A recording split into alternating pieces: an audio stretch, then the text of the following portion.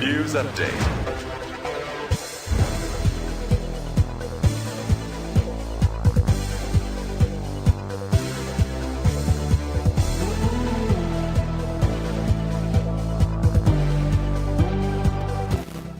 Good afternoon. Here's the business news on Today 95.1 FM. I am Anastasia Benjamin. Bad loans in Nigeria's banking sector rose to 8.03% in January 2026, 7 months after the Central Bank of Nigeria moved to end regulatory forbearance granted to banks on some credit exposures and single obligor limit breaches.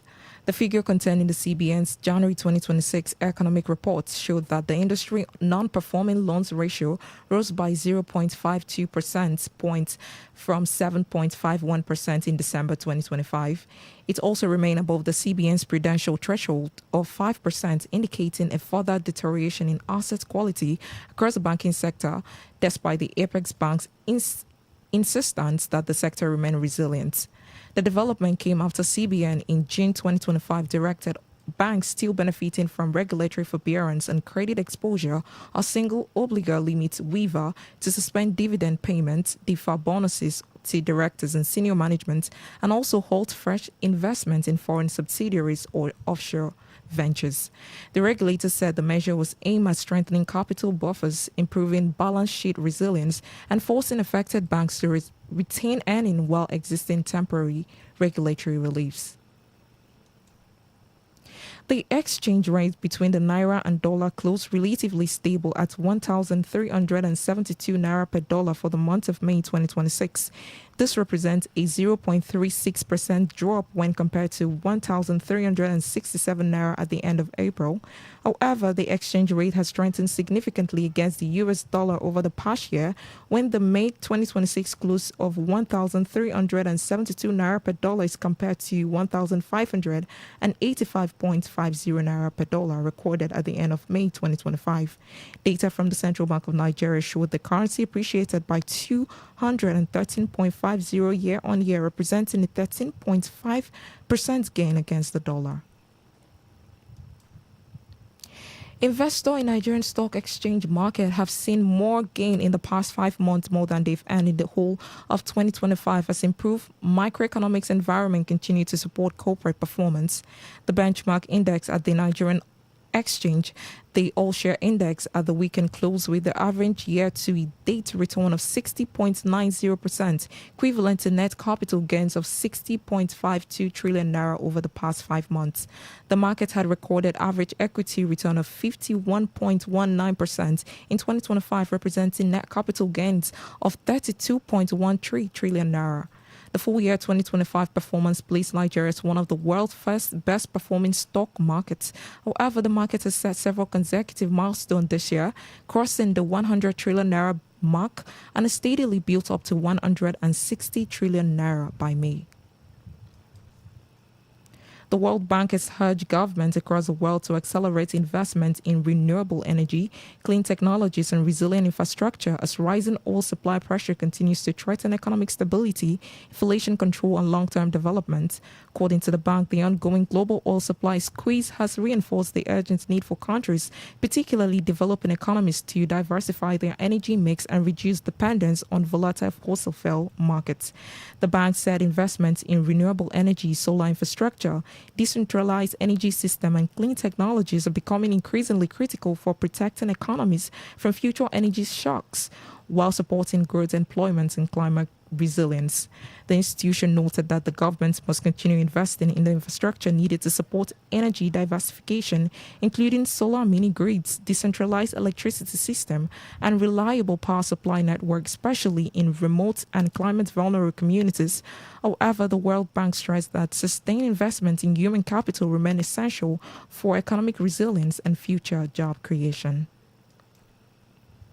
On the foreign scene, oil prices have continued its slide, with Brent crude opening at $91.12 per barrel, while West Texas Intermediate opened at $87.36 per barrel.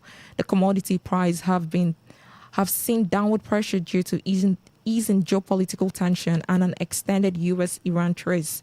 The commodity, which began the month at about $118 per barrel, bolstered by volatility, which occurred mid-month as Middle East tension pushed Brent above $110 per barrel. However, from the third week of May, prices declined sharply, and by month-end, Brent crude had fallen to about $91 per barrel, representing about 23% decline from the start of the month. Economic experts have also warned on the consequences of oil market price swing, saying it will manifest across several key areas, including the government's revenue and fiscal health. They urged that the global price surge, government revenues, foreign reserves, and fiscal buffer increase, allowing for greater public sector spending, infrastructure investment, and social programs. And that was the business news on Today 95.1 FM. Good afternoon. I am Anastasia Benjamin. Today's news, today's entertainment, today's sports, today's issues. Today on Today 95.1 FM, Port Harcourt. Maybe catch the latest news.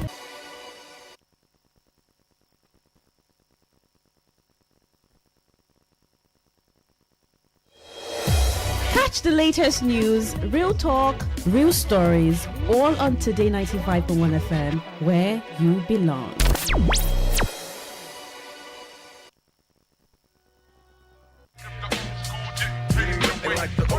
Nothing like the good old classic music and reminding the new school of where it all started from.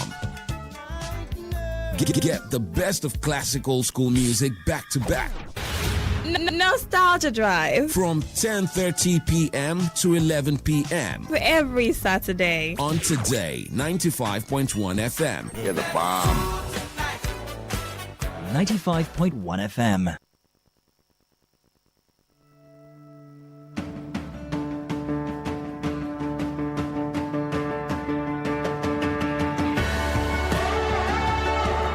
Education never ends, and we believe it starts even way earlier than most of us think. On Andre Gorgie, every Tuesday, 1 to 2 p.m., we unravel these various building blocks and its challenges that make you and I better versions of ourselves. Andre Gorgie on Today 95.1 FM.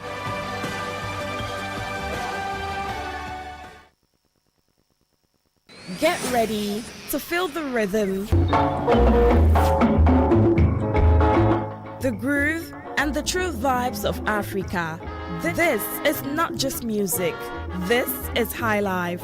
From the legends to the latest, we're bringing you the best of palm wine grooves, jazzy horns, and soul-stirring melodies.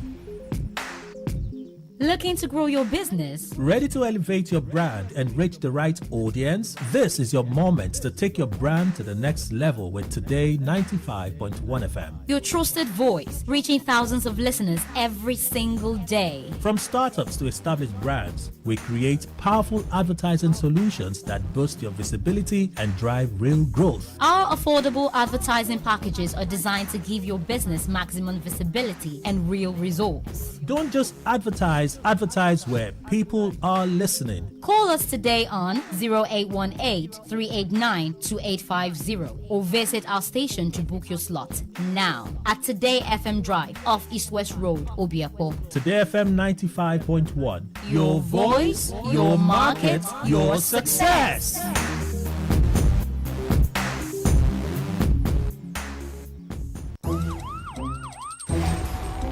It all begins with breaking news. Now, make no mistake, this is a difficult mission, and it will remain difficult for some time. Then it keeps trending. Events, issues, personalities, all struggling to gain attention. But in the race for deadlines, the intrigues, power play, undercurrents are often missed or underreported. Insecurity here is basically a product of poverty. But not anymore. As the platform on radio steps in to fill the missing links on events, issues, and personalities in the news. I'm not afraid of anybody.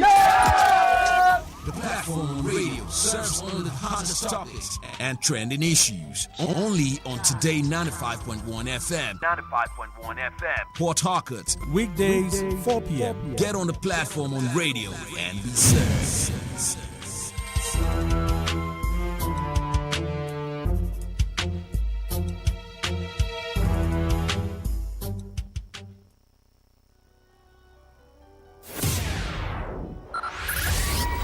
5, 4, 3, 2, 1. Let's take you into a realm, another dimension, a reality of higher intelligence, discovery, and quantum possibility. Tune in every Monday, 1 p.m. to 2 p.m. on this station and be part of this journey as we address issues that relate to you and your tech life. It is Today's Tech Show on your premium talk, news and sports station. Today, 95.1 FM.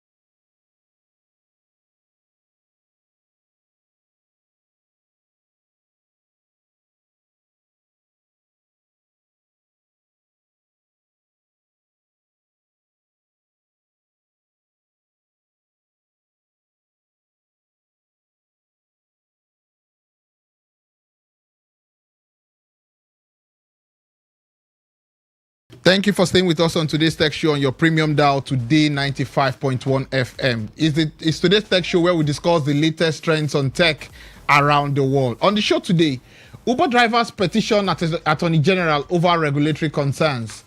Voice and data usage drives growth in Nigeria's telecom sector. Plus, Meta rolls out paid subscription for Instagram, Facebook, and WhatsApp with AI plans in view.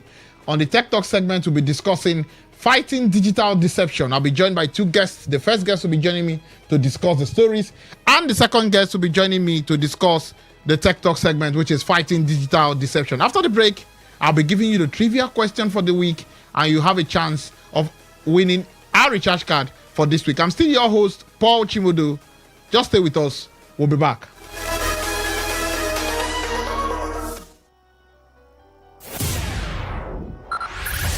Five, four, 3, 2, 1. Let's take you into a realm, another dimension, a reality of higher intelligence, discovery, and quantum possibility. Tune in every Monday, 1 p.m. to 2 p.m. on this station and be part of this journey as we address issues that relate to you and your tech life. It is Today's Tech Show on your premium talk, news and sports station. Today, 95.1 FM.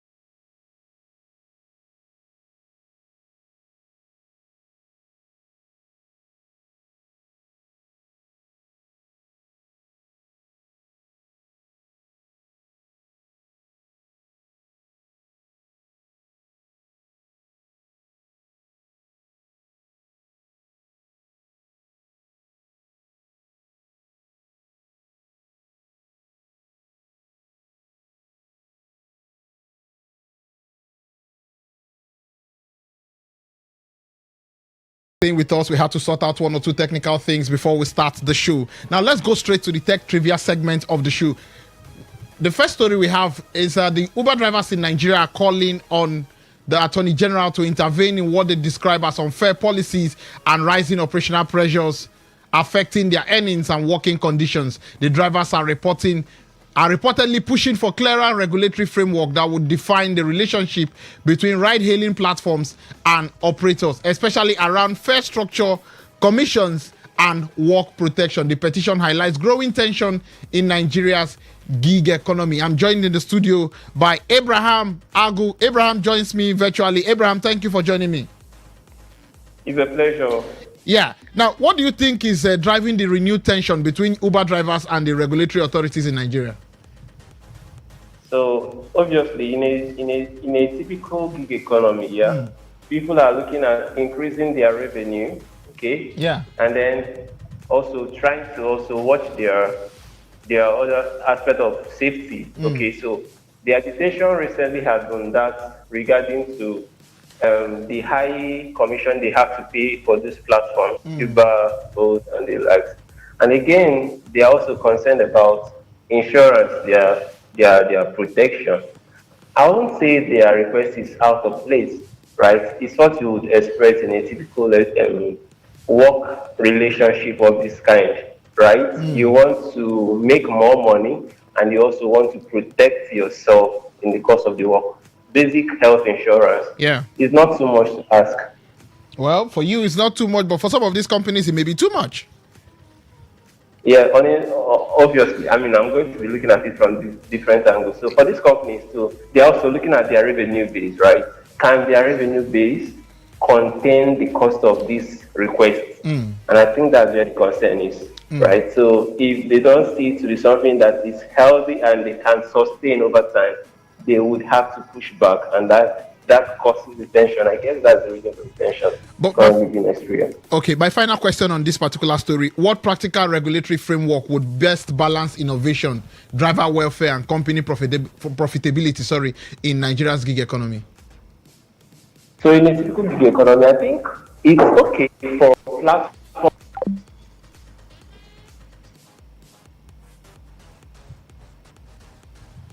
Well, I think we had network issues there. Abraham will be joining us again very, very soon. We're expecting him. Now, I was asking him what practical experience. Yeah, Abraham is back. Abraham, are you there? Are you there? Yes, I'm here. So I asked you what practical regulatory framework would best balance innovation, driver welfare, and company profitability in Nigeria's gig economy. Are you there? Yeah, I'm here. I can hear you.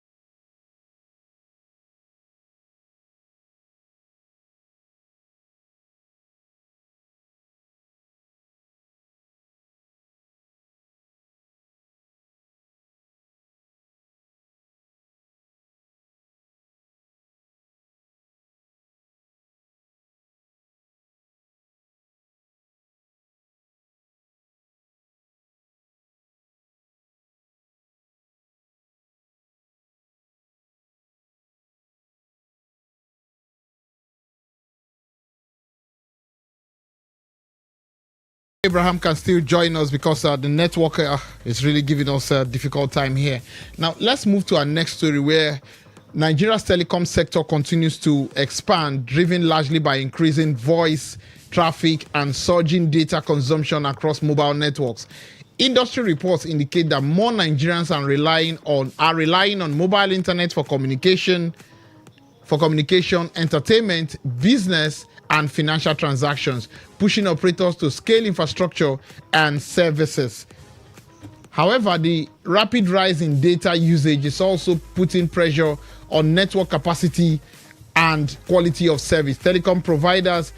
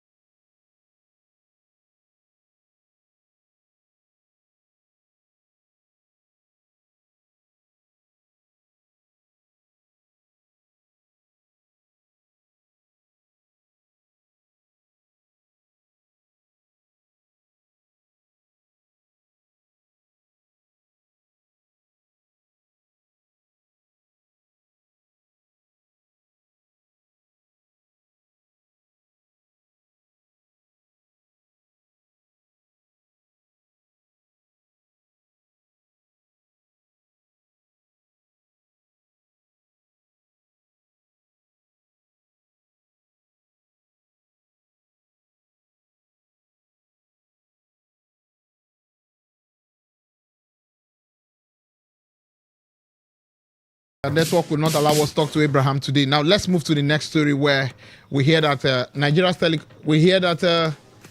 Meta has officially launched subscription-based service across Instagram, Facebook, and WhatsApp, making a shift towards more diversified revenue models beyond advertising. The rollout introduces paid features that offer users enhanced tools, exclusive contents, and premium experience across its platforms. The company also hinted at future integration of artificial intelligence-powered subscription plans, suggesting deeper personalization and productivity tools for users who opt into premium tiers. Analysts say this move reflects Meta's broader strategy to stabilize earnings while adapting to changing digital consumption habits and rising competition in the social media space. But there have been a lot of people who are talking about the fact that there's need for competition within that the social media space for other companies to come up, because some people think that it's not comfortable that Meta is going to be having a paid platform or paid subscription for those who want premium services. And some people feel that at some point they may never have a free service. But what do you think out there? Should Meta, or is it right for Meta to introduce paid subscription services on its platforms? And you know, those platforms are actually created to make profit. They pay taxes to several countries around the world. So what do you think? If there is a subscription platform on Meta, would you subscribe to them? Do you think it's something you can do? Do you agree that Facebook, Instagram, and WhatsApp should have premium services that people should pay subscription for? Just send us a text message or WhatsApp message to 0701 9339 962. 0701 9339 962. Should Meta, which is the parent company, should Facebook, Instagram, WhatsApp, should they now be on subscription? Do you think it's something that is good for you? Or do you think those premium services can help you solve your business problem or personal branding and all that? Is it something good? Text message or WhatsApp to 0701 9339 962. Now we move to our final story where we hear that Nigeria is accelerating efforts towards a full digital broadcast switchover, a long-planned transition from analog television transmission to digital broadcasting systems. The initiative is expected to improve picture quality, expand channel availability, and create new opportunities in the media and content production industry. Officials say the transmission will also open up valuable broadcast spectrum for telecom expansion and digital services. However, challenges remain, including infrastructure readiness, funding constraints, and ensuring that consumers have access to compatible receiving devices. Stakeholders believe the success of the switchover will depend on strong coordination between government broadcasters and technology providers. While we are moving to digital, some people do not even have analog. Some people don't have digital televisions currently, and some people do not even have decoders to be able to receive digital signal. These are questions that a lot of people will be asking in the coming days and weeks, because moving to digital, yes, it's a fantastic idea, but can Nigerians really afford moving to digital broadcasting for them to watch TV or have, digital broadcasting is very, very something that's interesting, because you're going to have access to a lot of stations around the world. But do you think Nigerians, particularly the low-income earners, can they really afford that migration? It's something that we'll still look at the government and what they will do about that. Are they going to be giving away free decoders or free digital devices for that? We'll keep our fingers crossed. Now, after the break, I'll be having a conversation with my next guest, and we will be discussing fighting digital deception. Just stay with us. We'll be back.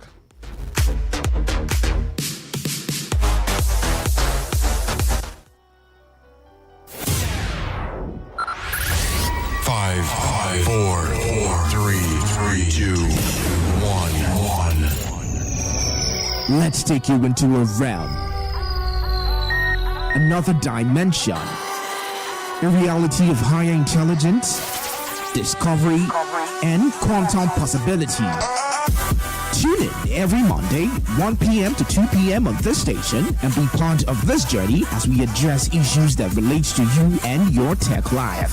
It is Today's Tech Show on your premium talk, news, and sports station. Today, 95.1 FM.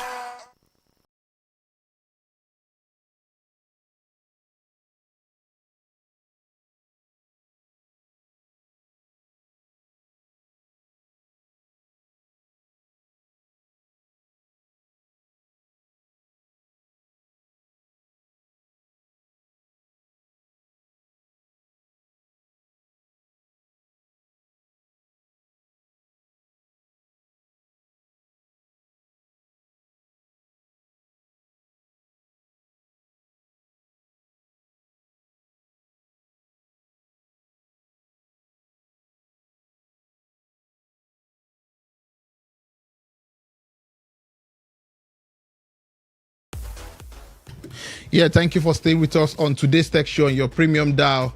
Today 95.1 FM is the tech talk segment of the show. Now, digital deception is one of the fastest growing threats online, with fake news, scams, and AI generated content making it harder to know what is real. In Nigeria, where millions rely on social media and digital banking daily, cyber criminals are increasingly using these tools to trick users, steal data, and manipulate trust.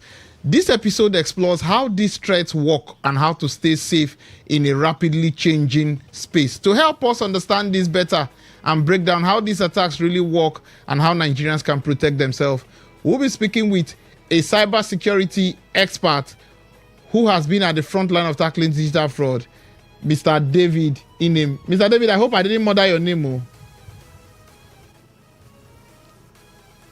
Can you hear me? Yes, I can hear you. Yeah, thank you. Thank you for joining us on the show. Thank you for having me. Okay, now what exactly is digital deception in today's cyber world? What is digital deception? I can hear you. Can you hear me clearly?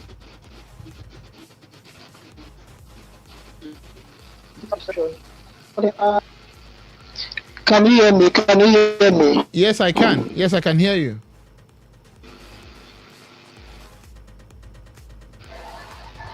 Technologies to mislead or manipulate people online. Like you earlier said, it includes fake bank alerts, phishing links, romance scam, fake investment platforms, misinformation, and even AI-generated content designed to look real. And the dangerous parts of today's scams and phishing attempts is that AI is an open tool to all, and we all use devices these days, from our phones to our laptops to other generative devices we use to communicate over the internet. So digital deception, the use of all these technologies to mislead or manipulate people online. Interesting. Now, how has scams in Nigeria evolved from simple fraud to advanced online manipulation? How has it evolved to this point? Okay, over the years, we have been evolving, and I would say that with advocacy that is being put on by major organizations, we see that people are more digitally aware of their digital rights. And if we look within Nigeria, the present compliance enforcement of the NDPC, that is the Nigerian Data Protection Act, on all organizations and firms, we can see that Nigeria is growing in its digital awareness because almost every one of us these days, we use our smartphones, we use social media, we use Facebook, WhatsApp, LinkedIn to perform one or two businesses, both personal or transactional. Earlier on, I was talking to a friend and I was telling him that WhatsApp will soon start a paid subscription. He was like, how do I know? I said, come to look at it. WhatsApp itself have consumed enough data that their recent update, I saw an ad popping through their status streaks. And I was like, oh, ad, to get this off my system, I will need to be paid. Most platforms are not going to be paid. They would also need to. And since Meta are cut across 3 social media platforms, we would have them deal with that amount of data, and they will need to decentralize it themselves. So that would be my own take on how Nigeria has evolved so far in deceptions. Now, go ahead, please. Go ahead. Okay. Now, for you, why do you think social media platforms are a major tool for digital deception? Why I think social media platforms are a major tool? That's because we mostly are on social media. We mostly interact with the platforms.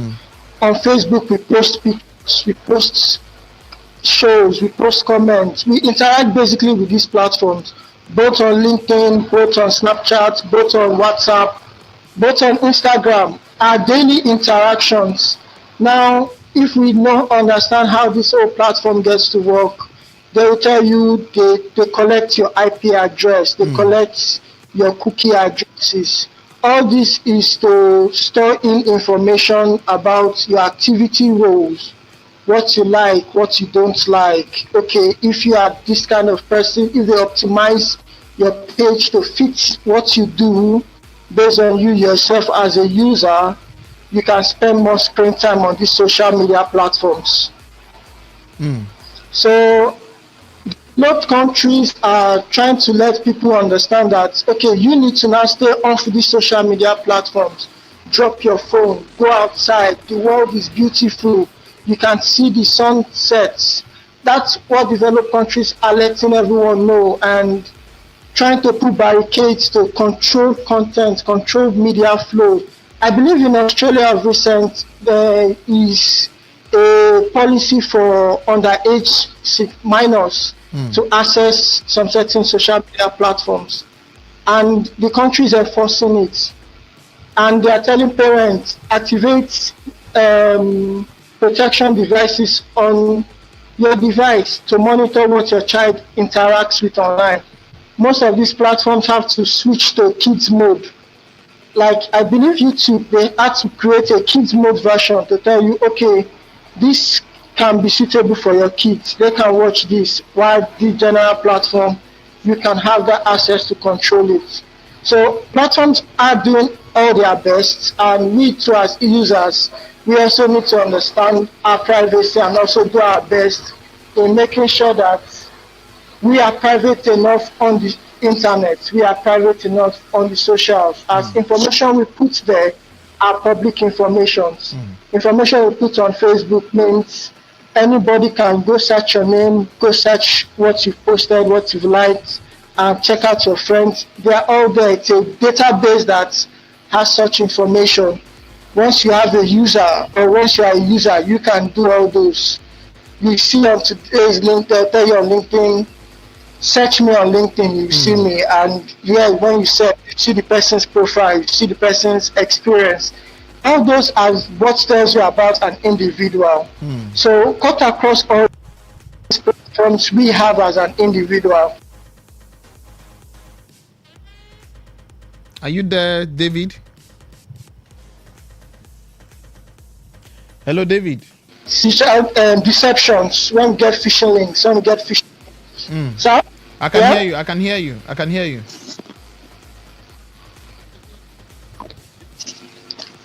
All right, I'm with you. Okay, now for you, I've been curious for some time now to ask this question. Now, how does AI make fake news and scam more convincing than ever?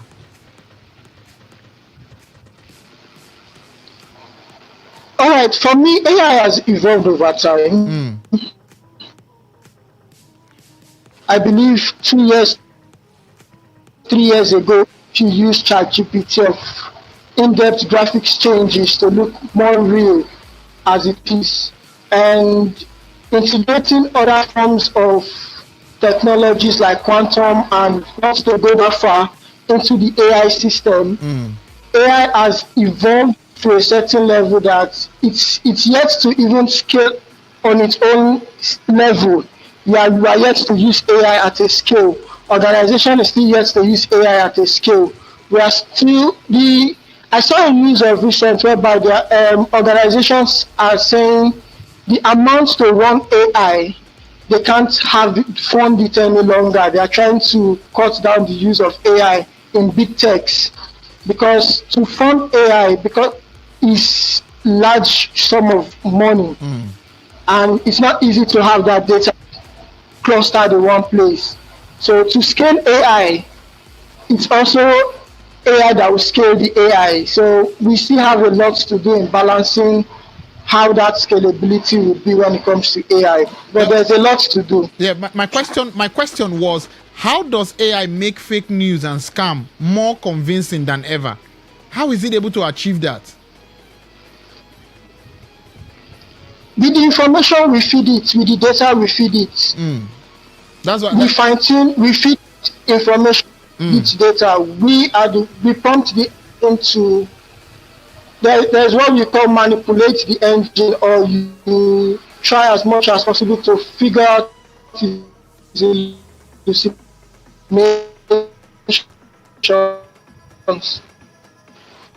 When it comes to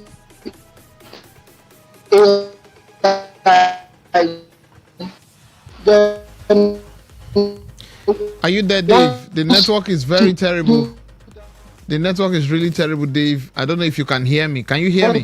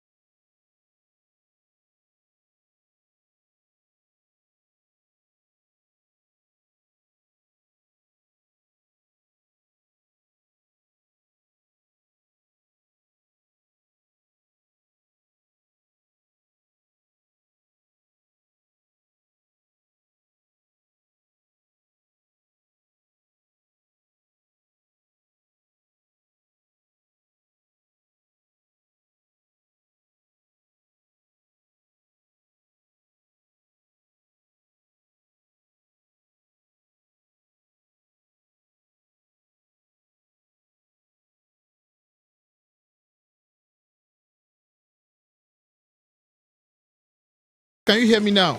Can you hear me? Is it better now? The network? I can hear you. Okay. Because of time, we have to run faster. What role does a human psychology play in falling for online deception? The role human psychology play, that's the role of let me put it like this, knowing your could you please turn on your camera? Bad, we can hardly see you right from wrong. Okay, I had to switch it off to try and make network more stable. Okay. Can you hear me now? We can hear you clearly.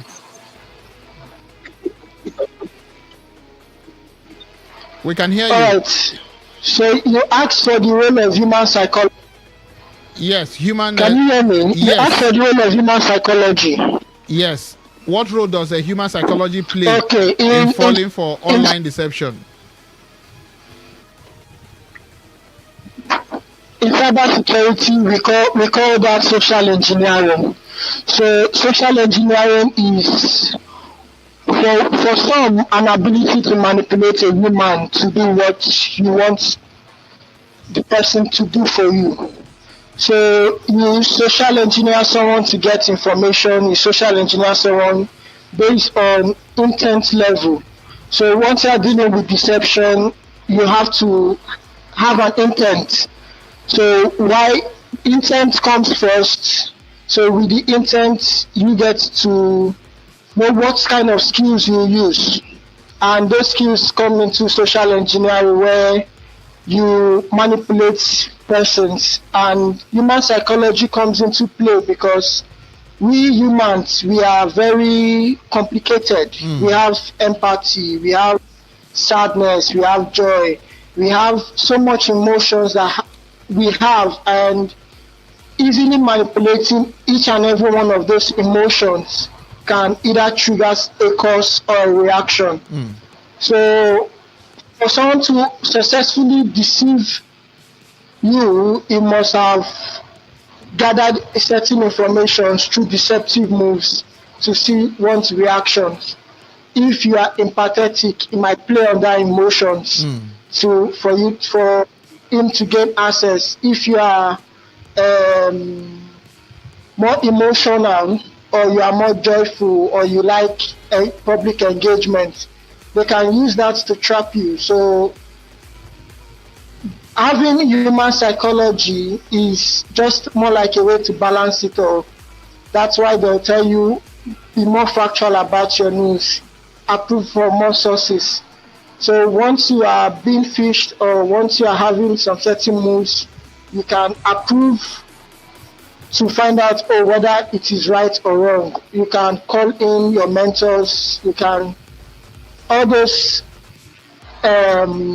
traits, or let me say skills, to be on the right side. Interesting. That's what I have that. Okay, but for you, why do you think Nigerians are particularly vulnerable to cyber fraud and digital scams? Why is Nigeria particularly vulnerable to this? For me, I feel sometimes we are over empathetic. Okay. That is, we are over empathetic. Once we see some news, yes, the news hurts. Yes, the news are bad, but we can't say news are not bad, but we can't also allow those to affect our emotions or to affect how we get to react based on our emotions, because once we react on our emotions, sometimes we might react wrongly, and the society might tell you you reacted wrongly. This was not, and you calling yourself and be like, oh, how was I supposed to react? Yes, this was what happened. The facts were all there, everything are all stated. But there's this thing they call emotional check. And when one is dealing so much with internet and the information it feeds, sometimes you hear people say they want to check their mental health and make sure that they are still stable enough receiving this information, because you receive so much information, and what you do with those informations matters to even how your day is being spent. Because if you see negative information and you react negatively to it, it triggers an emotion in you. Once that emotion is being triggered, you can even go as far as taking it personal when you are not ought to take it personal. So we have all those human touches in us. So we are all human, and it is our nature to be human, but we also need to look things at a more open level, not based on our emotional level, because using based on emotions, we will not do a lot of things. Okay, Dave. Thank you for that answer. Now, for you, do you think artificial intelligence can be used to detect and stop digital deception?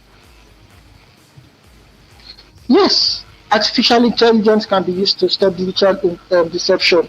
I was in a class some years back, I believe it was last year, where we had a anti-siphoning and deception class, where we also had to with AI tools.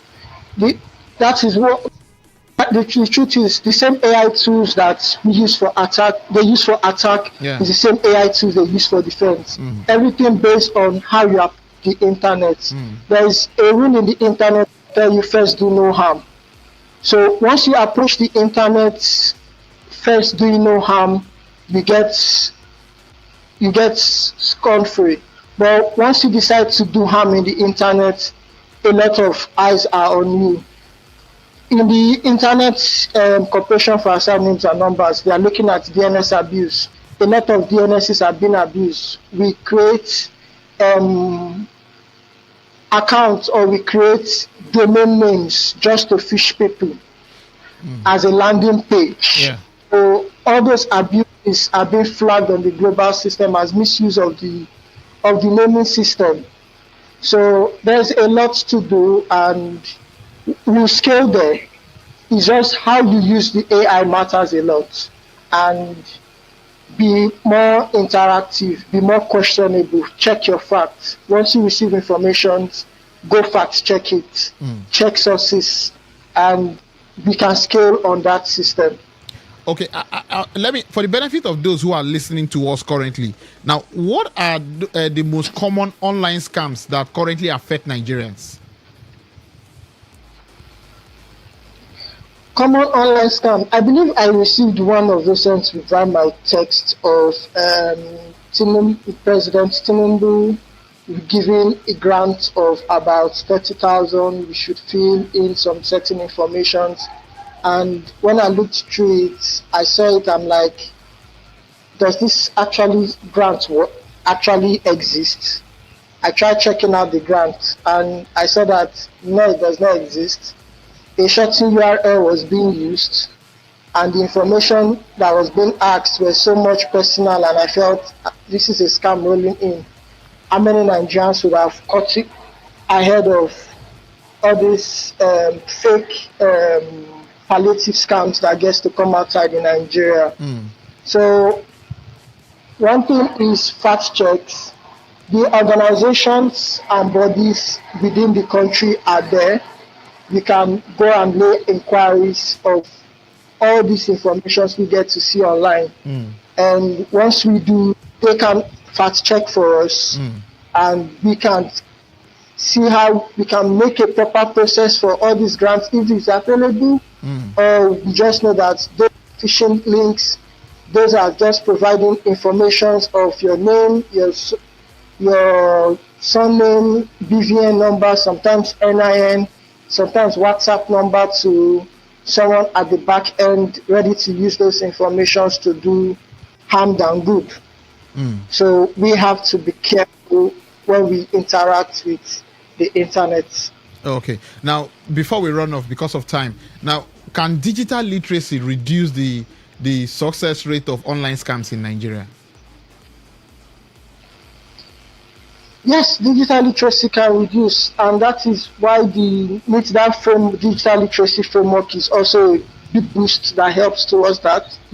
And it helps Nigerians to understand what it is to engage in the internet. So it is not just holding your phone, buying data from any of the service provider, and boom, you're on the internet. And even while you're on the internet, there are still informations that are communicated on the internet. So no websites or no browsers can know anything if you don't go through it.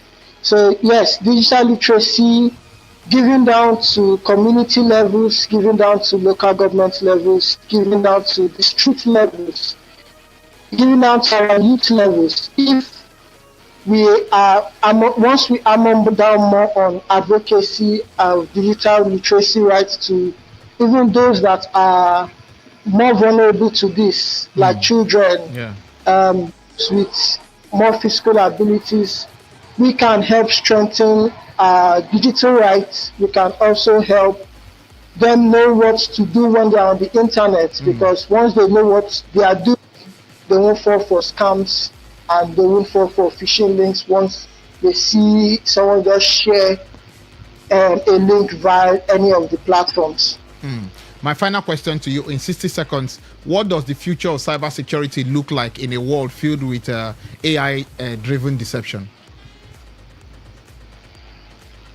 The future of cybersecurity, 60 seconds, I would say it is going to be a whole lot of fights. We are fighting hard. We are making sure that we do our best to keep everyone safe on the internet, based on any security, so many data and personal data that are used to interact with the internet. The fight is real. The fight is hard against cyber attackers. We also need to be careful as end users when we interact with the internet.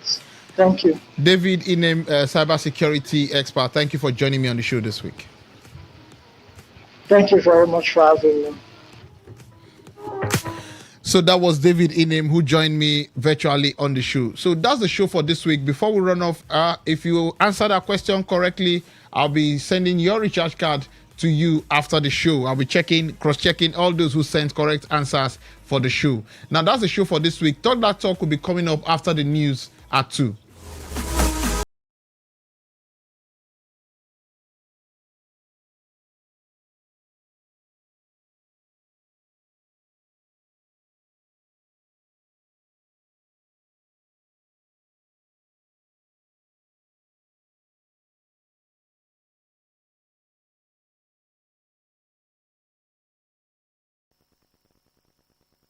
Whether it's happening in Port Harcourt, South South, Nigeria, or around the world, we've got you covered. On air, online, delivering balanced news and unbiased analysis. Today, 95.1 FM.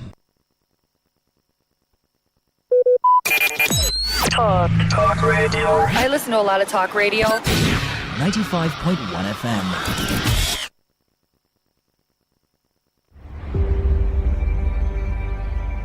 Maybe home is somebody's smile when they look at you for the first time.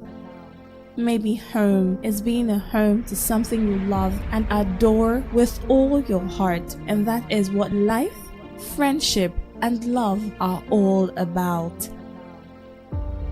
Maybe home is listening to all of your favorite shows on Today 95.1 FM. We create memories. We inspire comfort. We are the voice of the people, and we are home away from home.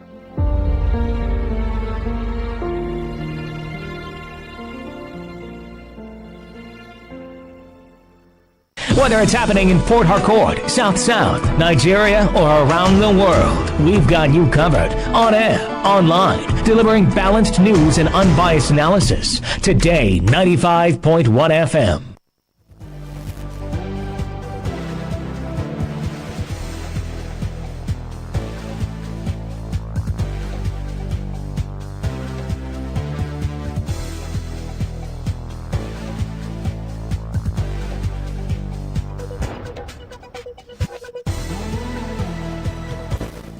Good afternoon. Here's a news update on Today 95.1 FM. I am Anastasia Benjamin.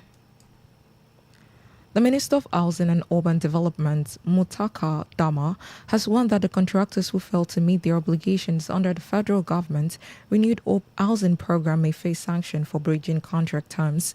Speaking after inspecting the renewed Hope Housing project in Katsina, the minister expressed dissatisfaction with the pace of work on some projects, stressing that contractors who abandoned sites without formally requesting extension or contract variation had violated legally binding agreements. He noted that such violation could attract penalties, fines, or other contractual consequences. Dama disclosed that he had directed ministry officials to submit a comprehensive report detailing the status of all ongoing housing contracts, including award dates, project timeline, and current level of completion. According to him, the report will form the basis for any actions against defaulting contractors. He maintained that contractors are required to notify the ministry and seek adjustments whenever circumstances such as flooding, funding challenges, or health issues prevent them from meeting agreed deadlines. The minister also dismissed claims that delayed government payment justify abandoning projects, insisting that contract agreement clearly specify project duration and obligations.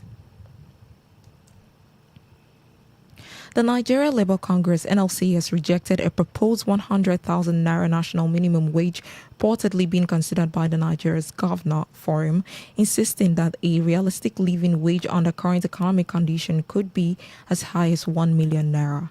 NLC spokesperson Benson Ukwa said that while it was commendable that governors were considering a wage review, the proposed figure fell far short of what Nigerians work are required to cope with the rising cost of living. His comments followed remarks by NGF chairman and Abdullah Zak, who said governors are discussing a new wage framework with the federal government and organized labor. Upa cited the depreciation of the naira, persistent inflation, higher electricity tariffs, rising fuel prices, declining purchasing power, and other impact of new taxes measures reason a significantly high wage is necessary. He argued that the government revenues have improved and should support better workers' remuneration, pointing to increased allocations from the Federation Account Allocation Committee and additional revenue linked to global oil market development. The debate comes amid mounting pressure on household incomes following economic reforms introduced by the administration of Bola Tinubu, including fuel subsidy removal and floating of the naira. The Inspector General of Police, Olatunji Disu, has cautioned content creators, social media users, and members of the public against the indiscriminate recording and circulation of police-related videos, warning that such actions could undermine security operation and demoralize officers. Speaking during an interactive session with the crime correspondent in Abuja, Disu expressed concerns over the growing trend of recording police personnel during the routine and sensitive operations and the posting footage online without proper context. While reaffirming the Nigeria Police Force commitment to accountability and transparency, he stressed that recording involving officers should be carried out responsibly and not used to harass personnel or compromise operational effectiveness. He warned against the circulation of old, manipulated, or misleading videos falsely presented as recent incidents, saying such content fuel misinformation, creates public anxiety, and undermines national security effort. Disu also retreated the force commitment to addressing misconduct, assuring Nigerians that officers found guilty of wrongdoing would continue to face disciplinary actions in line with established laws and professional standards. The Israeli military says one of its soldiers has been killed during a fighting in southern Lebanon, bringing the number of Israeli fatalities since the resumption of hostilities in March of 26. In a statement, the army identified as soldiers Adam Tafati, a 20-year-old staff sergeant who fell in combat in southern Lebanon. Reports said Tafati was killed in a drone attack carried out by the Iran-backed militant group Hezbollah. According to Israeli authorities, 26 Israelis, 25 soldiers, and 1 civilian contractors have been killed since fighting resumed on March 2nd.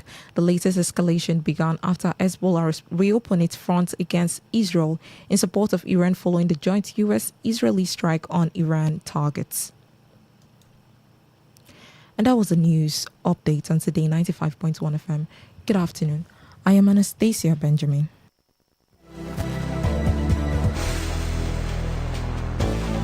Today's news, today's entertainment, today's sports, today's issues. Today on Today 95.1 FM, Port Harcourt. Maybe home is somebody's smile when they look at you for the first time. Maybe home is being a home to something you love and adore with all your heart. And that is what life, friendship, and love are all about.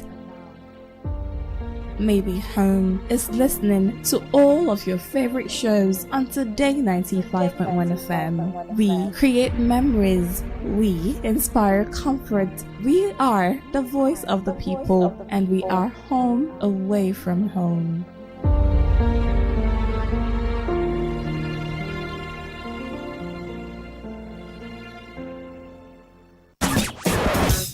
Live your truth. Express your love. Share your enthusiasm. Take actions towards your dreams. Talk your talk. And walk your walk. It was years ago. There's a statute of limitation on this stuff. Make today worth remembering as we discuss issues as it affects Nigeria moving forward. Talk that talk. Weekdays, 2 p.m. Exclusively on Today 95.1 FM Port Harcourt. Voice of the people.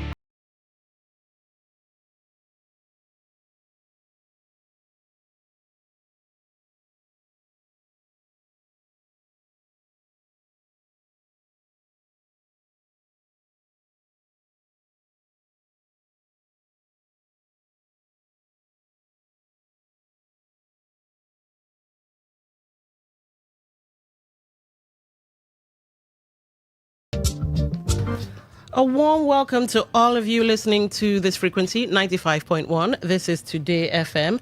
It's 6 minutes past 2, and it is the first day in the month of June. So, of course, Happy New Month basically is in order to all of you listening from everywhere and anywhere in the world. My name is Dawn Wilson, and this, of course, is Talk That Talk.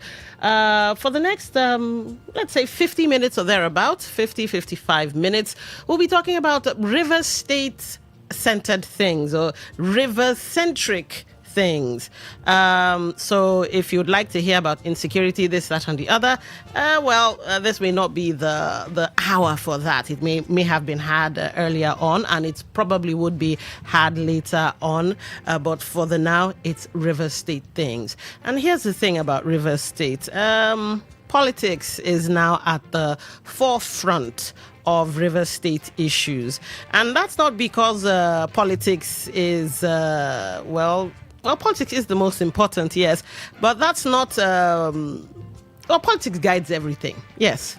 Politics guides our lives, it guides our economy, it guides our comfort, it guides everything. And so, yes, I guess that's why we'll be talking about politics and River State politics today.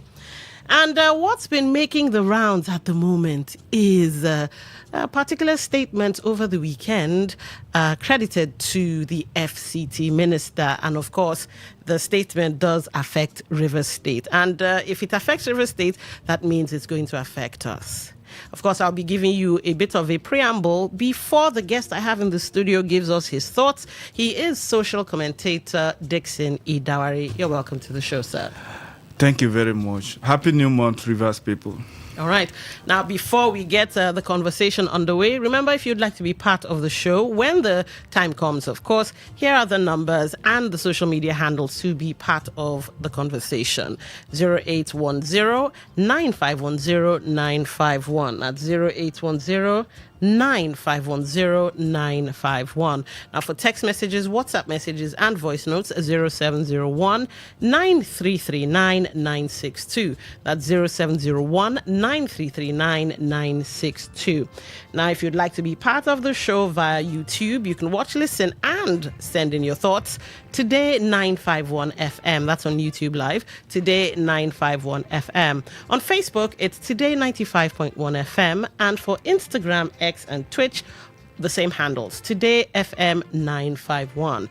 Now you can listen via the website www.todayfmlive.com. That's www.todayfmlive.com. Listen live smack dab in the middle of your screen, be it TV or your phone. Tap that, you're in. Now for Radio Garden, that's an app. You can find that on off of the Google Play Store and Apple Store.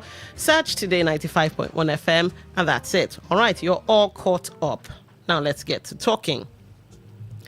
For those of you who may not have come in contact with the article, let me just do it justice and read that for you. I'm reading from The Sun. A number of newspapers, mainstream media, have different headlines. And it was the headline from, I think, maybe the Vanguard or something that made me, I was like, wow, okay. So we now have APC, PDP, Labour Party, and I think AA as well. But I'll read from The Sun because The Sun still has, it still has the full details. So the headline says, Rivers Guber candidate for 2027 will be determined by Rainbow Coalition. And that's the FCT minister saying that. The Minister of the Federal Capital Territory, Nyesom Wike, has said the governorship candidate for Rivers State in the 2027 election will emerge through a collective decision of the Rainbow Coalition and not through individual declarations or endorsements. Speaking at a luncheon organized for coalition candidates in Port Harcourt on Saturday, Wike stated that the alliance made up of the People's Democratic Party, All Progressives Congress, Labour Party and Action Alliance has not selected a governorship flag bearer. According to him, the only decision already taken by the coalition is its support for Bola Tinubu ahead of the 2027 presidential election. So to quote him, the Rainbow Coalition, we have not chosen who will be the governor of Rivers State, but we have party candidates who have emerged under the Rainbow Coalition. The only decision we have taken is that we are going to support President Bola Ahmed Tinubu, Wike said. Now, the former Rivers governor described the coalition as the dominant political platform in the state, insisting that aspirants seeking elective offices must align with it to stand a realistic chance of success. So to quote the FCT minister again, if you want to be important in the politics of Rivers State, come and join the Rainbow Coalition. If you want to be governor, come here. If you want to be senator, come here. Wike also cautioned aspirants against celebrating victory prematurely, saying no individual had secured the coalition's endorsement for the governorship race. He urged candidates from the four participating parties to continue mobilizing support at the grassroots while awaiting the coalition's final decision on a consensus candidate. The minister said the alliance was formed to promote unity and development in Rivers State, regardless of political affiliations, and to end divisions that had long shaped the state's political landscape. So what is important, I'm quoting him, of course, what is important is that we must talk about the development of our state. We must talk about the unity of our state. Wike further downplayed the growing profile of smaller political parties, including the African Democratic Congress, arguing that established parties such as the PDP, APC and Labour Party remain better positioned in contest and positioned to contest and win elections across the country. He maintained that the Rainbow Coalition would ultimately decide its governorship candidates through consultation and consensus among its member parties ahead of the 2027 polls. All right, so you're all caught up with what happened over the weekend.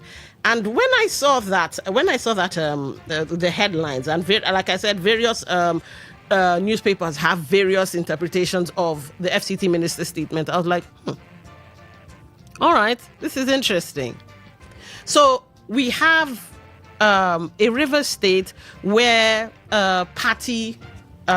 internal party divisions have thrown up so much. I think it was the courts last week that more or less, according to mainstream media, sacked the Tony Okocha-led faction. And many people explained that given what the courts have done, anything the ESCO or the executives did during the Congress and all of that, null and void and of no consequence. And so I started wondering, null and void. Therefore, would it affect primaries, this, that, and the other? That came out. Then we had the, let me just call them legal drafting Association. They're a group of lawyers who have come out and reached out to Tajuddin Abbas, I think he's the leader of the representatives or something, House of Reps, right? All right. And they said they would like him to read out the plenary session where OK Chinda resigned and all of that. Of course, there hasn't been any answer to that.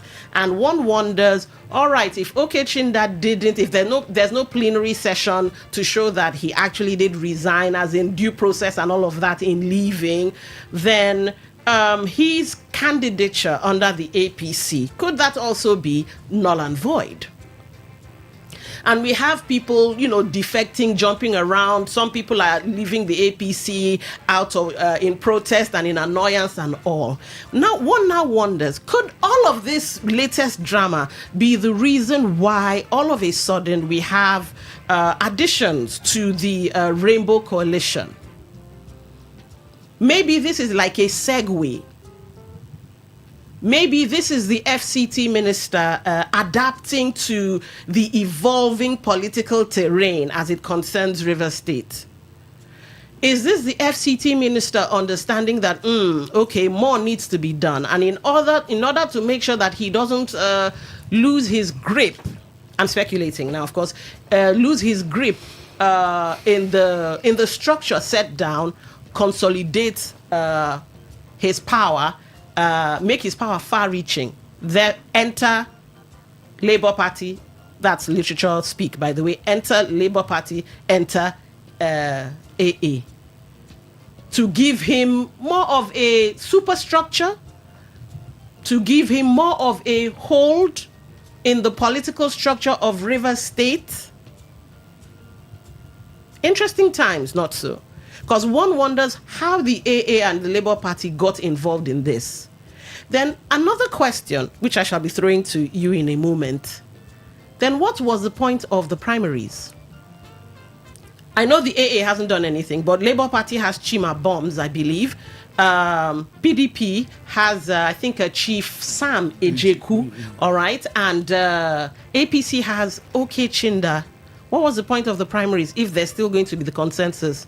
Or could it be that, there could be one or two obstacles? So all these thoughts I've put out and more we'll be discussing. Here's the question on the table. Rivers 2027, PDP, APC, Labour Party, AA to jointly pick one governorship candidate. You can't get any elective position if not in the Rainbow Coalition. So, is River State witnessing political unity or the birth of a political superstructure bigger than the parties themselves? And I did say, social commentator Dixon Daware is here. Let's have a conversation. What do you think is going on at the moment? Well, happy new month, my Rivers people. First, let's look at that nomenclature, Rainbow Coalition. Okay. I've always said that it's not a Rainbow Coalition, it's Rainbow Confusion. It's an association of expired politicians, irrelevant politicians who come together to see how they can still be relevant in the system. Okay. And then see the emergence of AA, PDP, APC, and Labour Party. When a strong animal is trying to fall down from the tree, okay, you will see how he can grab any small tree to stand his way. So that is what the FCT minister, Chief Barrister Nyesom Wike, and his colleagues are trying to do. Okay. They know that they've lost the support of Rivers people. They've lost that legitimacy. No Rivers man will take them serious. No Rivers woman will take them serious. So what they are trying to do is to see how they can hold this smaller party. Before Labour Party has a good image. Okay. So they see how they can bring these people in so that they can revive their image or their name. But it's long over. How will I call it? It's a medicine after death. These things they are trying to do has been taken by events. What event exactly? So are you saying you're not seeing it as a superstructure being formed? No. Okay. Like I said, these people have expired. They are falling. They are looking at how they can grab something that will sustain them. So whether they bring whoever they will choose is immaterial. If you look at the names you just mentioned, bombs, practically, that is of the Kwere extraction. Okay. Chief Sam Ijeku is of the Kwere extraction. Okay. Okechinda is the same Kwere extraction. The AA is what we don't know. I'm hearing rumor that they want to fill in the present chairman. I don't know. Okay. But until we get that from the news or wherever, or from a reliable source, then we can discuss that. Now, they know that Okechinda has been rejected. By whom? By Rivers people. By are you people sure? Like me. Okay, I did raise the issue of the letter that was sent to Tajuddin Abbas. Yes. Are you sure it's Rivers people rejecting Okechinda or even this nature, development? Let me tell you something. Even nature, you can't go back to your vomit. The same Nyesom Wike who said that Atiku cannot be president because it is a turn of the South-South. Okay. Ayo is the national chairman of PDP. Then 2023. How can Ayo be from the North?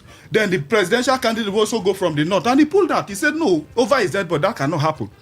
Today in Rivers State, the same Nyesom Wike, the purported illegal chairman of APC, that is Tony Okocha, who has been sacked, is from Obiakpo. Okay. The Okechinda is from Obiakpo. Who is fooling who? The same thing you rejected, you are still trying to do the same thing, and you think it will work? This is what you say. You don't like injustice. You like power rotation.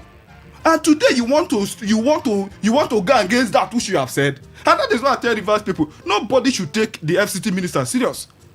Because the man tells you something in the morning, in the afternoon, he denies it. In the evening, he still denies it. Today I was hearing he was trying to defend the statement he made about APC being cancer and PDP being malaria. Okay, on the media panel. Yes, media panel, yes. All right. You said APC is cancer. And at the final stage of, in fact, it has just little time to die. And PDP is malaria that you can cure. Today you are romancing the cancer. A party that you say Tinubu want to continue from where Tinubu Buhari ended. And you say how? How is that possible? Continue from where people dying every day. And today you can see the rate. Naira falling every day. Today is worst.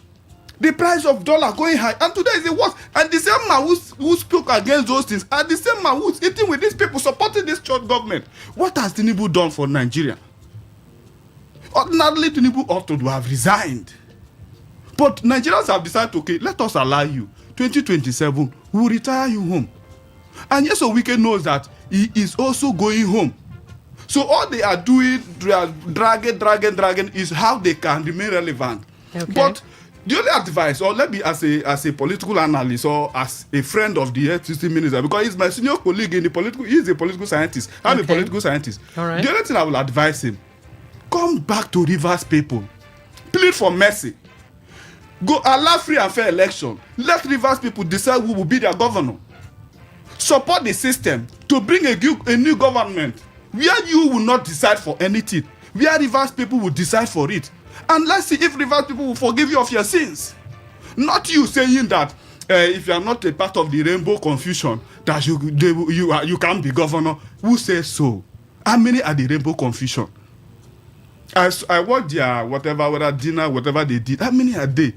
We have over 5 million voters. So 200,000 persons will decide will defeat 5 million people. We are yet to see on the pool. And then one thing I know, with what we are doing and what we will continue to do, is that before November, Chief Barrister Nyesom Wike and his rainbow confusion will know that they've lost. It won't even get to the pool. I'm promising Rivers people that.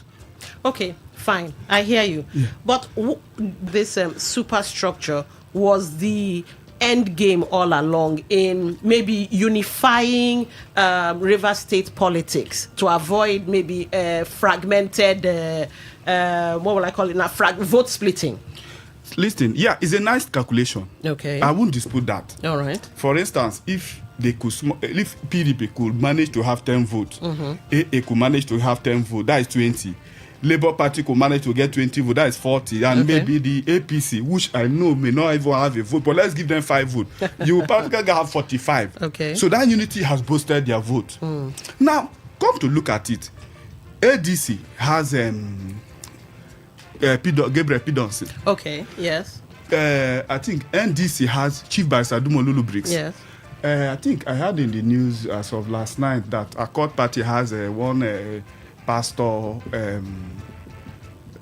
Rain. One Pastor Rain. Yeah. Rain as in rain that's falling rain. Rain, not All the right. normal, yes. Pastor Okay, REIGN. Yes, All yes. right. No, it's RAIN,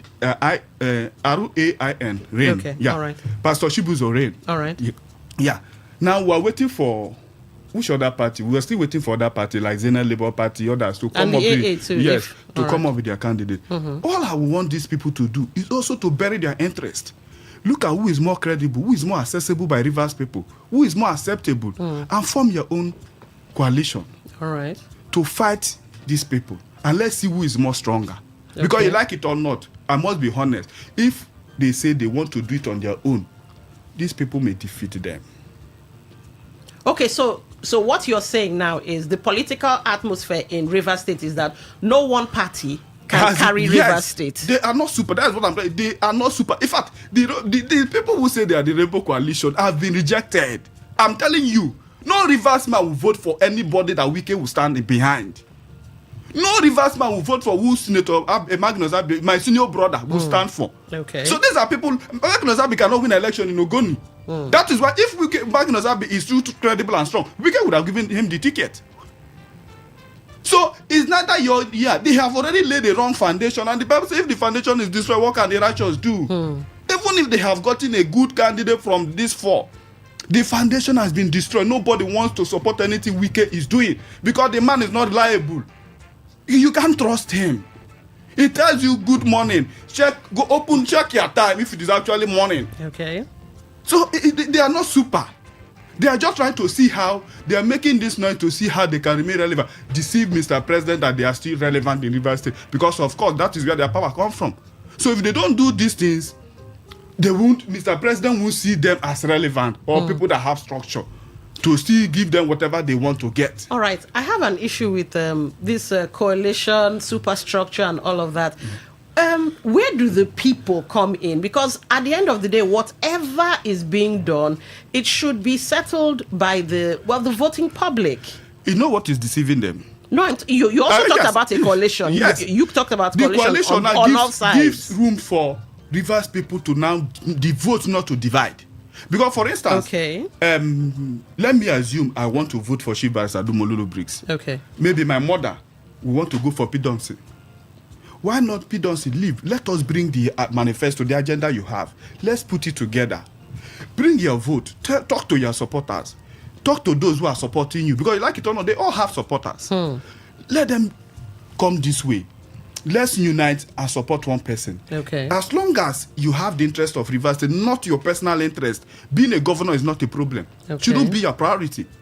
The interest of Rivers State, because if you say you want to be a governor, and your aim of being governor is to make sure that there's development in Rivers State, then any other person can be governor, and you bring those ideas to develop the state.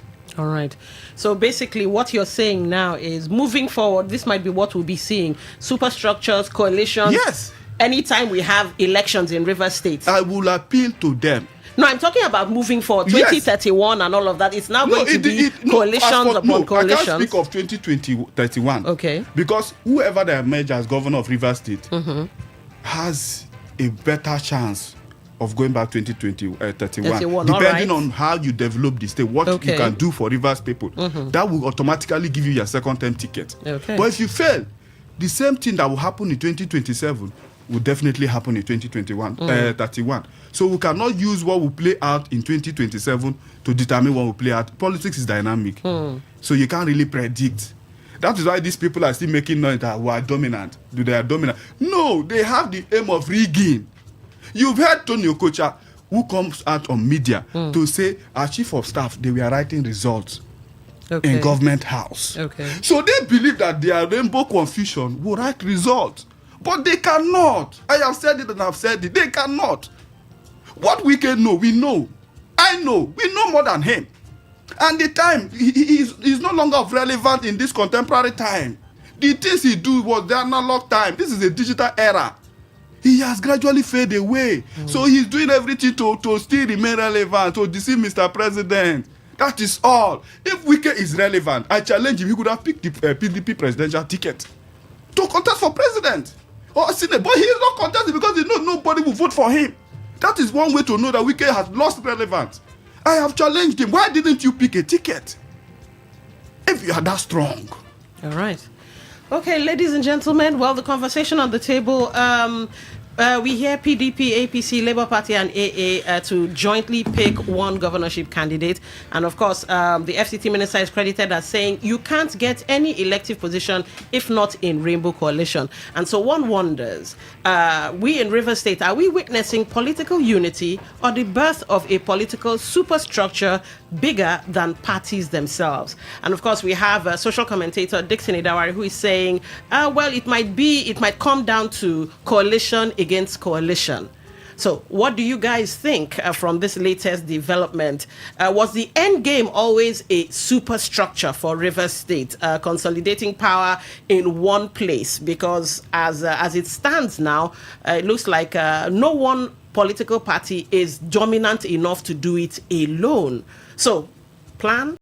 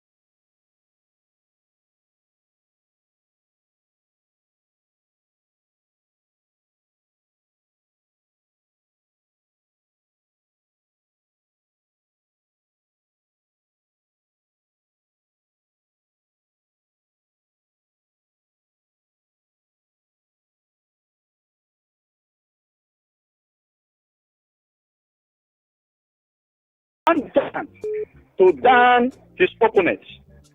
And a sitting governor candidate or preferred candidate will also stand the chance to down his opponents. But this time round, it is not going to be so. And the current governor of Rivers haven't thrown in the towel. Now, as a result of the problem that he was having with the FCT minister, then the FCT minister haven't been shaded by the federal government, the Tinubu's government. Yes, so we can think he can do anything and get away with it in Rivers State. Let me tell you, even the thing we are talking about, even Tara that government, you know what? Remember to keep it civil and classy.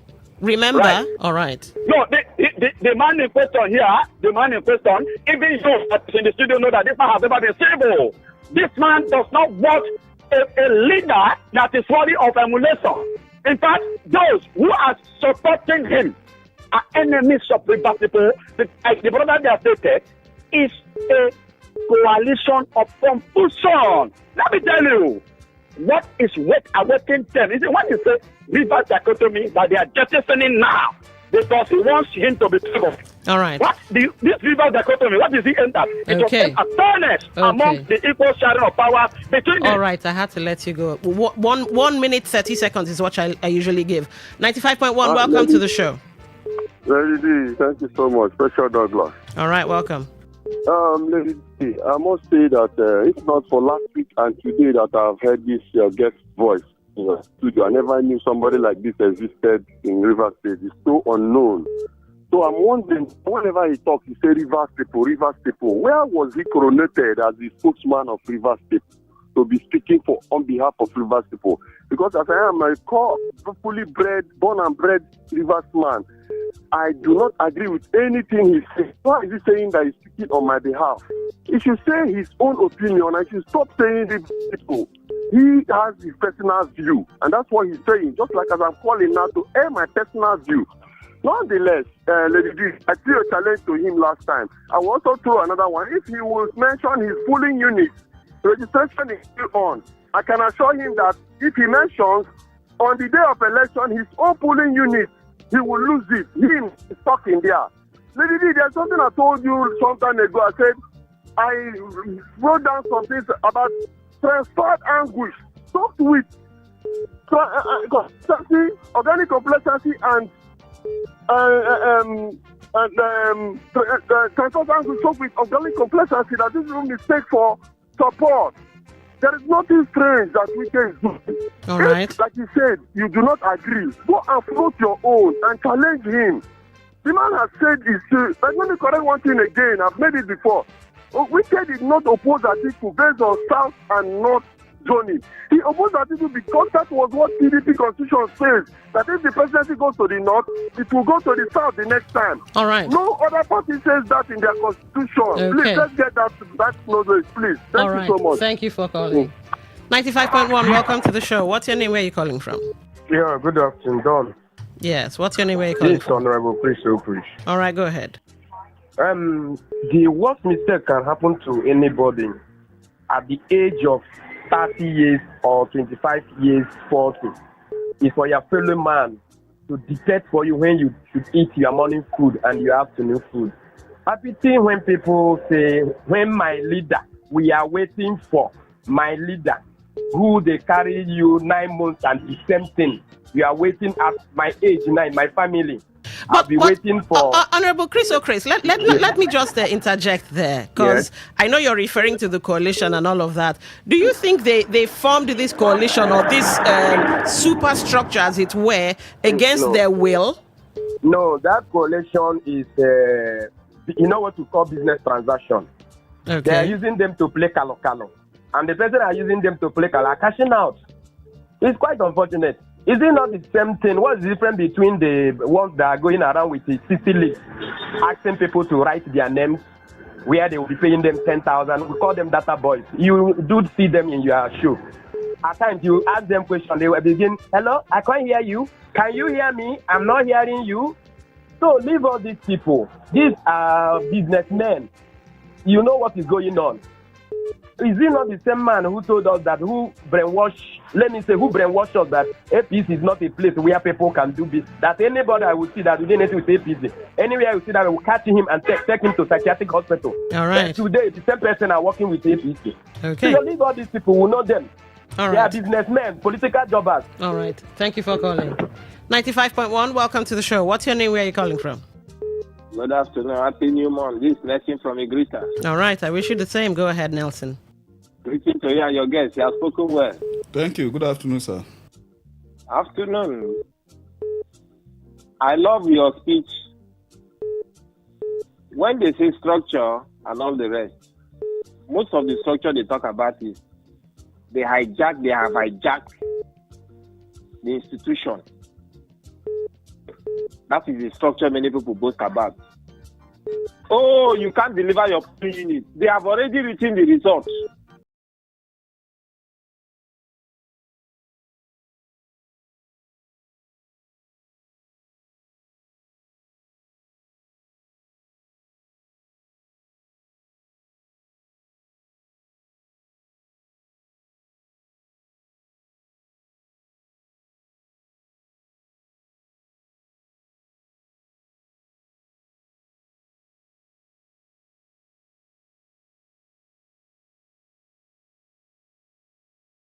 The election for them. I remember what somebody told me in 2023. All right. He said, if it is 50 and they give you 5 million, say just add 0 at the back of it. Won't you do it? When you collect that money, you sold out your destiny for life. Rivers people and Nigerians should wake up and do the needful. They can't win us when we do the needful. Because Tinubu will not be in the collection center, will not be in the field. It is common people like me and you. Let us resist their money and vote rightly so that we can fix our state and our nation. All right. Taken from Idris. All right. Thank you for calling. Phone lines are still open. 0810-951-0951. Are we witnessing political unity, or is this the emergence of a superstructure? Was this always the plan? Is this an adaptation? How would the other, political parties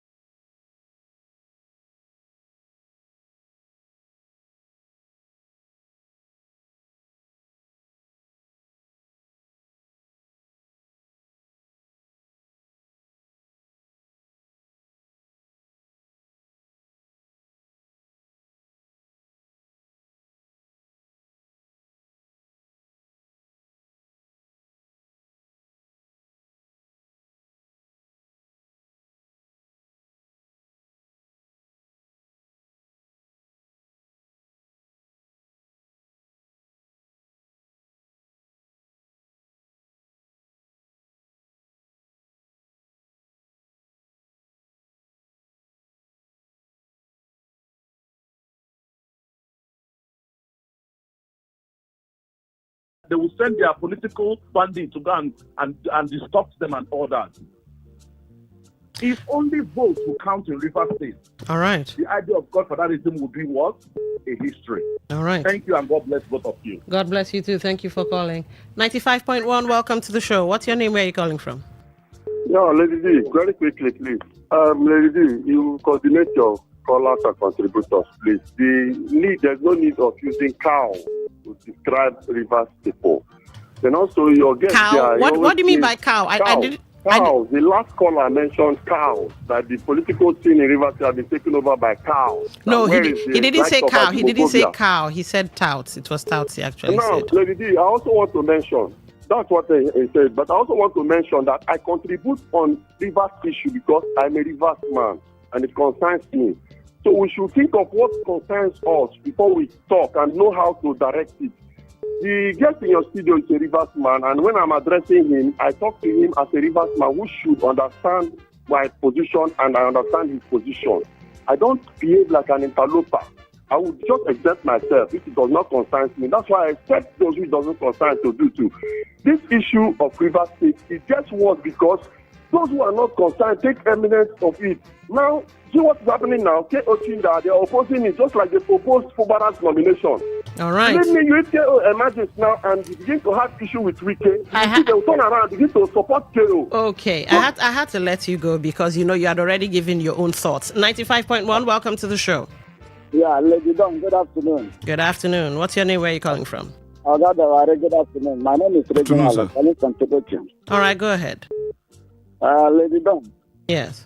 If you remember when we begin to hear Rainbow Coalition, it was between APC and PDP. Yes. We never heard of any other party apart from these two political parties. Okay.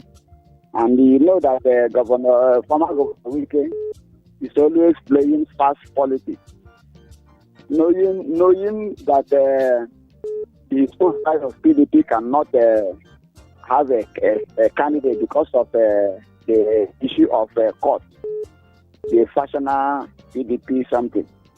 And knowing also too that the recent appeal court judgment regarding APC executives.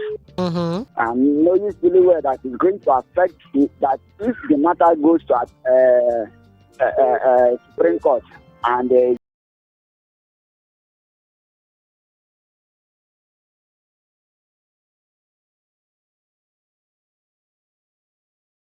trying to play this fast politics is engaging in bringing all these small political parties in order to form the coalition that he's talking about. So basically what you're saying is you're seeing it as an adaptation and not a superstructure, but an adaptation. Of course. Trying to see something that will give himself a soft landing. But right. unfortunately, the two political parties that we have now, the ADC and NDC, NDC, is not going to give him this one. So why this adaptation or this superstructure that he is trying to? Why don't he form it between these two? This NDC and ADC. All right. You know that it's not going to work. Okay. So he's trying to give himself a soft landing, but it will not work. All right. We get you. Thank you for calling. All right. 95.1, welcome to the show. What's your name? Where are you calling from? Newton. All right. Please, people should enlighten Rivers of War and PDP. PDP has nothing like zoning when it comes to electoral position, except on neck. Please take note. People should stop misinforming Rivers people. That is why in 2023 election, Atiku Abubakar decided to contest. Please, it's on national issues that you zone the party chairman, secretary, and others. Please, I think the guests in the studio will know this more better. So when people call in say PDP, they zone this, they zone that. It was an open contest. So let me go straight to the state. Please, in Rivers State, if you go to gentleman agreement by senatorial district, you don't to go to Rivers Southeast. That is where the governor is going to go based on the recommendation. If it's going to go on upland, Riverland, it's still going to go there. So we should not be deceived by gentleman agreement. It is a turn for the river. So, but if you say it should be thrown open, let it be open. Let's see capacity. All right. And then go by capacity. But stop talking about word. When it comes to recalculation, we will know which word is bigger. All right, Wellington from Okreka, thank you for calling. Here's the thing, though. You know, when you guys come up with the things you say, I have to be quickly fact check to make sure that we're all on the same page. So PDP zoning is only on national. That was the question I asked. True or false? Now, according to the fast research I did, it says false. The People's Democratic Party, PDP, applies zoning and rotational principles to both national and state levels of government. According to Section 7 sub 2 sub C of the PDP's constitution, the party adheres to the policy of rotation and zoning for all party and public elective offices to promote fairness, equity, and a sense of belonging across all regions. This framework is designed to balance power from the highest national offices down through governorships, senatorial seats, and state assemblies. So it looks like it will be a national and state thing. I just had to clarify that one. So I think you said your name was Wellington. That's what's in public space. So I don't know. Anyway, the numbers are still open. We are asking today, are we seeing political unity in Rivers State or the emergence of a superstructure? On the heels of that, we asked, with all the, call it Arabanco that's been happening, you have Tajuddin Abbas, the plenary. Answer, okay, Chinda, did he resign on the floor or not? We have the sacking of the Tony Okocha-led, I think ESCO, I think that's what they're called, ESCOs. Could this now be an adaptation, this superstructure we're beginning to see, an adaptation, or was this the plan all along that, would have coalition against coalition? All right, let's get your thoughts. 95.1, welcome to the show. What's your name? Where are you calling from? Good afternoon, Monday, calling from Monday. All right, Monday, go ahead. You have the floor. Let me quickly look at the situation of Rivers State and the coalition group. All right. You know, one thing that I always tell the politicians is that in case, like this 2027 now, you will see a lot of them coming out from one station or one radio station or other, telling us that we, the Rivers people, we and so on and so forth. At the end of the day, when the election is over, all of them, we cannot hear any of them voice again. That is the problem they always have. If you look at the FCC minister, I'm not the minister fan, but I want to tell you the truth. The man has been able to gather his supporters since 2023 up to now, even the present governor, you remember, he disbanded his supporters. That is one of the mistakes.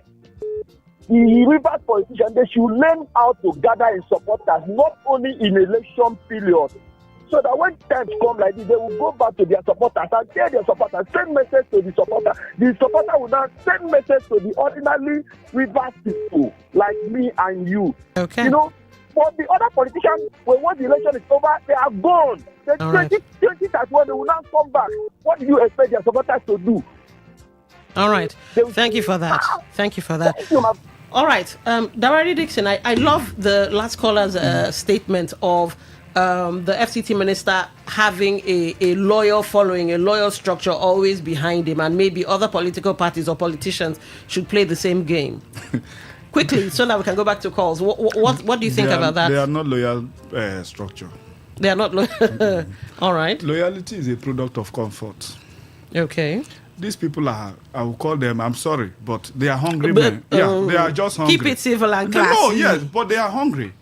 And in one way or the other, as being in power as FCT minister, he's been able to be kind to them by dishing out one or two contracts. Okay. So that is the day. Just look at when Rotimi Michi was governor up to minister. You look at the people that were with him. How many are with him today? So they're not loyal to him because they love him or whatever, but because of what they get. So if today the FCT minister is no longer the minister of the FCT and does not have any political office, you see all of them run away. It's just like a bird when they perch on a tree where they saw beautiful flower that they are, immediately that flower dries up, all the birds will fly away. All right. So it's not about loyalty. Nobody's loyal to FCT minister. Okay. Yeah. All right. Let's see if we can get your thoughts on Facebook and social media. We've focused a bit too much on calls. Let's see. Charles Egbebu. All right. This is clearly a government of state unity, where political parties coming together to work towards achieving a particular goal. All right. Nduji Ugoben. I weep for River State. Where are the founding fathers? There is no political unity, but intimidation is what I see. Only free and fair election can bring unity to River State. All right. Prince Ifeanyi Ogu. All fake. Nobody in Labour Party or AA, even half PDP, are their supporters. As manipulator that he is, he just sent his supporters to buy forms in those parties so they can claim coalition. All right, let's get to text messaging, see what's in there. Okay, hold on.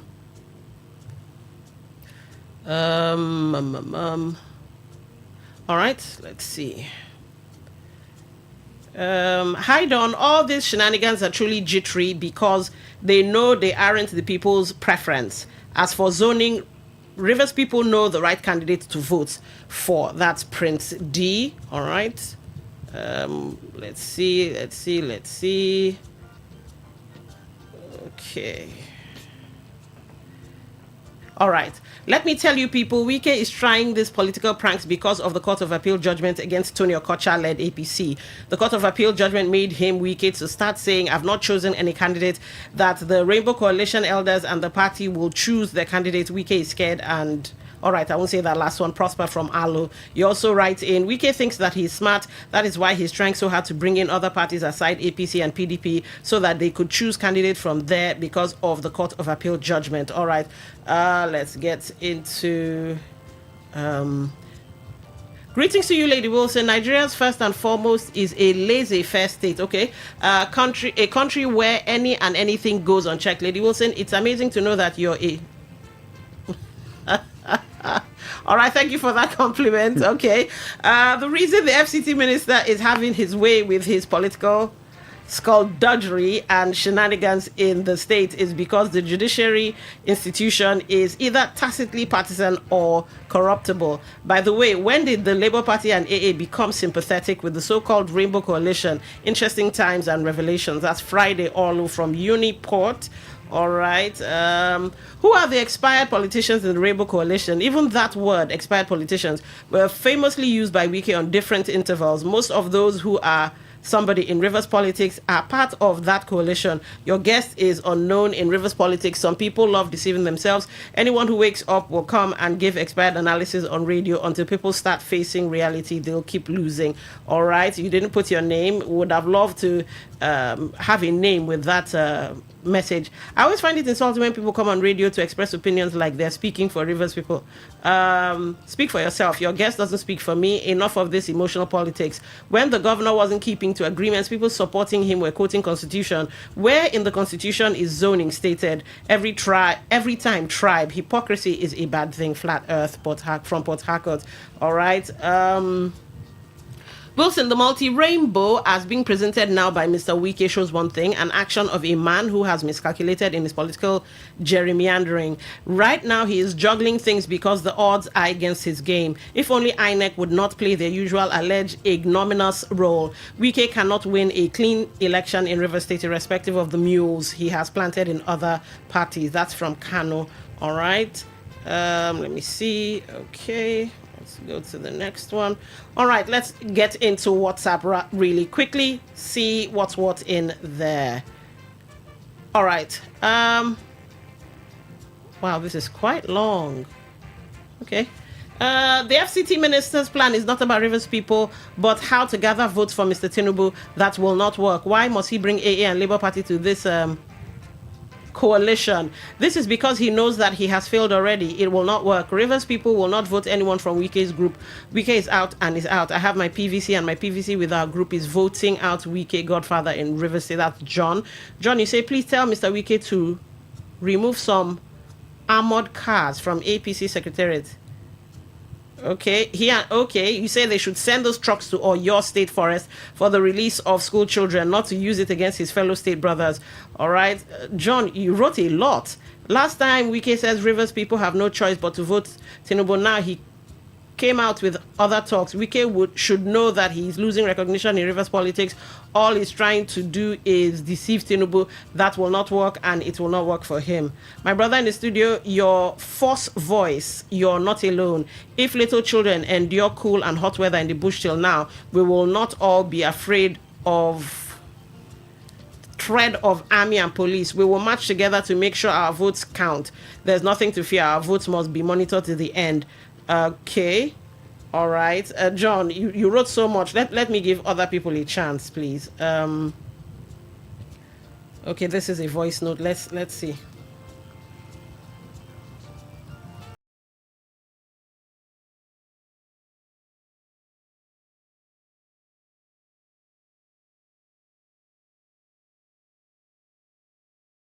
It's quite low. I'm not sure I'll be able to play that. It's quite low.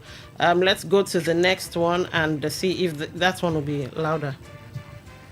Okay, looks like we're having some kind of technical issue. On the national election in 2023, it was an open election at the national level in terms of election, public election, both gubernatorial election and the presidential election. Now, when you come to state, when it comes to election in terms of PDP, it's a zoning formula. That's why I said by zoning is supposed to be so. It is the time for the riverine, and it is time for the senatorial district that have it now. Please quote me right. That's what I'm saying, New Dawn. And that's not the truth. It's a national issue.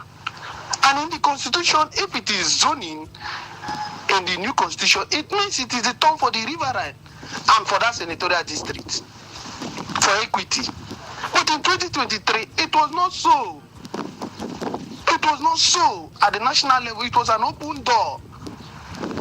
That's what I'm saying. Wellington from Okrika. Please quote me right, my beautiful woman. Thank you and God bless you. Wellington from Okrika. All right. Wellington from Okrika. You said your name several times. Let's see now. I'm looking for that, the other voice note that we couldn't hear. See if that would work now. Good afternoon, you done. Please, what I say. Okay, it's Wellington again. No. Okay. All right.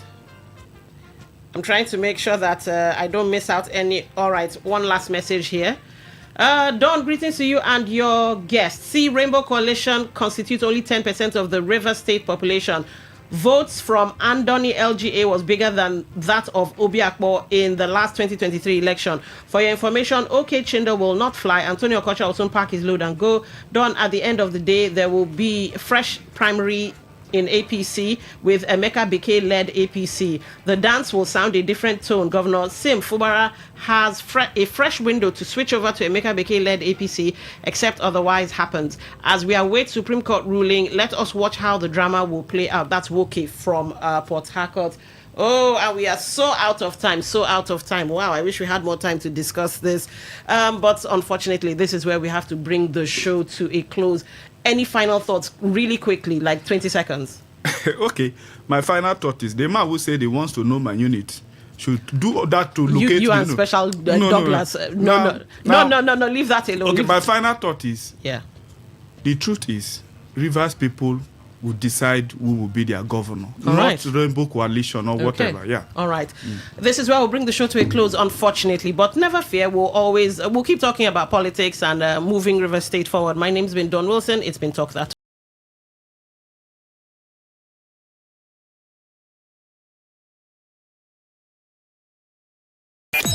Talk radio. I listen to a lot of talk radio. 95.1 FM. Today's news. Regulatory Authority showed that local production from refineries and gas processing plants has accounted for the bulk of Nigeria's LPG supply between April 2025 and April 2026, reducing the country's dependence on imports. The Nigerian National Petroleum Company Limited, NNPCL, has recorded a significant month-on-month surge in performance, with revenue climbing sharply to 4.97 trillion naira in April 2026, compared to 2.77 trillion naira posted in March. Nigeria's total foreign exchange utilization has expanded by a massive 77% in 2025, climbing from $26.65 billion in 2024 to $47.17 billion over the 12-month period, driven largely by a resurgence in non-agricultural sectors. According to the latest economic report of the Central Bank of Nigeria, personal loans granted by Nigerian banks rose to 1.96 trillion naira in January 2026, accounting for more than half of the country's total consumer credit. On the foreign scene, Bangladesh has increased the fuel prices 6 weeks after the previous increase, as the government seeks to ease pressure on state finances affected by the conflict in the Middle East. Today's news. In 60. In 60.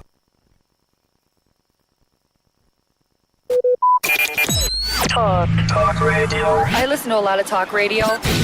95.1 FM. 95.1 FM. Voice of the people.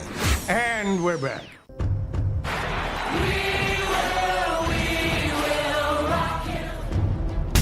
This is what we've waited for. The showdown. The fastest men in the world. Hearts racing.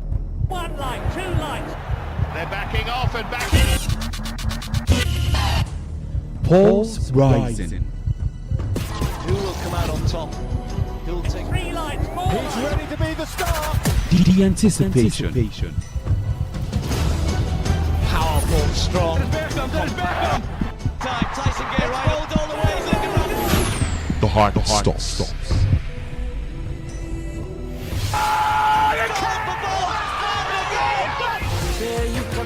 Catch the sports gang on Sports Attack Mondays through Fridays 6:30 a.m. and Today's Sport Live 3 to 4 p.m. and also on the weekends 1 to 6 p.m.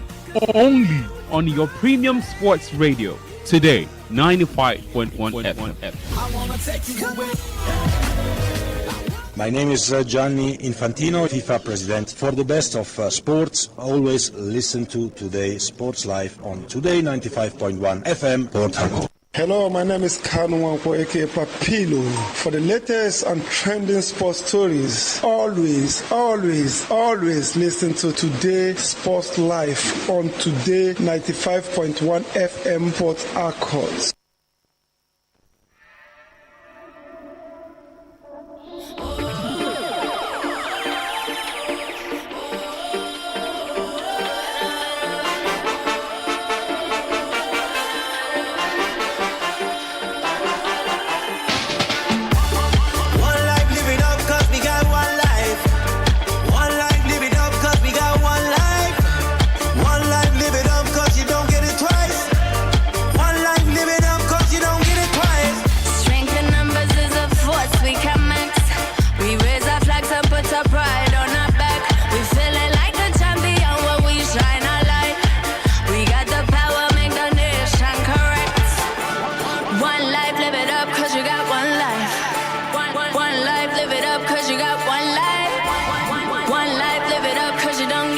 advice. One life, live it up, cause you don't get it twice. A very good afternoon to you and welcome to another exciting edition of today's Sports Live right here on your premium news talk and sports radio station, Today 95.1 FM. It's a beautiful time again to bring to you all that has been happening in the world of sports. A lot happened over the weekend. Do you want to talk about the UEFA Champions League? Yes, the best team in Europe was crowned over the weekend as Paris Saint-Germain defeated Arsenal on penalties to be crowned the European champions once more. Or do you want to talk about what happened with the Super Eagles of Nigeria becoming back-to-back winners of the Unity Cup? What a way to get on the groove right here as we continue to march towards redeveloping and restructuring the Nigerian national team called at the Super Eagles of Nigeria. Or do you want to look at what's happening in the world of tennis as the French Open has been giving us the sparks as well as the suspense right there, because top players have exited the tournament and the tournament continues to go. Currently right now in the fourth round called at the quarterfinal stage. Yes, we get to see the likes of Yao Fonseca, someone who is a teenager as well as someone who has huge prospects in the world of tennis. Yes, ladies and gentlemen, all of this we'll be bringing to you today on the show. By the way, it's the first day of June 2025. It's called at 2026, I beg your pardon. So that I'll be saying a happy new month to you right here. My name is Osasin Hiwin. You can call me the demigod in the world of sports, or better still call me your chauffeur, because I'll be the man behind this console to direct proceedings from now up until 4 p.m. where the news updates will be coming your way. And I'm not alone in the studio. I've got the company of Benjamin Mina, and he's on the other side of the divide. He will be giving you his undivided analysis as we go on the show. A very good afternoon to you, Benjamin. Welcome to the show. Well, good afternoon. Good afternoon to you. Good afternoon to our listener out there. It's good to be here to talk sports. Like you said, Yannick Sinner out. We thought Yannick Sinner leaving the scene in the French Open. We are going to see Novak Djokovic get to win his 21st Grand Slam. 25th. Yeah, 25th. Sorry. Grand Slam, and the man found a way to leave the scene. Big names leaving. Iga Swiatek, man. I think this French Open will be won by a neutral. Not a neutral, if I would say, but a player outside the top ranked players. I feel that this is how it's going to be, because you look at it, Novak is not there, Sinner is not there. What's his name now? Dani Medvedev. So you're skipping Alexander Zverev. Why do we always skip him? He's still there. See, that man is, you know what it means when you call Zverev. He's world number 3. The first thing that comes to your mind the first thing that should come to your mind is he's world number 3. The first thing that comes to your mind is inconsistency. Okay. But again, let's see if the man is going to put the past behind him and maybe get to win this one and then write history in the right direction. But for now, the show is meant to be interactive. At some point, we'll hand the microphone over to you, and you get to tell us what you feel and how you get to see things from your own perspective. Welcome to the show. All right, handing the microphone over to you. The you is not me, the you is you listening to us right now, as you would have your take on the show. Remember, you can start immediately through the SMS and the WhatsApp portal. Is doubled at 0701 933 9962. I'll take it again. It is 0701 933 9962. For the phone line, it is 0810 951 0951. Again, 0810 951 0951. Yes, you can call in when we throw open the phone line and air your thoughts, and we'll take your reactions as they come in live and handy. Remember, you can also connect with us via our social media handles. On YouTube, we're live at Today951FM, at Today951FM. On Facebook, you can catch us at Today95.1FM. Yes, that's the Facebook page. And if you go over to the page, there is a promotional post right there for you to react to. We're asking you about, remember, ladies and gentlemen, we are going to be starting off the preview of the teams in the various groups for the FIFA 2026 World Cup in the northern part of America. Yes, it's going to be kicking off from the 11th of June, and we'll have football again come to the topmost of our viewings. And we are asking at this point from that post there, looking at Group 1, comprising of the likes of Mexico, South Africa, South Korea, as well as Czechia. Who is the favorite? Who is the outright favorite to come out of that group on top? And who do you think could also be the underdog? You could react to that. And we also have new rules to start in the FIFA World Cup. I would be talking about it on the show. So you can also look in there and react to it. Does it look like the FIFA World Cup is going to be cagey when it comes to rules? And it could actually turn out to be. So you could react to that, and we'll take your reactions as we go on the show. Do remember that on Instagram you can find us at Today FM 951 at Today FM 951. On X we are at Today FM 951. On Twitch we are also at Today FM 951. You could listen to us also via our website, which is www.todayfmlive.com. Go over to the homepage or the menu list and click the listen live button, and you could connect with us right here. And you could also connect with us via the radio apps, TuneIn, as well as Radio Garden app. Search for Today 95.1 FM and you'll be here with us. Ladies and gentlemen, it's time for us to get down to business. Hello, my name is Kanu Wanko, aka Papilo. For the latest and trending sports stories, always listen to Today Sports Live on Today 95.1 FM Port Harcourt.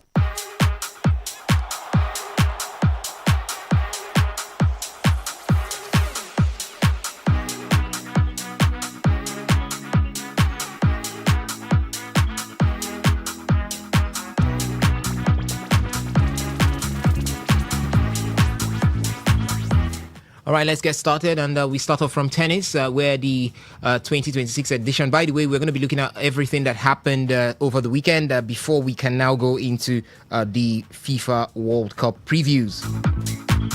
So from tennis, the 2026 edition of the French Open is up and running, and we currently are in the fourth round right now for the men, and for the women also the fourth round. And you know what it is, the French Open for this particular edition has been marked with chaos at the top half, with early exits from top players like Yannick Sinner as well as Novak Djokovic. By the end of the weekend, the quarterfinal picture was taking shape with a mix of veterans as well as rising stars, and we'll be looking at what happened in the third round through the weekend. We also had upsets from the female side of things. It was Coco Gauff, defending champion, who was eliminated by Anastasia Potapova, who happens to be the number 28 seed. She defeated the American 4-6, 7-6, 6-4 on court Philippe Chatrier, or call that Philippe Chatrier. We also had another upset where Diane Parry, French wildcard, stunned Amanda Anisimova, who happens to be the number 6 seed, 6-3, 4-6, 7-6, to get the crowd trilling and roaring in her support right there. And on Sunday, the big one, the big lady herself, Iga Swiatek, world number 3, she was upset by Marta Kostyuk, who happens to be the number 15 seed.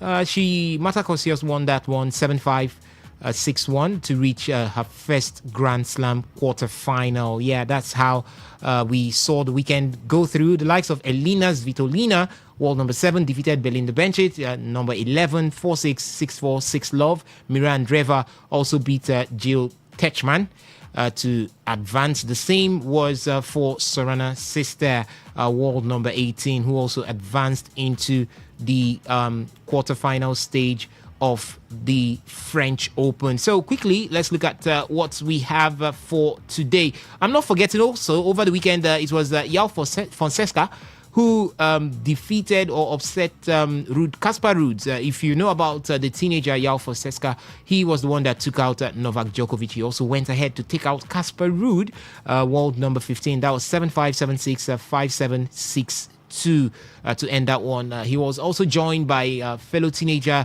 Rafael Jorda, world number 27. The Spaniard came back from 2 sets down to beat Pablo Carreno Busta to become make it 2 teenagers getting into the Grand Slam quarterfinals in 30 years.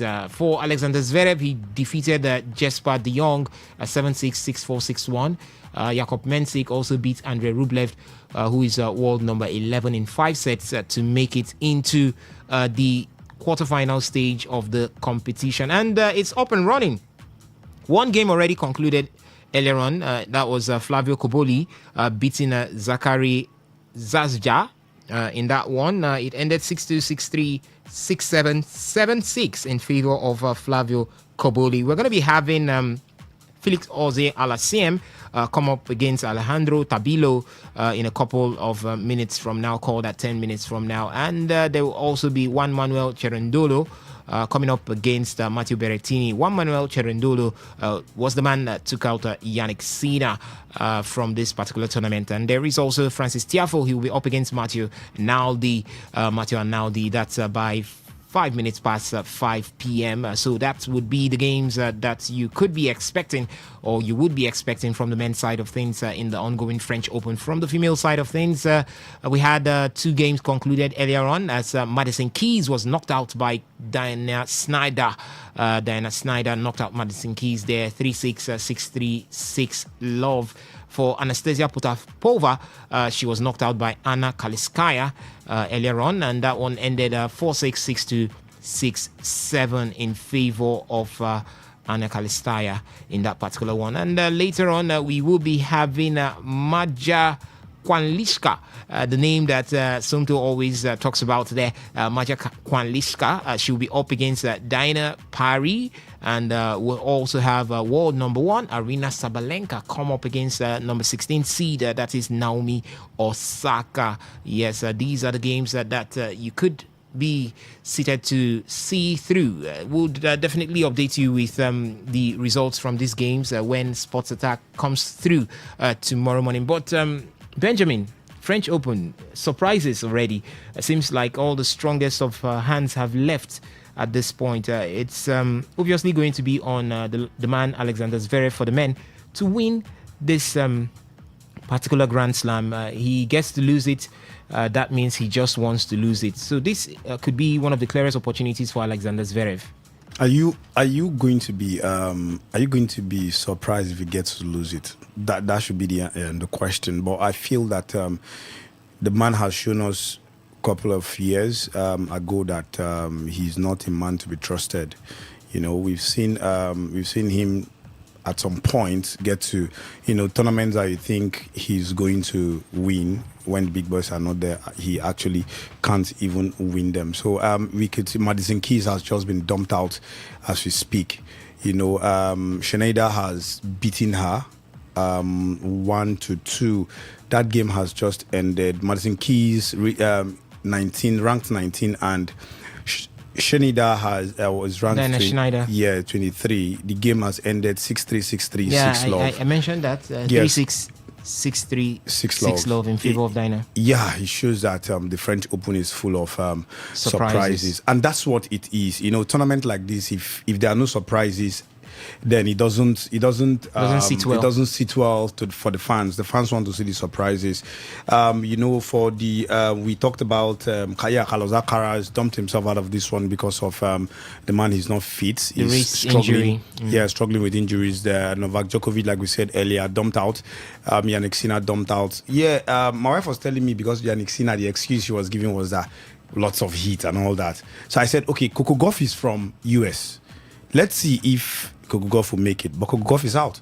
So it shows that this is a tournament that fans want to see because of the surprises, like I said earlier. And then for the teenager who dumped out Novak, João Fonseca, the young man is doing himself, covering himself, is covering himself. Dumped out Casper Ruud. Casper Ruud is gone out 4-time in a 4 hours match for his first Grand Slam quarterfinals. So it shows that the young man is going his way, and he's going to face Jakob Mensik in the quarterfinals. Let's see if he's going to go past the experienced Mensik. The man has got experience, but let's see if it's youths who gets to win it. Youths against experience. There, for talking about Jakob Mensik, the man beat Andrei Rublev. Talking about Jakob and experience, he's 20 years of age. So but he has played. In terms of amount of games played, I think they are par. This is 19, this is 20. No, that's for the age. I'm talking about the amount of games played. The more you play games, the more experience you become. So that's why I said experience and, added to youth. Let's see who is going to win that one. But for Jakub Mensik, like I said, he beat Andrei Rublev there in that 5-set thriller. So let's see where that one gets to end. For Elina Vitolina, we saw what she did in the previous tournament. So let's see if she's definitely going to win this one for the WTA. If she wins it, then it's something adorable. But she has to put up with the likes of Kokugov. Kokugov is out. I'm sorry, Sabalenka. Naomi Osaka. Sorry, Osaka is still there. Osaka is, after that childbirth, she's been in and out, get to be lose some games. She gets to lose in first sets on competitions in the first rounds of it. But again, she has pulled herself into the quarterfinals. It shows that she's in for, she wants to put herself back where she belongs. So let's see if Elina Vitolina is going to win that one, or we are going to see Naomi Osaka win it once again, get to win a Grand Slam once again. But again, for the men's side of things, you talked about what's his name now, Alexander Zverev. Let's see if Zverev is going to win this one, because you look at it, who is going to be competing with Zverev? The big boys are out. What's his name? There's still world number 4. Alcaraz is Felix out. Auger-Aliassime. Yes, is still there, and he's ranked world number 2. No. Sorry, Alexander. Zverev is ranked. He's world ranked number 3. world number 3. So let's see if world number 3 is going to be beating world number 4 to the title, or we are going to be seeing someone ranked outside the top 5 that is going to be winning this one. Okay. All right. So that's the much we can take. Talking about tennis right here. We'll definitely update you with happenings coming from the various courts right there as we continue to go on the show, or in Sports Attack tomorrow. For now, we move ahead. Looking at what happened over the weekend, it's the Super Eagles of Nigeria. Super Eagles, waiting they happen, waiting they share, we want no. Shana Winch, I've been landing, no matter their plan, no, we go still they fly. All right, so Nigeria's Super Eagles delivered a dominant performance to defeat Jamaica 3-0 in the 2026 Unity Cup final, securing their 4th title in the competition's history.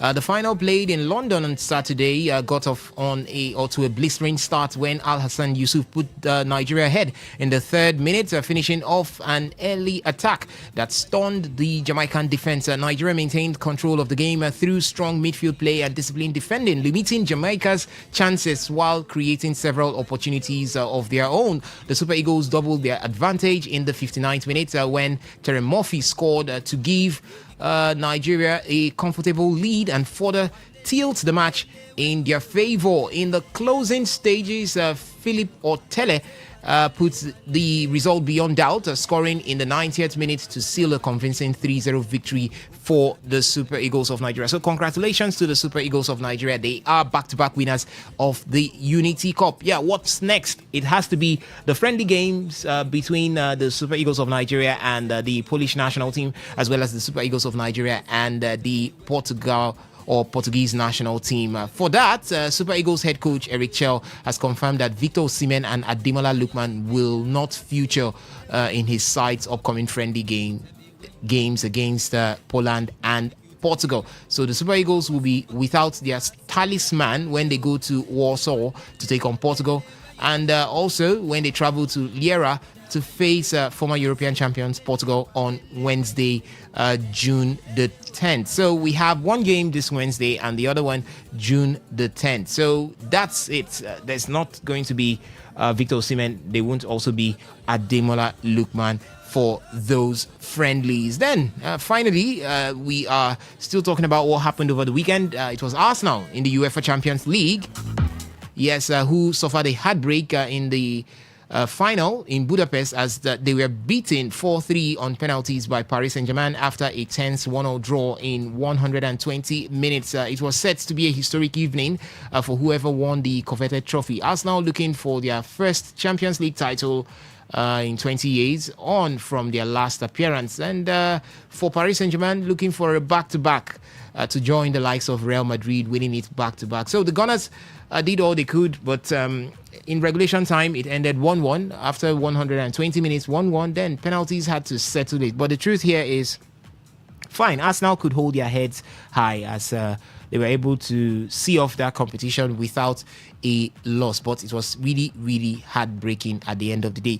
We did watch that one together, Benjamin. It was at Amora Resort, and the feeling was electrifying. It was ecstatic, I must tell you. But we see these two teams. They look like two teams that would dominate Europe for a very long time. Well, talking about Paris Saint-Germain, first off, congratulations to them.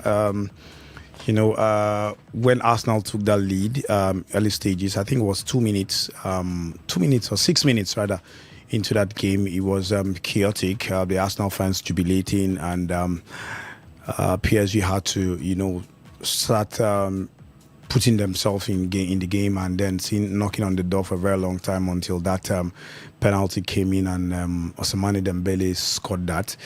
Yeah, it was a great game, end-to-end game. It shows that Arsenal could hold their own against the champions. Was it actually end-to-end? Yeah, when I mean when they scored, when PSG equalized, Arsenal were gradually creeping into the game until PSG took the game to Arsenal, and you could see the possession was I think 75 against 25. Shots on target earlier on was 4 against Arsenal 1. So in the second half, it was PSG all through. But again, Arsenal held their own against the champions of Europe, and then they had to play that for 90 minutes. It went into extra time, and then the penalty. Penalty is anybody's game. It could go anywhere. But I don't want to start pointing fingers, but I think Arteta shouldn't have given Gabriel that penalty. Not because Gabriel lost the penalty, but how can you give a centre-back the last penalty to take? But we've seen centre-backs very good at taking penalties. We've seen. But Fabio Cannavaro was a very good example. We've seen. But how many of the centre-backs can do that? Have you seen Gabriel take penalties before? The answer is no. But you've seen Fabio Cannavaro in most cases take penalties. You've seen Trustekong in most cases. So you've seen these guys, you know what to believe. But not. I feel Raya should have taken that penalty. All right. Because he's the goalkeeper. He knows. Yeah, we've seen goalkeeper miss too. Anybody can miss, but the chances of. But in terms of David confidence, Raya, he oozed huge confidence, because immediately after Iberichese lost his penalty, Raya came in and kept one off. That's what I'm saying. So meaning he was huge. Raya should have been huge better on confidence. Because, yes, in terms of confidence level, like you said, confidence was high in the person of David Raya rather than Gabriel. But at the end of the day, the deed were littered with Arsenal fans, and it has gone down as one of the biggest trophy parades that the world of football has seen in recent times. But still talking about the UEFA Champions League, Paris Saint-Germain's Sibiskas Kvaratskhelia was named the Champions League player of the season after that game on Saturday. That was by the UEFA panel of judges, and Kvaratskhelia was a constant menace in PSG's defense, or call that to any other defense against Paris Saint-Germain in PSG's attack. Yes, he was so much of a menace to defenders in the UEFA Champions League, and he was able to contribute 10 goals and 6 assists from 16 games that he played right there in the UEFA Champions League. All right, you want to share thoughts with us concerning the UEFA Champions League, concerning the Super Eagles' triumph in the Unity Cup, concerning call that the French Open. You can do that through the SMS and the WhatsApp portal. It's open right now for your taking 0701-933-9962. We'll throw the phone line later on open, or we'll throw it open later on to take your reactions. But for now, we have to move ahead. It's all about the FIFA 2026 World Cup as we get to preview the group as well as the teams.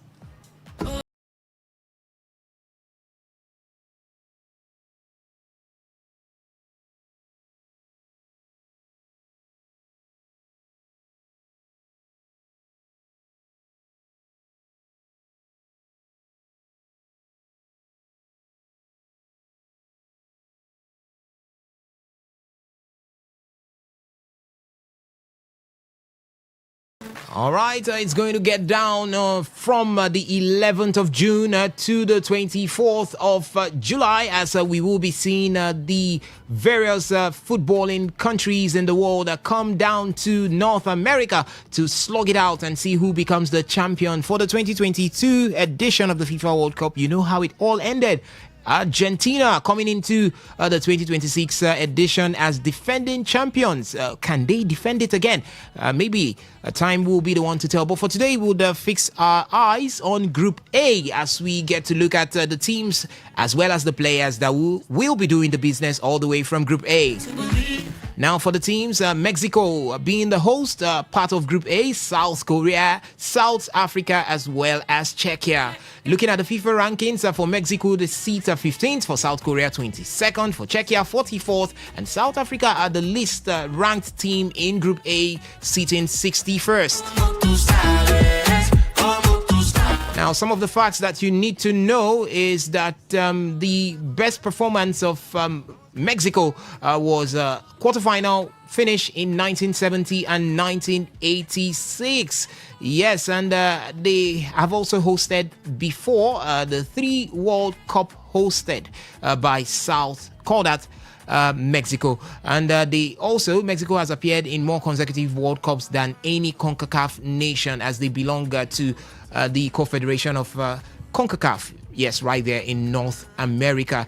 And how they qualified? They qualified automatically as a co-host. Now let's look at the constitution that will be going down there to do the business for Mexico. Head coach Javi Aguirre, he's called El Vasco. He's a tactical experienced manager that proves a lot. His track records are there, so you can look out and you see it for yourself. Javier Aguirre, El Vasco, will be taking Mexico to the World Cup. And for Mexico, they turn out with a 26-man squad as they've got Guillermo Ochoa, a 40-year-old goalkeeper. He will be there to compete in his 6th World Cup, tying Cristiano Ronaldo as well as Lionel Messi as the most experienced, or call that the most appearances in the FIFA World Cup. Very, very experienced goalkeeper. He will be in goal or in between the sticks there for Mexico. Backup goalkeepers for Mexico, Raul Rangel,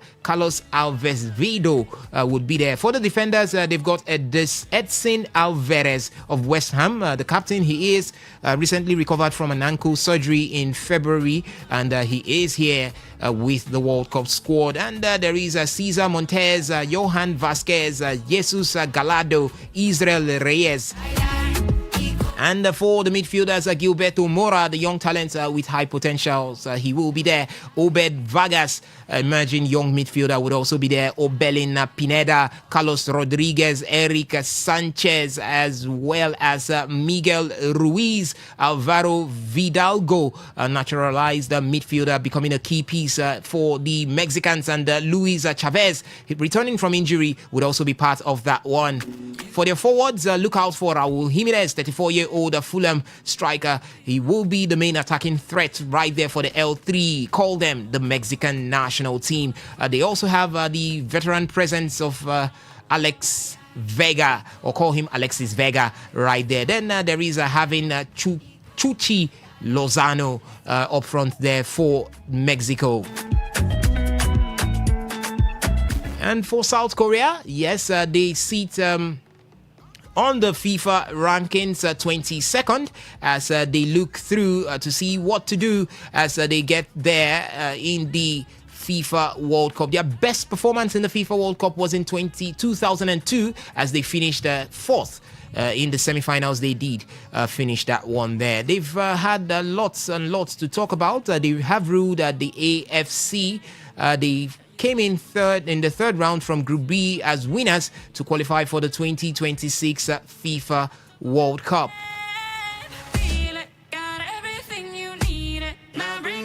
All right, so let's look at those who will be going in for South Korea as head coach Hong Myung-bu, the legendary defender who captained the 1986 and 2002 campaign for South Korea, is the one at the helm of affairs as the head coach going into the 2026 FIFA World Cup. His philosophy, an aggressive approach, and less respect shown to strong teams is what he would be speaking to his players, definitely. And we will be seeing that on the pitch of play when Group A actions get on the way. For the goalkeepers, you have Jo Hyun Woo, 38-year-old Suwon Samsung FC goalkeeper. He's the oldest player in the squad and will be making his third World Cup appearance. For the defense, there is Kim Min Ye, or 27-year-old Bayern Munchen defender, elite interception and progress passing metrics is what he will be bringing from the Bundesliga. There is also Cho Yu-min of Saja, Lee Han-boom of FC Midtjylland, and So Young-woo of Red Star Belgrade. Jens Kastrop, 22-year-old Borussia Mönchengladbach defender, the youngest outfield player going in there. For the midfielders, there is Yang Hyung-hyung of Celtic. We also have Park Sung-hyo of Birmingham City. There's Wang In-wom of Feyenoord. And they've also got Bae Hyung-ho of Stoke City. Yeom Jin-song of Swansea City is also part of that one, while there is also Swan Heng-chang of Wolverhampton Wanderers also in the midfield. And still talking about the South Korean side, there is Lee Jan-song of FSV Mainz 05, Lin Kang-in, 23-year-old Paris Saint-Germain crucial creative midfielder, is also part of the midfield setup right there for South Korea. Then the forwards.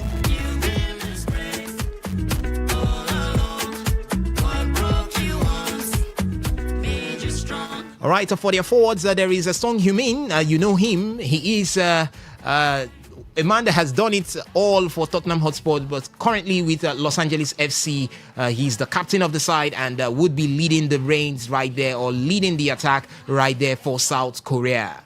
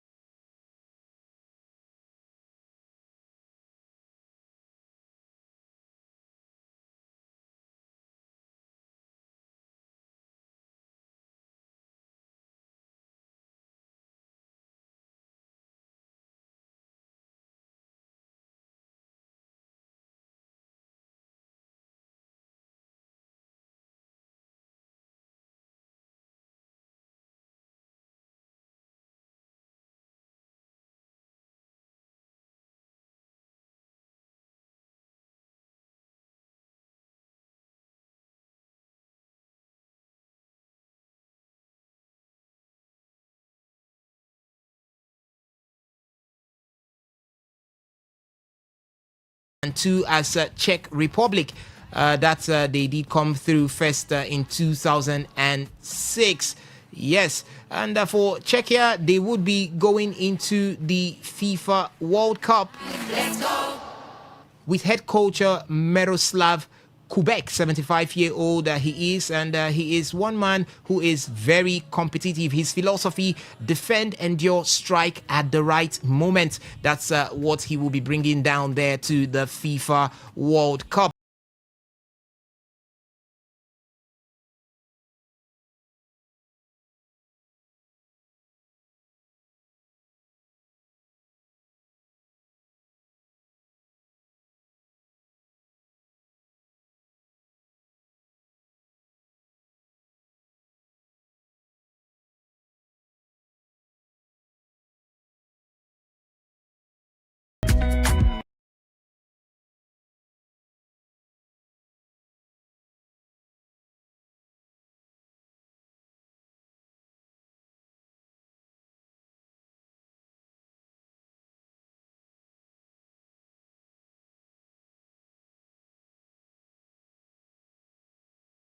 Lukas Koněček of Braga. These are the three three goalkeepers that will be mounting the sticks for the Czechia national team. In the defense, Vladimir Kofal of TSG Hoffenheim, Robin Hranak of TSG Hoffenheim, David Duodera of Slavia Praga, Thomas Holz of Slavia Praga, Stefan Chalupek of Slavia Praga, David Jurasek of Slavia Praga, David Zima of Slavia Praga, Ladislav Krejcik of Hirona, Jaroslav Zeleny of Sparta Praha.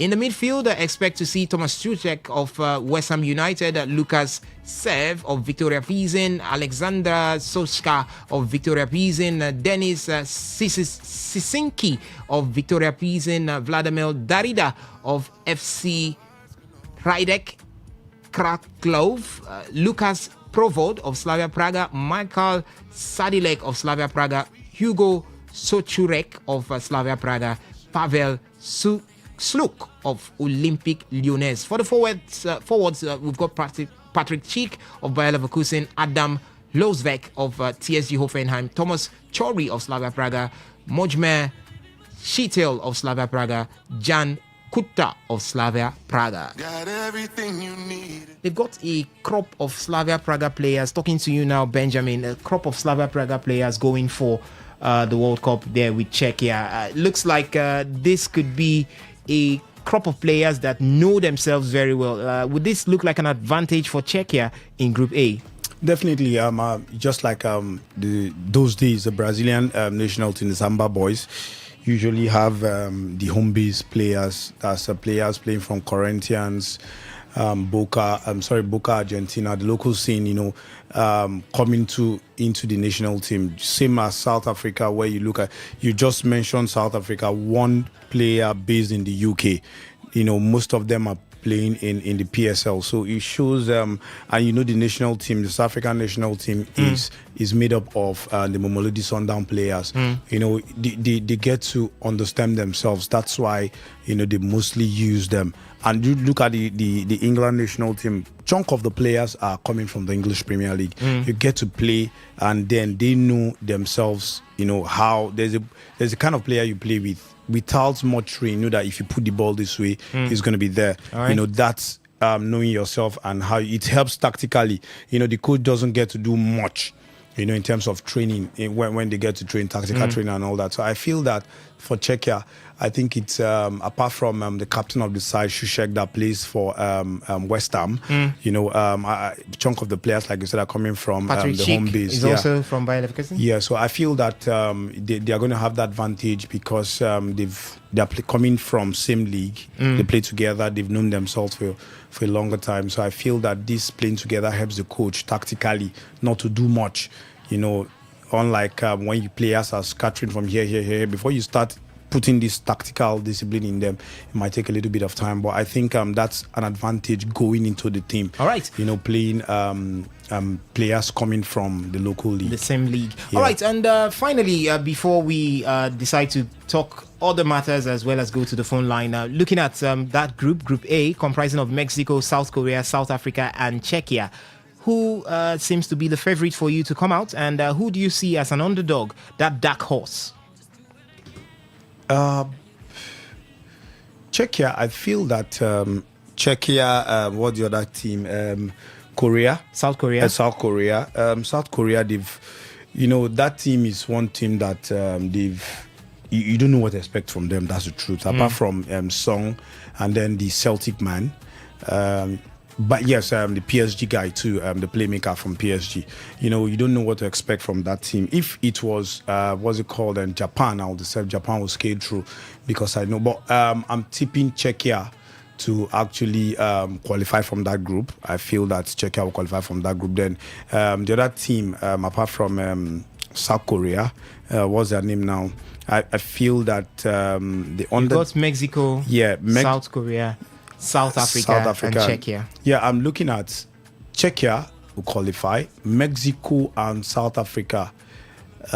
One team might leave, but I wouldn't want to say South Africa should leave because they are representing Africa. But if they don't up their game, then I think South Africa might be going out, or unless they get to qualify from us, the best losers in that tournament. But I see Czechia qualifying out of that group. Czechia and Mexico qualifying out of the group. All right, Czechia and Mexico qualifying out of Group A right there in the FIFA 2026 World Cup that will kickstart on the 11th of June. Still talking about the FIFA 2026 World Cup. FIFA's Peluigi Colina has confirmed major World Cup rule changes aimed at tightening discipline and cleaning up the game. So we'll be having some new rules come into the FIFA World Cup. I'll just summarize run through some of the rules.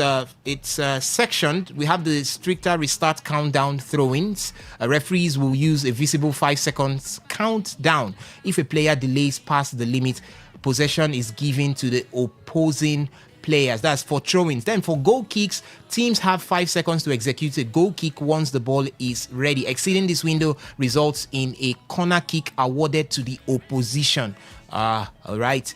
So that would help cope what we call time wasting. Then there is the substitution and injury protocols. 10 seconds substitution rule. So substituted players must exit the field at the nearest sideline within 10 seconds. If they take longer, their replacement must wait on the sideline for at least 1 minute, forcing the team to play with 10 men temporarily. Then we also have the injury and absence, or call that injury absence rule, as outfield players receiving medical treatment on the pitch must remain off the field for at least 1 minute after play resumes. Exceptions apply to goalkeepers, head injuries, and penalty takers. Then there is also the no goalkeeper tactical timeout. In this one, players are banned from heading to the technical area for a coaching consultation while the goalkeeper is receiving treatment. So both teams must remain on the pitch or gather in the center circle while the goalkeeper is being treated. Nothing like go to your coach and listen, take 1 or 2 instructions, stay where you are and do what you have been asked to do. Then we also have the player conduct and discipline rules. There is the no covering of mouth. So any player who covers their mouth with their hands, arm, or shirt during a confrontation with an opponent will receive an automatic red card. So those who cover mouths to insult others, get ready for red cards. Yes, then we also have the refusing to play rule, where players or coaches who walk off the pitch or incite a walk-off to protest a referee's decision will receive a straight red card. Yes, a team causing a match to be abandoned will automatically forfeit the game. The fight between Senegal and Morocco continues. All right, then we also have the yellow card amnesties, where reflecting the expanded 48 team format we have in the World Cup, single yellow cards will be cleared twice, once after the group stage and again after the quarterfinals. So this is set to prevent players from missing the semi-finals or final due to cumulative bookings. Yes. Then there is the expanded video assistant referee authority. I want you to listen to this one very well.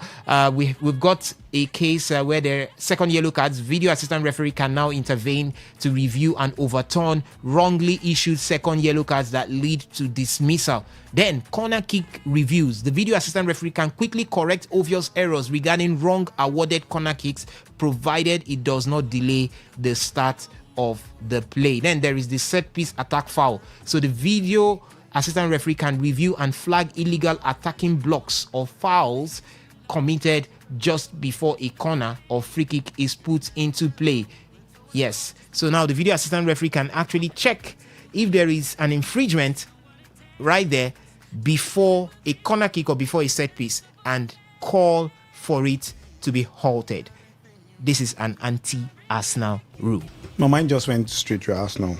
But again, I think the rules are fair because you look at it, football, yeah, we say football is played 90 minutes, but you look at it technically, football is played 80 minutes because of the infringement, throwing balls, goal kick, treatments and all that. So I feel that football properly is played 80 minutes, not 90 minutes, technically. All right. So I feel that these rules will actually make football go longer.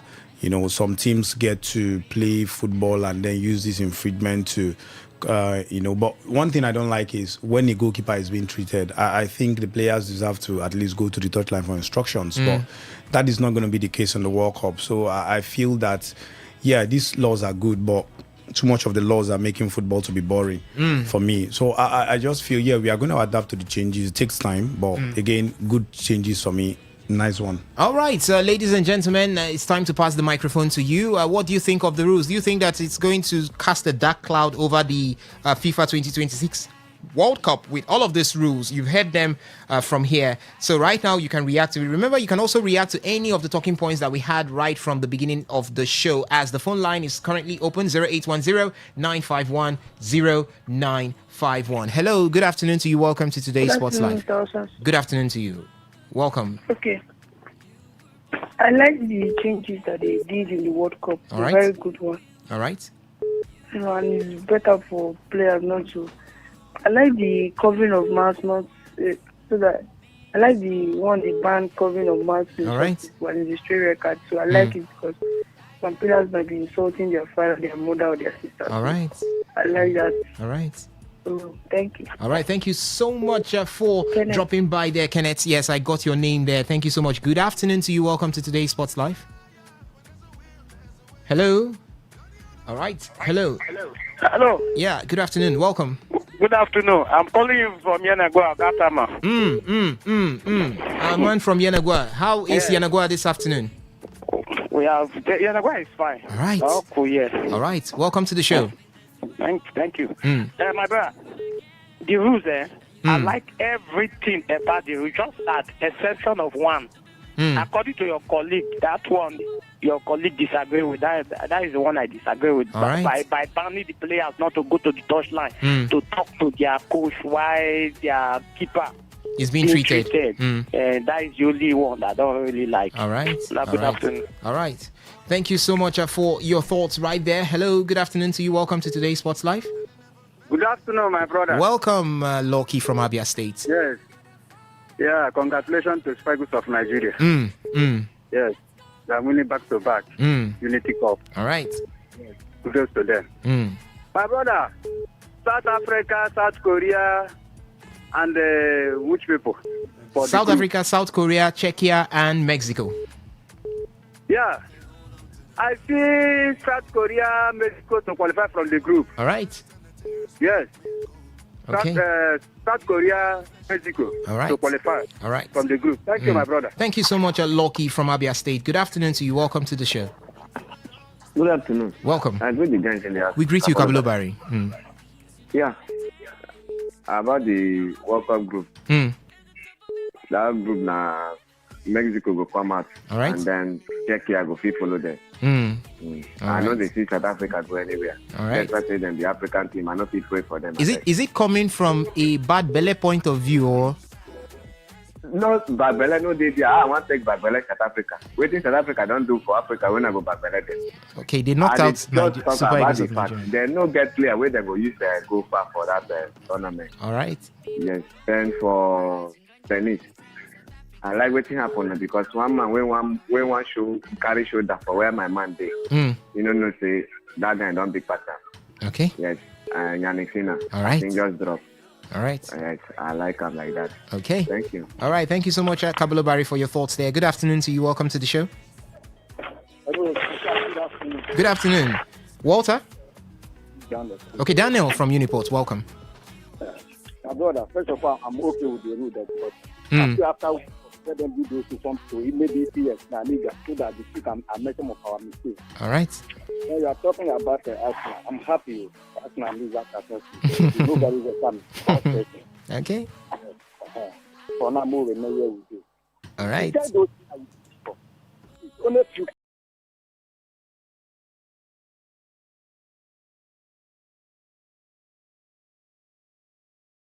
Many of them they are paying cash.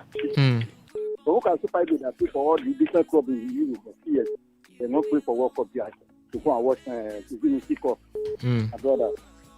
All right. Thank you so much, Daniel, for your thoughts there. Good afternoon to you. Welcome to today's Sports Line. I call back for you now. Oh, welcome. See, talking of that South Africa group, I see Mexico topping that group. Okay. Followed by South Korea. Okay. Then when you talk about tennis, my brother, I'm a huge fan of Yannisina.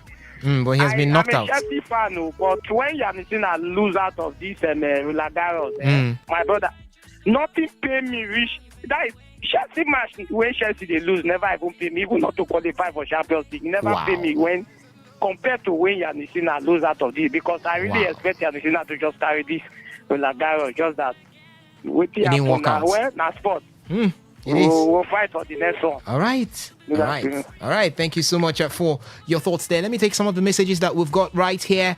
This one here says, good afternoon and happy new month. Now that European football is over, my focus moves to Argentina. Team Messi all the way. DePaul, just they give me vibes that guy now bodyguard made from heaven for Messi. Go Argentina, go Messi. Frank from Rumudara. Thank you so much, Frank, for your message there. This one says, good afternoon, guys in the studio. I like some of the rules, but not all. Divine from Chinda. Thank you so much, Divine, for your thoughts there. Ernest from Wuji says, organizing a trophy parade after losing the UEFA Champions League is a big shame. I beg, why have we not heard from Simon?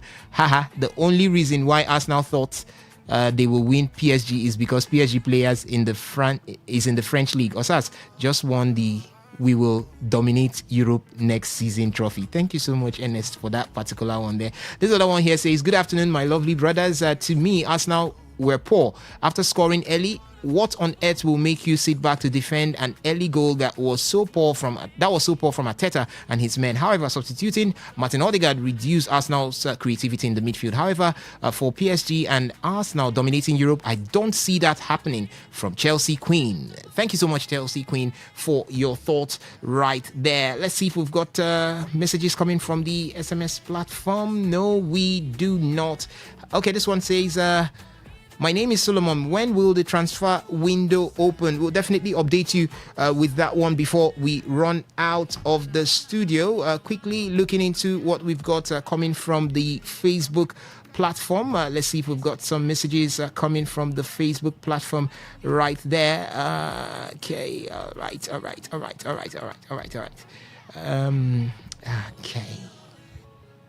Okay, nothing to coming from there. Ladies and gentlemen, boys and girls, let's see if we can take one more call? Okay, the transfer window would open on June the 15th, 2026 for the English Premier League and the EFL, call that the English Football League the championship right there. So 15th of June, players can start moving from one end to the other. Ladies and gentlemen, boys and girls, this is the much we can take on the show this beautiful afternoon. Thank you so much for listening. Thank you for also joining us from the various feedback platforms. Thank you to Benjamin for doing this with me. Do remember, we'll be back here 6:30 a.m. tomorrow morning for Sports Attack and 3 to 4 p.m. for today's Sports Live. Keep a date with us. My name still remains Assassin Himwin, and I'm saying stay lifted and stay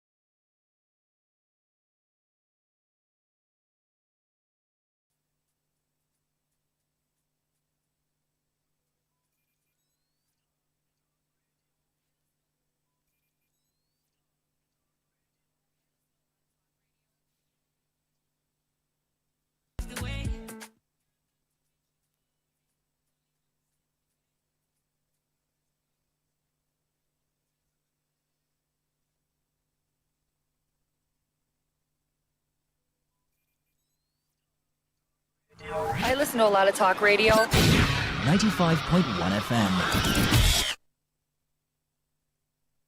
Whether it's happening in Port Harcourt, South South, Nigeria, or around the world, we've got you covered. On air, online, delivering balanced news and unbiased analysis. Today, 95.1 FM.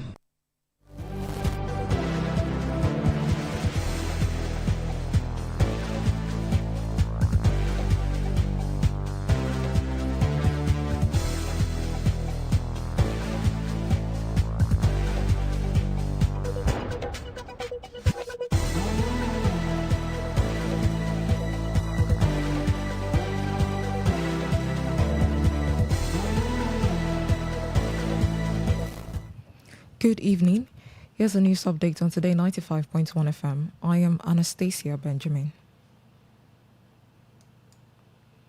The Central Bank of Nigeria, CBN, has extended the deadline for compliance with its point-of-sale POS terminal geofacing framework to July 31st, 2026, giving financial institutions and payment service providers additional time to meet their requirements. The extension was announced in a circular signed by Director of Payment Service Supervision Department, Rikia Yusa. The initiative is part of the Apex Bank's effort to strengthen payment security, curb fraud, and prevent the use of POS terminal for criminal activities, including robbery. Under the directive, all participants in Nigeria's payment ecosystem, including deposit money banks, microfinance bank, MFBs, mobile money operators, MMOs, super agents, and switching companies must adopt the ISO 20022 messaging standard and geotag all payments terminal.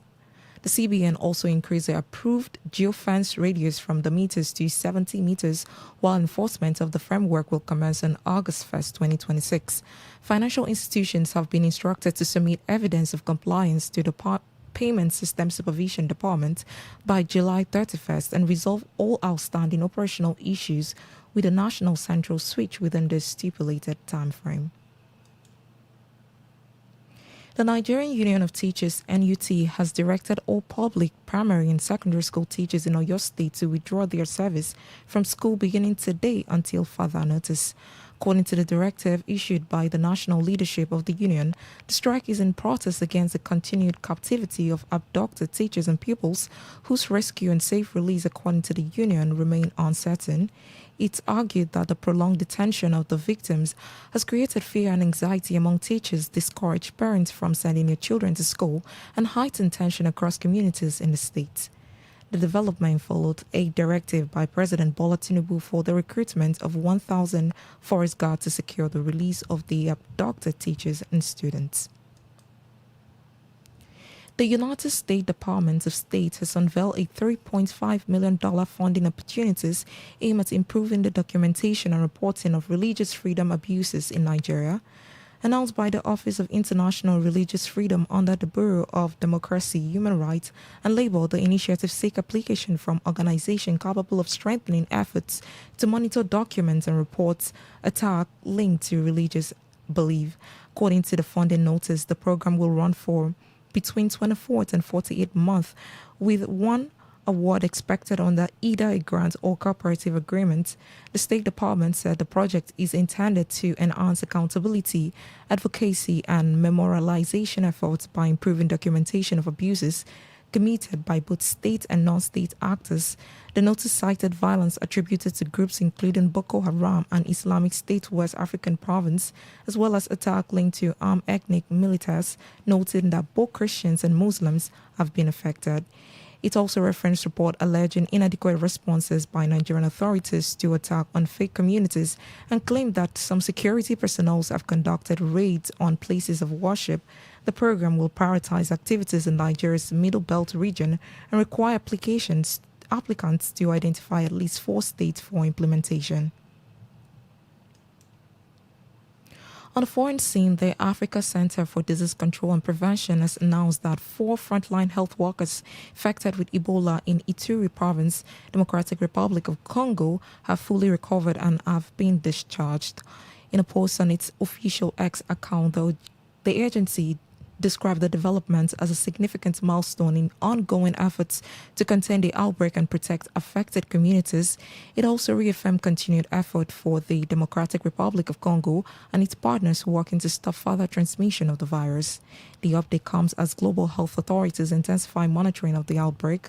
The World Health Organization (WHO) confirmed that the declaration of a public health emergency of international concern (PHEIC) covering Ebola outbreak in the DRC and Uganda followed procedures under the International Health Regulation. WHO Director General Tedros said the decision was made under Article 12 due to the rising concerns over the epidemic, noting that it marked the first time the PHEIC was declared before convening an emergency committee.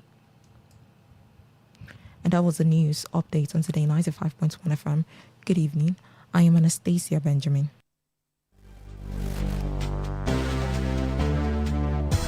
Today's news, today's entertainment, today's sports, today's issues. Today on Today 95.1 FM, Port Harcourt.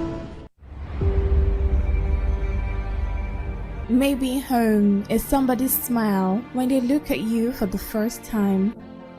Maybe home is being a home to something you love and adore with all your heart, and that is what life, friendship, and love are all about. Maybe home is listening to all of your favorite shows on Today 95.1 FM. We create memories. We inspire comfort. We are the voice of the people, and we are home away from home.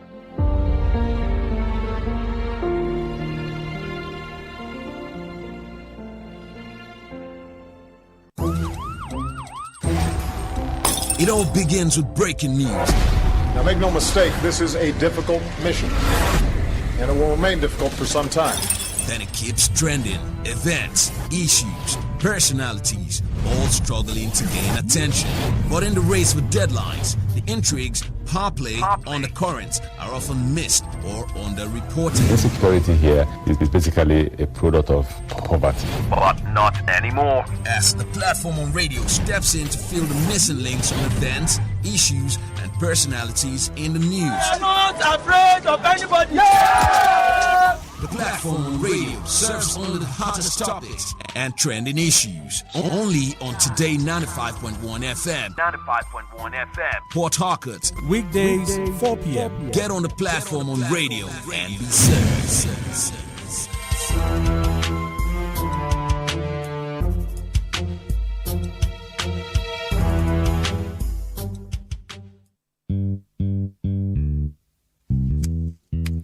All stands, greet. Good morning, sir. Good morning. You're welcome to Jagbajantis High School. My name is Sound Sultan, your new mathematics teacher. By the way, do you understand Pidgin English? Yes, sir. Okay, now what we go use henceforth? Okay, carry your pen. Carry your paper. Them for my class. People of this world, them plenty. The sins of this people, many. So many. Many times plenty, multiplier. Many times plenty, multiplier. The answer. 9 minutes past 4. It's a rather wet Monday evening, but nonetheless, we'll still make do with what the weather has given us today. Welcome to another edition of the platform on radio on your premium talk station Today 95.1 FM Port Harcourt. I am Dawn Wilson. Of course, I shall give you insight into some of the news reports making the rounds. Now, the platform on radio is a program where we come to dissect trending issues with correspondent reports. Our correspondents are out there sourcing reports from the field, and on this program we take their reports and have them give us more details. Perhaps you get to hear what's not entirely in the news. And on the menu this rather wet evening, beautiful evening nonetheless, Rivers APC stakeholders demand compliance with court orders following appeal court ruling. NLC calls for higher wage, citing inflation and naira depreciation. finally, Inspector General of Police warns against recording of false police videos. All right, before we get into all of that, know that you can be part of the conversation by calling or texting in, and of course, joining via some of our social media portals. Now, if you'd like to be part of the conversation, the numbers are 0810-9510-951. That's 0810-9510-951. For text messages, voice notes, and WhatsApp messages, 0701-9339-962, 0701-9339-962. Now, you can be part of the show via YouTube Live. All you need to do is go to Today951.fm on YouTube, Today951.fm. You can watch, listen, and of course send in your messages there, and I'll check and see. You can also be part of the show via our website, www.todayfmlive.com, www.todayfmlive.com. Listen live right there in the middle of your screen, black and white. Tap it, you are in. Now, for those of you who have the Radio Garden app, which you can get off of Google Play Store and the Apple Store, just look for Today 95.1 FM. Yeah, that's it. I think radio.org.ng. Yes, for those of you who prefer that, yes, you can also get in through that way. Now, here's the thing. 3 stories on the table. We'll take them one after the other, and you can react on each story. Now, when we take the third story, it then becomes a free-for-all. Any story out of the 3, of course, you want to respond to or give your perspective on, you'll be free, but only after we've taken the third story. All right? All right. I think that's all. Oh, yes. And another ground rule. 1 minute is usually the time given for, responses. Now, at the very least, 1 minute, 30 seconds. After that, you'll hear me say, all right, and then I'll have to cut you off. So get your thoughts in order, and let's have a great conversation. All right, let's fire away. The leadership of the All Progressives Congress, APC, in Rivers State, led by Chief Emeka Bekee, has cautioned that all nominations, representations, communications, documentations, and decisions made on behalf of the party in the state between December 20, 2024 and Friday, May 29th of this year under the Tony Okocha-led executives are illegal, null, void, and of no effect. The publicity secretary of the Bekee faction, Darlington Nwauju, stated this during a media briefing in Port Harcourt in reaction to the recent Court of Appeal judgment insisting that there is no other legally constituted APC executive in Rivers State outside the one led by Chief Emeka Bekee pending any Superior Court decision.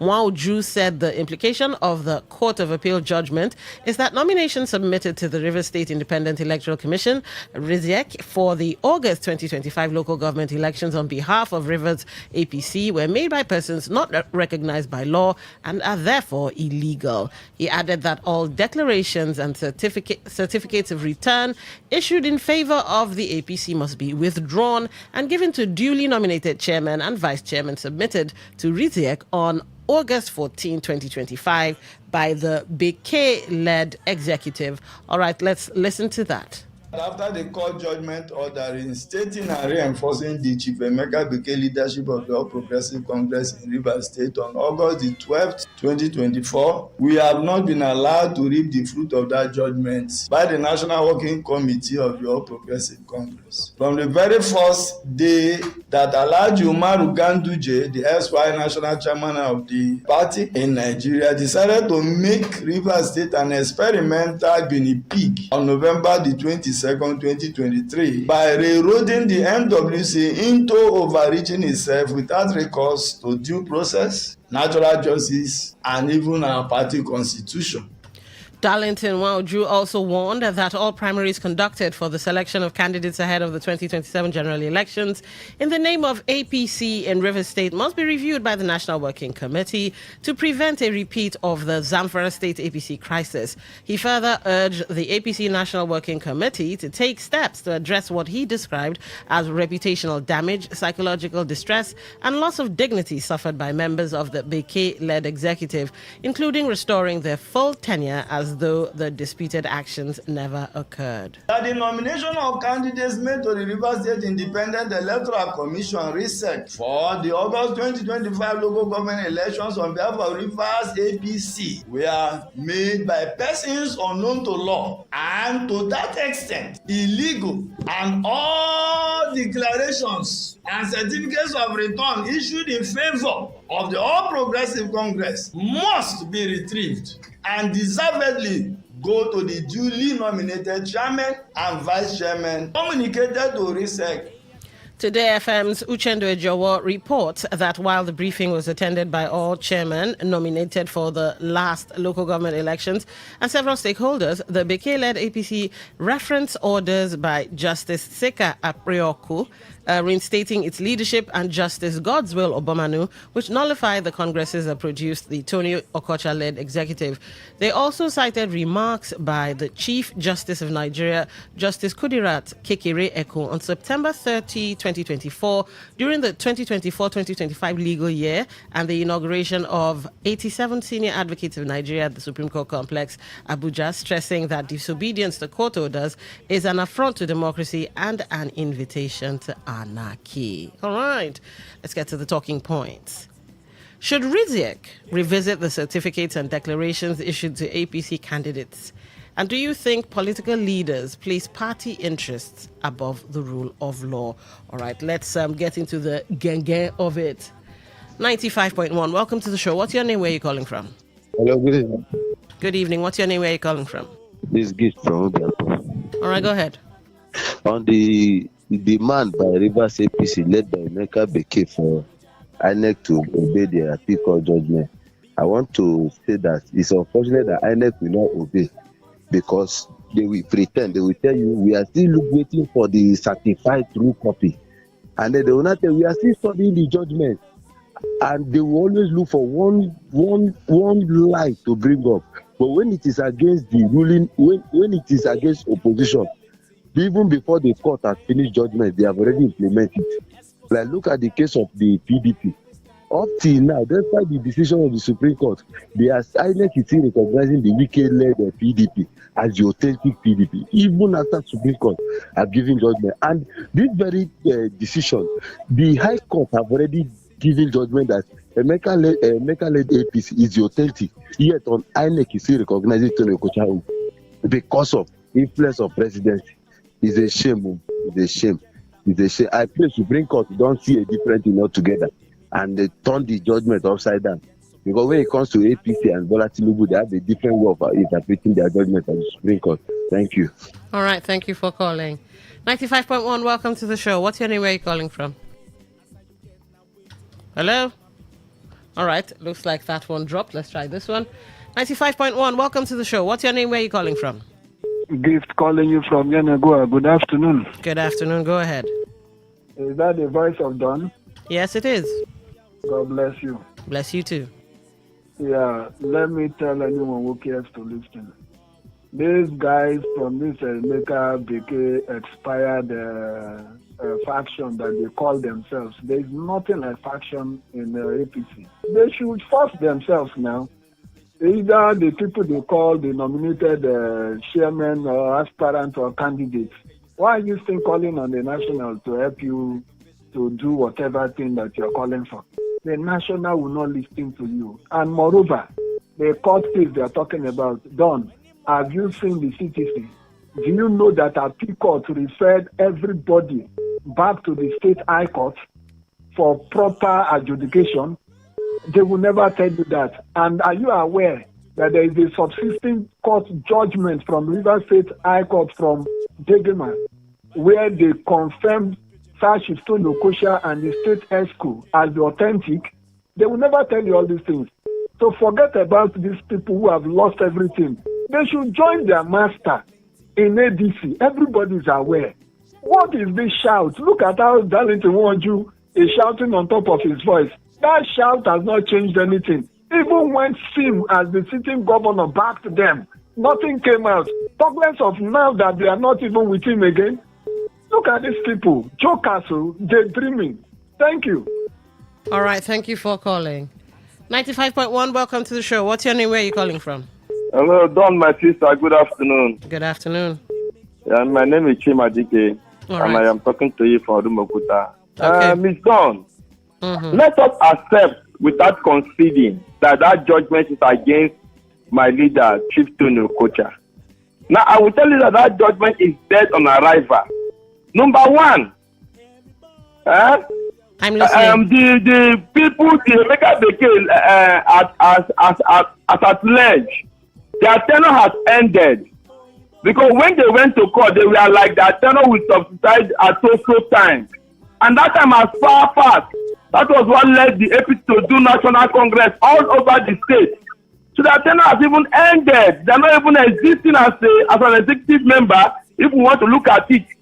Then number two, the primary that was being held in Rivers State was not held by the state. It was being conducted by the national. And it is a direct primary, not indirect, where you use delegates. So it will not even affect the candidatures of the party because the team was conducted by the national and supervised by INEC. They did not perform. They did not do anything. The people did a direct primary, option A4, lined up. You understand? Then number three, if they are going to appeal it to Supreme Court, and it's going to last another 3 years again. But then this cannot even how to do government or know how to manipulate the constitution or the law. Do not joke with them. The law is not only made to punish those that are contravene it, but it is there to protect them also. Okay. You understand? So if you're shouting the law, constitution, you don't know how to do it. Go and meet Chief Okocha and yes, so we can teach you how to do the law. My name is Chima Dike for Rumokuta. Thank you. All right, thank you for calling. Phone lines are still open. 0810-951-0951. 95.1, welcome to the show. What's your name? Where are you calling from? Yeah, Caption. All right, welcome to the show, Caption. Go ahead. I think in the morning, I heard the Okocha's led APC that said they will study the CTC and take action. Okay. There is no need of interpreting this judgment that came from our appeal court because that's what actually happened when they were parading status quo antebellum. Nothing will come out. I'm not a lawyer. I told them that judge that pronounced that as antebellum, status quo antebellum is dead on arrival. The rival groups were parading themselves antebellum. At the end of the day, the Supreme Court rubbished antebellum status quo. That is, again, what do you appeal? They said that led government was nullified by the lower court. And what the appeal court said, they have affirmed what the same judge said from the lower court. That NC, though, let them go and inquire for the CTC and take action rather than giving contrary interpretation on when it's due them that they will not feel the candidate. That was, in fact, they are now parading themselves at the court, at the bench, and everything. Don't worry, let them know. In fact, if they want to dare the judgment, let them not appeal it, and we will take it off from there. Thank you. All right, thank you for calling. 95.1, welcome to the show. What's your name? Where are you calling from? Hello. Hello, what's your name? Where are you calling from? Victor Colonel from Abia State. Victor, all right, go ahead. You have the floor. All this, that young man always speak in that this radio. Chimadike is a big fool. Hey, okay. That come on. Hello? Please keep your comments civil, please. Hello? 95.1, welcome to the show. What's your name? Where are you calling from? This is Radio Councilor. All right, go ahead. You have the floor. You see, all this happening in Rivers State. I didn't blame former Governor Wike. I blame him. All right. Where I blame him, if you know the meaning of governor, all this thing that's happening in Rivers State is happening. He give people all these people jobbers, for NDC. If you go in these people will say, my Oga, they know I give them money to come over and make noise in River State. River State has become a people who knows what to talk, they talk. Because of him. People, how can he be there? Somebody comes from Abuja and bribe goes to the local government. You see, they say my master. If you keep a letter in River State clean and clear, we can 10 times. Me, the person will win. It's not by packing River State, but it's that people. You are in Abuja, you are in River State, you are in Abuja, in Abuja. For me, I don't have a leader in River State. I cannot have a leader who feel that you have shop in the whole River State, you had whole estate in the whole River State, you had whole land River State, and I get all the niggas and put in junction. That's not what you pro River State governor. That is why people come here, the fast money go, nobody will talk, fast money go, will not travel. See how God deliver at their state. Okay, is doing one here. Wike has called River State so bitter that nature will never forgive him. He called River State state of emergency for 6 months. He has not happened again. Only greed, only to get everything. Want to get up one time, want to get down. Only one man. And who are saying, my leader. I didn't get any case. I didn't defend any case. All right. You only to do that for judge or your own selfish interest. Okay. God is yours too. All right. Bye-bye. Bye-bye. Thank you for calling. 0810-9510-951. That's 0810-9510-951. All right. The platform, welcome to the show. What's your name? Where are you calling from? Hello? Good evening, man. Good evening. What's your name? Where are you calling from? Yes, I call him from Obakari Clan. I remain Chigozi from Odon Obakari Clan. That's my name. Okay. Yes, my stake in this matter is that let the party involved obey the court order. It happened when Amici was ruling. It happened in APC when Amici was a governor. When Magna Sabi went to court, the court then went, Federal High Court, they notified the Congress, which they did by that time. So they should obey the court order. Thank you. That is my stake. All right. Thank you for calling. The platform, welcome to the show. What's your name? Where are you calling from? Yeah, good evening, Don. Honorable Chris O'Chris? Yeah. All right. You're right. This Honorable Chris O'Chris. You know, there's one out there that if you're going to equity, you go with clean hands. Okay. You know, when these people started disobeying court order, pushing all the propaganda, people were clapping for them, forgetting that the goat who refused to cry when they carried the she goats on harvest day, the Christmas day will be his or her own turn. You see now, they are crying. See, intelligent or an intelligent is not when you speak the whole grammar in the world. There is a way to speak the whole grammar. It looks foolish to some people's eyes. All right. How can you say that you are leader, anything you are leader, anything a grown-up man will tell you to do, a 40 years old man, is what you will do. If the man say you should not eat in the morning, my leader have not asked us to eat. Don't eat now. When hungry, why are you? You don't know whether now your leader you go. They come to obey your leader. Your leader say, put your hand fire. Carry your head, put. My leader. And when I hear some group people, our leader say we should not go out. No problem. Stay there, don't go. All right, thank you for calling. 95.1, 0810-9510-951. We lost our call. 0810-9510-951. Number for WhatsApp messages, text messages, and voice notes, 0701-9339-962. I really wish it's one of those times now. I'm not going to stick my neck out. I know I'm a lawyer and everything, but I'm not sticking my neck into this hot water. I wish we had a way to reach out to a lawyer who could come and break this down. But who knows? Maybe tomorrow's show, tomorrow's quest and all of that with Kelly, they might have a lawyer and we'll get perspectives for and against. At the moment, I'm between a rock and a hard place to start breaking these things down. But it's a gang moment if I've ever seen one. Now we have the Tony Okocha-led executives. We now have Emeka Beke again. Oh, only River State.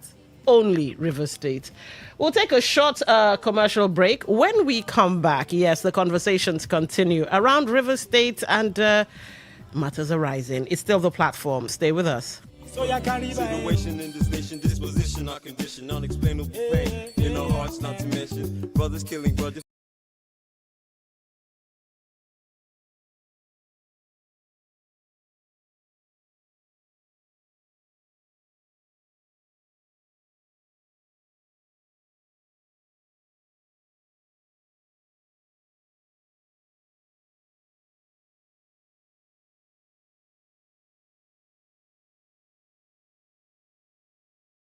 Big with Bet Niger's truly Nigerian casino. Not for persons under the age of 18. Bet responsibly. Bet Niger, truly Niger. True strength. What defines it? The brilliance of a player, or when a team comes together to win. A solo beat, or the rhythm of many. The flair of one dancer, or the art of a troupe. One distinct voice, or the beauty of the symphony.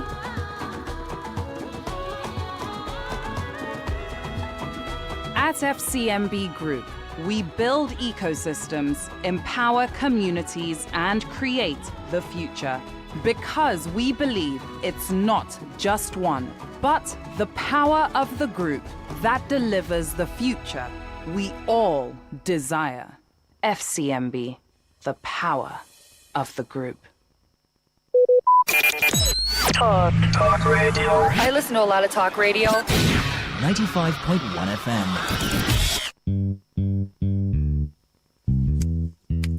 All stands, greet. Good morning, sir. Good morning. You're welcome to Jagbajantis High School. My name is Sound Sultan, your new mathematics teacher. By the way, do you understand Pidgin English? Yes, sir. Okay, now what we go use henceforth? Okay, carry your pen. Carry your paper. Fem for my class. People of this world, them. All right, welcome back, and let's hit the ground running, as they say. Second story. The Nigeria Labour Congress, NLC, has rejected a proposed 100,000 naira national minimum wage reportedly being considered by the Nigeria Governors Forum, insisting that a realistic living wage under current economic conditions should be as high as 1 million naira. NLC spokesperson Benton Upa said while it was commendable that governors were considering a wage review, the proposed figure fell far short of what Nigerian workers require to cope with the rising cost of living. His comments followed remarks by NGF chairman Abdul Rahman Abdul Razak, who said governors were discussing a new wage framework with the federal government and organized labor. UPA cited the depreciation of the naira, persistent inflation, higher electricity tariffs, rising fuel prices, declining purchasing power, and the impact of new tax measures as reasons a significantly higher wage is necessary. He argued that government revenues have improved and should support better worker remuneration, pointing to increased allocations from the Federal Account Allocation Committee and additional revenue linked to global oil market development. The debate comes amid mounting pressure on household incomes following economic reforms introduced by the administration of Bola Tinubu, including fuel subsidy removal and the floating of the naira. All right, do you think Nigerian workers receive fair compensation for their efforts? Oh, should I set the mic on fire? Of course not. I kind of side with UPA.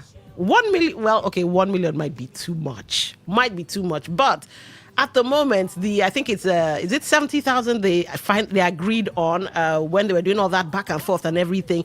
The 70,000 too small. The 80,000 some started paying. So I think some were even paying 100,000. I think Governor Fubara at one point in time dashed civil servants 100,000.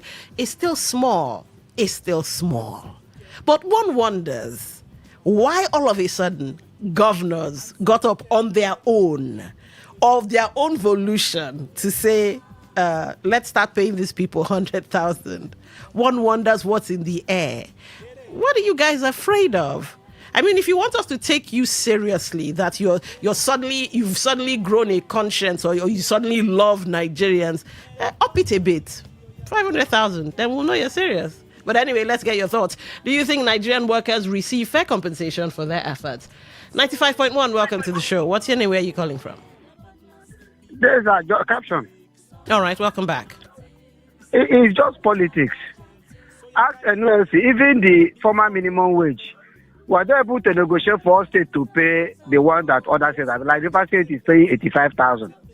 Some states are paying more than some states are still paying 50. NLC have the opinion, even since they started this agitation, let states pay what they can pay. You see, this NLC is just cosmetics. How many states agreed to pay 100,000? Can Kwara State, can state like Kogi pay each worker minimum wage of 100K? They're just deceiving themselves. I don't understand why. Is that they think that everybody in Nigeria are just a gullible people that they come and just have a meeting and begin to dish out figures. Ask NLC that met with them or whatever they even argued. How many states is paying even 80,000? So let them start deceiving their workers. And if every state in Nigeria can pay their worker 100,000 minimum wage, my dear, it's a welcome development. But as I tell you, what he heard is just a fake pronouncement. Thank you. All right, thank you for calling. He says it's a fake pronouncement. What do you guys think? Well, the last caller did ask a valid question. Do you think they can actually pay the 100,000? Well, I think they can. Because for them to come out now and start singing, increase it, I think they can. For me, it's the why. Why is it suddenly comfortable? Because we remember the back and forth for ordinary 70, but all of a sudden now you can pay 100,000. Anyway, question on the table. Do you think Nigerian workers receive fair compensation for their efforts? 95.1, welcome to the show. What's your name? Where are you calling from? Good evening. Don. Good evening. Let me say this. In a week or in a month, 200 naira pure water, only me, in a day.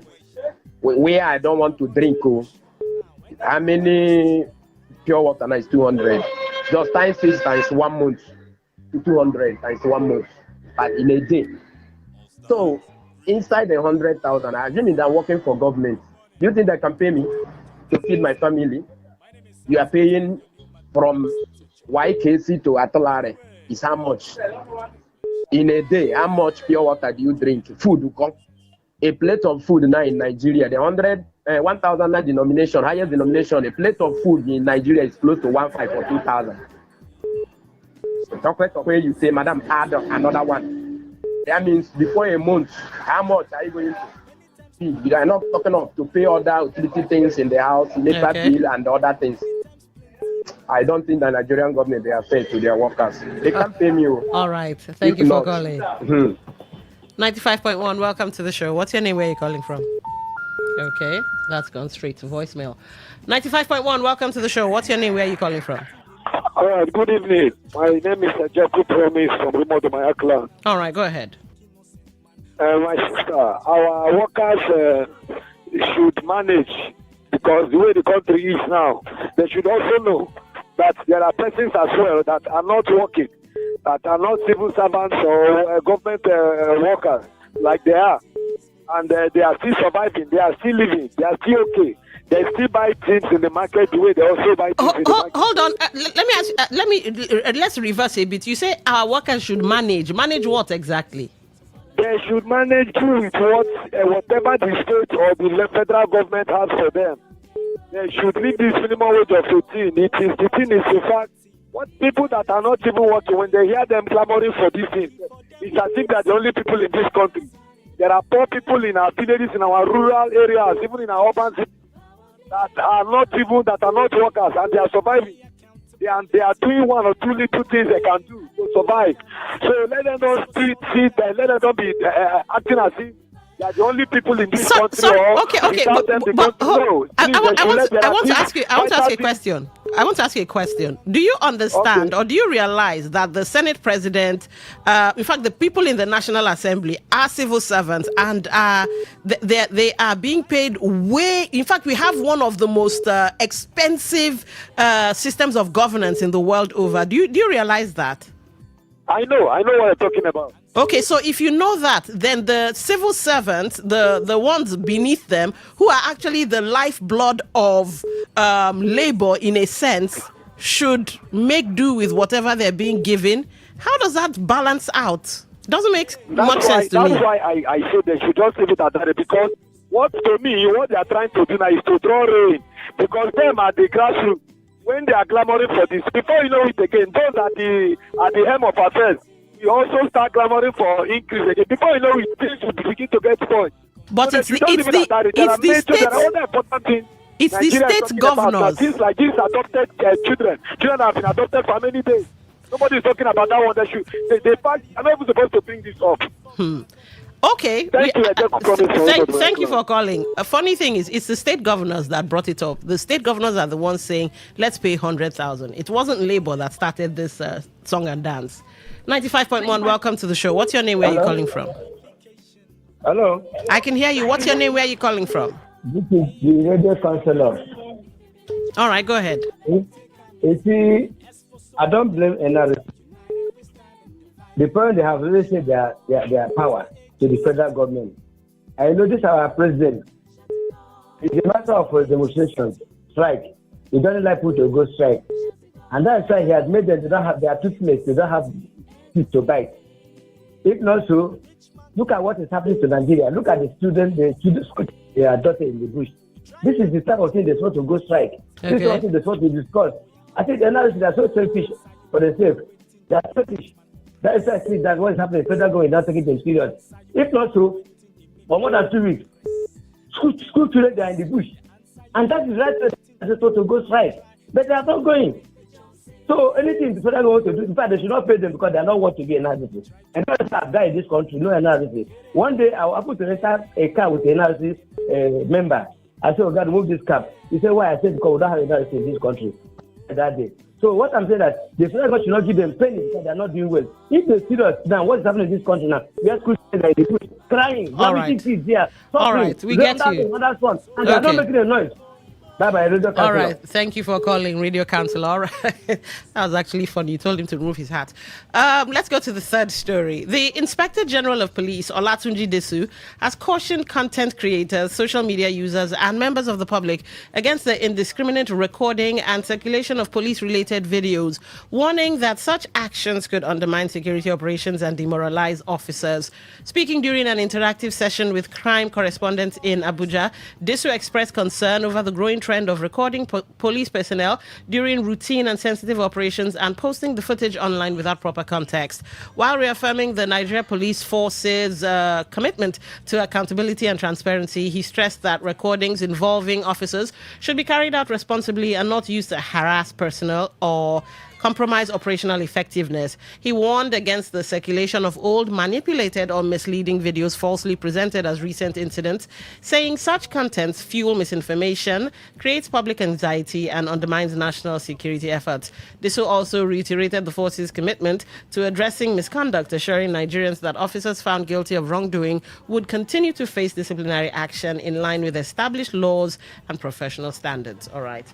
So, where should the line be drawn between public accountability and operational security? And also, what is the best way to balance police accountability with security concerns? That's a question on the table. Where should the line be drawn between public accountability and operational security? Secondly, what is the best way to balance police accountability with security concerns? Well, for me, where the line should be drawn between public accountability and operational security is context, the circumstance. If it's a stop and search, if it's the Ogunje one standing on the road, fine. But if it's something where you know that, okay, something is going down, some security emergency is going on, fine, and lives could be at stake, then yeah, give way. But if it's all these regular ones, film them. 95.1, welcome to the show. What's your name? Where are you calling from? All right, looks like that call dropped or we're having network issues. 95.1, welcome to the show. What's your name? Where are you calling from? Obinna is calling from Capacity. How are you? I'm fine. Go ahead. The IG last month was said that you should video and you have right to video. Now, for him to come again and say that you should not video, you should checkmate the things you video. I think he's trying to cause trouble. No. I don't think he's trying to cause trouble. I think context matters. And I think he's looking at the circumstance. So like I said, if it's the Egunje ones on the road doing something illegal, yeah. But when it's in the course of duty and it could be that you could put yourself in danger or something, yeah, I think that's where he's going with that. But sister, what I heard and what I read from the IGN did not specify and say when they are doing this and when they are doing, because we know that Nigerian police have a lot of allegations against them when they have to collect money from people, but the way of arresting, the way they behave. I'm telling you. So, all right, which one are we going for? let me read a particular paragraph. Speaking during an interactive session with crime correspondents, Disu expressed concern over the growing trend of recording police personnel during routine and sensitive operations and posting the footage online without proper context. So that's where I'm drawing my own understanding from. Okay. Now you have read this one. I know I overheard that one. But the problem I have now, you know, as a citizen, we like videoing. We like video. Even when we see people are dying, they want to video. This Boko Haram that is collecting money, a huge amount of money, they are bringing evidence from people, and nobody's saying anything. You know?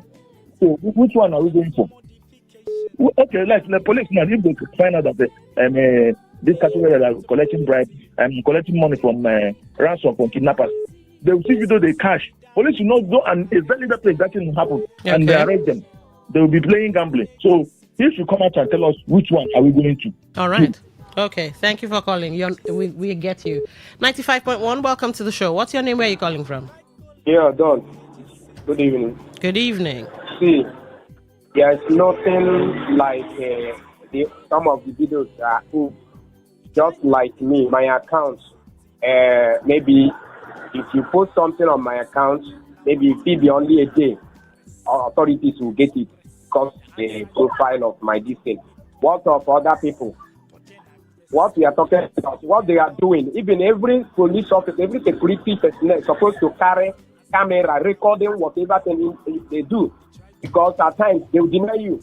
All right. In a situation where they tell you, even in this police station, you see where they wrote on the billboard, I accept that I'm not paying 1 naira to you, and before you sign. If you didn't sign, they will not release their person. That one is what? So which one are they going to believe?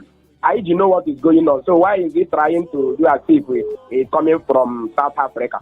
All right. Is he a Nigerian man? Okay. Thank you for calling. Belly. 95.1, welcome to the show. What's your name? Where are you calling from? Good evening, my doing well sister. Good evening. Doing well, brother. Yes, so it's me doing well, calling from my forum. Mm-hmm. Can I comment on other of the headlines? I guess so. Okay. You see, the area of Nigerian Labour Congress and the workers, you see, these governors, then they did well. They did well by asking all their fellow governors to increase the salary of the workers. Is good. But the money they are talking about here is too small.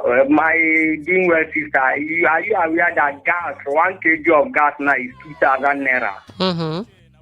And some civil servants some of them have like 5 children, plus with their loved ones they are staying with me. So they are up to 8, 9.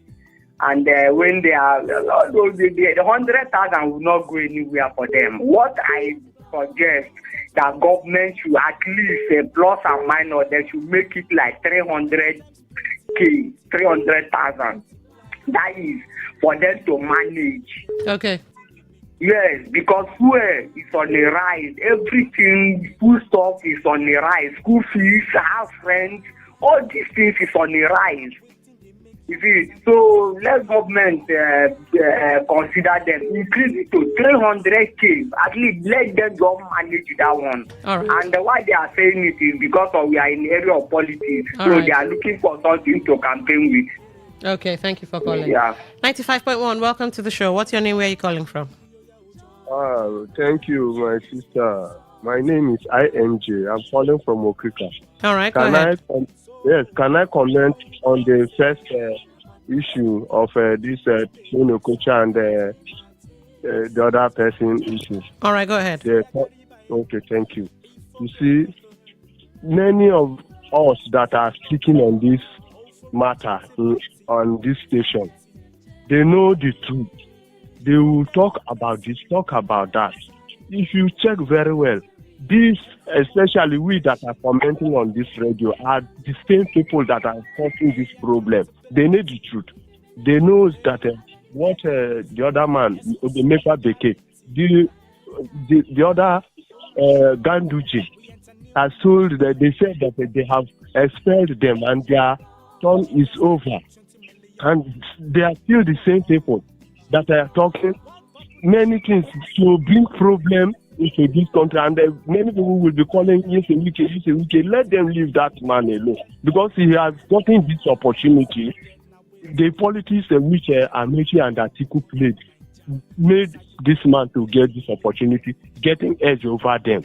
So let them not worry, because this court judgment will go nowhere, and as it is, it will remain like that, and they should know. All right. Let them not worry the court people and everybody. So we are all in this city. We know as all these things happen. They will talk. Hello, are you there? Yes, I'm listening to you. Okay. They will say Riverine, Upland. All these are the same people that have been talking about even good dog Jonathan till Buhari up till this moment. They are still commenting. This comment they are commenting is the same thing that is worrying up till now. We have this governor. I don't like the way people are talking on radio. They are spoiling the whole state and everything going haywire. Okay, thank you for calling. Let's take some text messages and see. Their principal has been getting all kinds of court judgments and enforcing them. What's the hula baloo about this current judgment? If they have any iota of honor or integrity, they should quickly obey the court order dissolving their ESCO under Okocha. That's from Kanu. Okay. On Wednesday, the 27th of May, I stepped out of... Okay. That's something else. Let me ask this question, and I suggest that all the panelists comment. Is Nigeria a corrupt society or not? And is true, do you expect the police not to be corrupt? The problem is that we are too one-sided in our analysis because we do not see the giver of bribe as offender. Okay, that's from Mr. Webb. If I were federal government, I will not listen to NLC because they were cajoled by federal government into believing that the removal of fuel subsidy will bring economic El Dorado in the country. They should wait. We are just entering phase 1 of suffering. Chijoke. All right, thank you for that, Chijoke.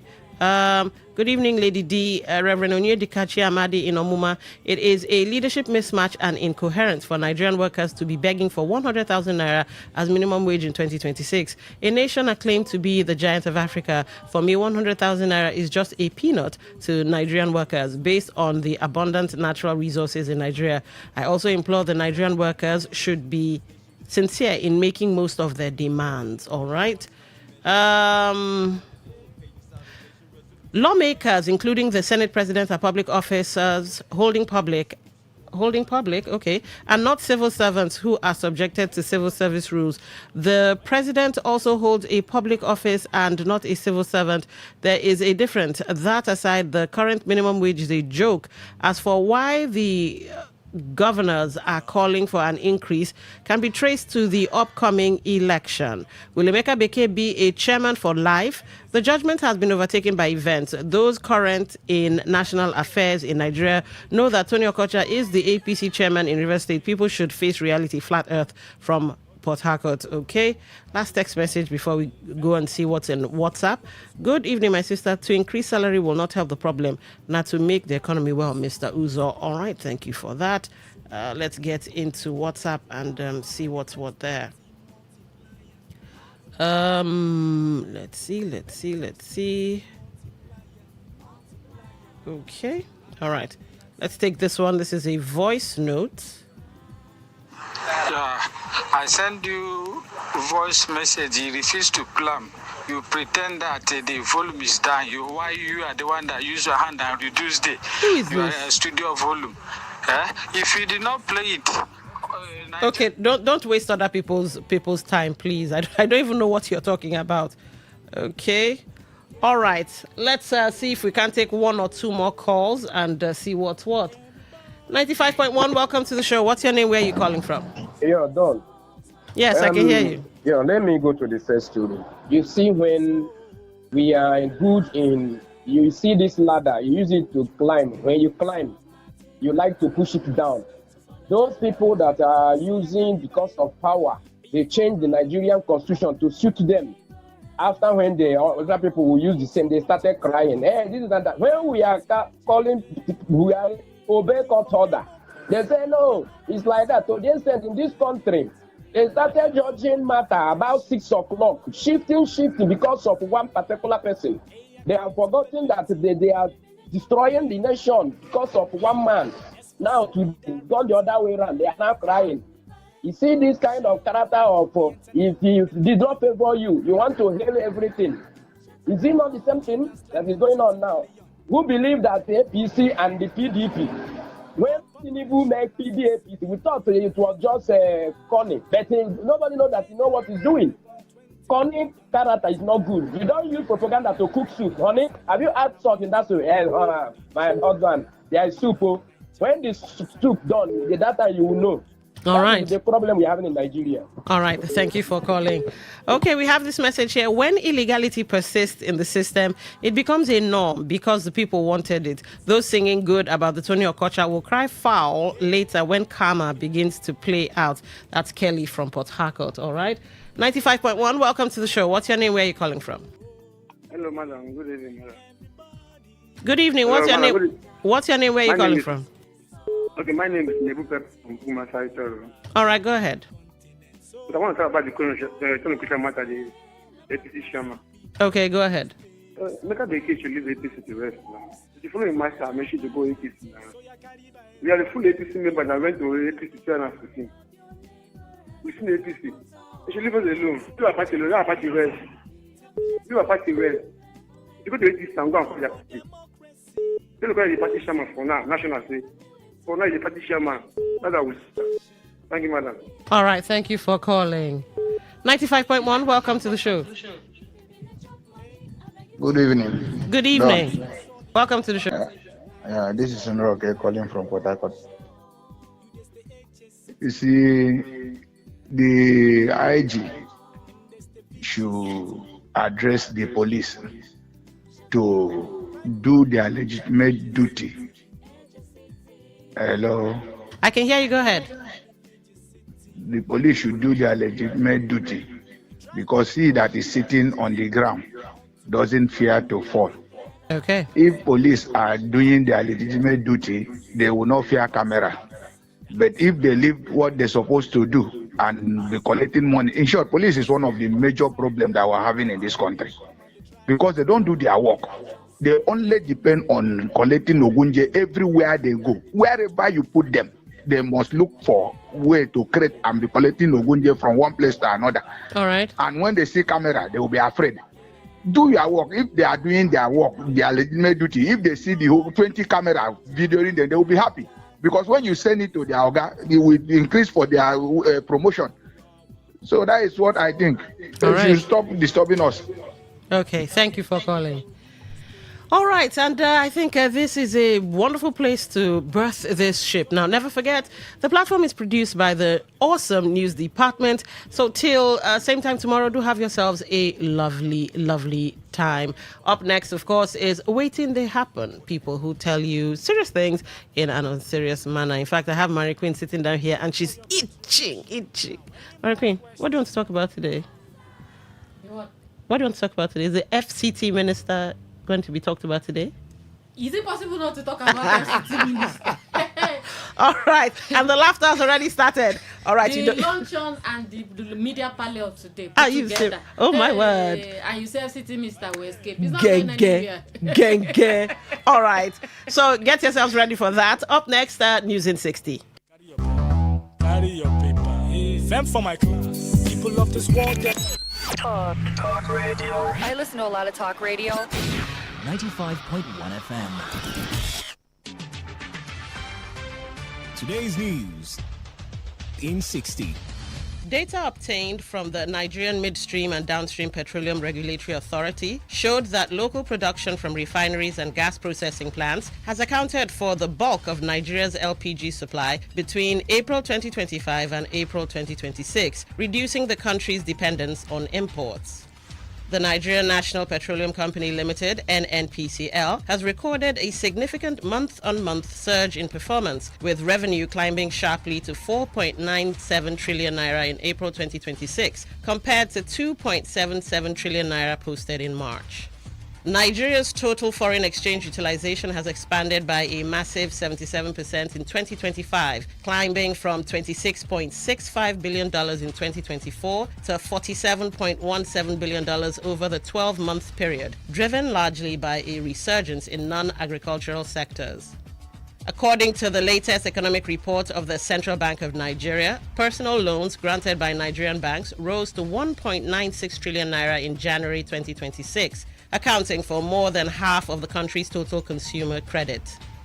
On the foreign scene, Bangladesh has increased the fuel prices 6 weeks after the previous increase, as the government seeks to ease pressure on state finances affected by the conflict in the Middle East. Today's news in 60. In 60. What if the internet had a voice? What if we knew exactly what you love to listen to? What if we understood your vibe, your voice, your opinion? Today, 95.1 FM. Today, 95.1 FM. We are the voice of the people.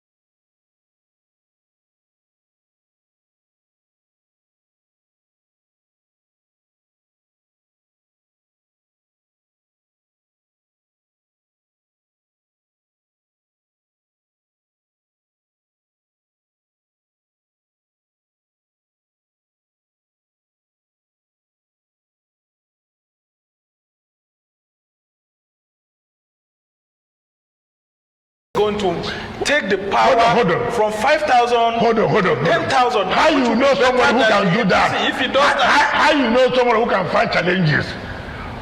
Well, he's been a former governor. Peter B. What is that? Who can look? Peter B. likes food is ready. Mama put. I don't want struggling. Look, I don't. This country there are challenges. You must have the capacity to face those challenges. It's not when you hear one problem. Oh, this problem is too much. Let me move to so place. Look, you saw in PDP all the governors. Is that correct? I said I will not leave this party. They had money, yes, but it's no money. I said I was not going to leave. Rather, you will leave. Have I left? Have they not left? It's challenging. Face the challenges you have. That's what makes you a leader. That's what makes you a man. Leadership is not dashing you something. That's not a leadership. You remember when I came here as a minister, There's nothing I did not, no abuse I did not get. You think he has Port Harcourt, he can't do it in Abuja, I say it will be done. I'm doing it. Heaven will not fall. In fact, heaven is at peace now. Heaven is at peace. Based on what you see, you must, and that is why I look at what the president, you see, we have had governments that have come. Everybody have noticed that this subsidy was a cancer. There's no government have never identified that. Every government, what did you do? Haven't identified this. That very leadership now comes in. This parent government has come and has said, this is a problem.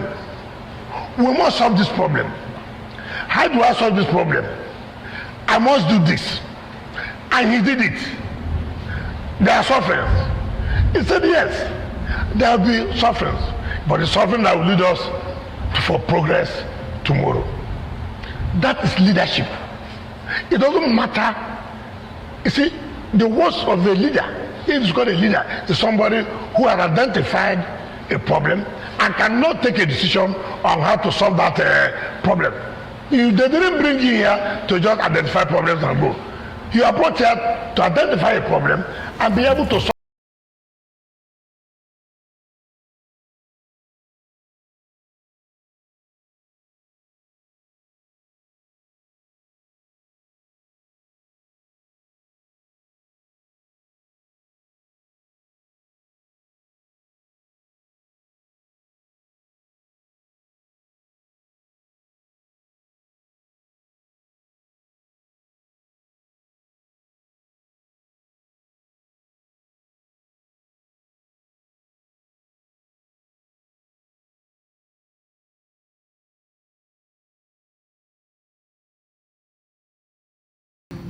If you want to be relevant in the policy of Rivers State, come and join the Rainbow Coalition.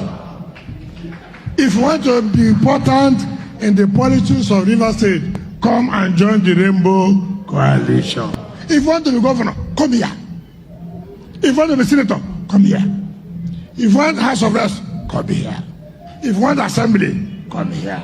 If you want chairman of local government, come here. You must come. If you don't come, you cannot get it. You cannot get it. You must come here. You don't know what we have suffered, what we have to build a system. It's not easy. It's not easy. Sir, let me also thank Tony Cole. He's not here. He's not here. I was talking to our leader, Chief Federal Alabama, but we agreed that, well, in the next leadership, they should call him. But I thank him for that, showing that sportsmanship, that it's not a do or die, that's for the interest of River State. And he has agreed to work with us.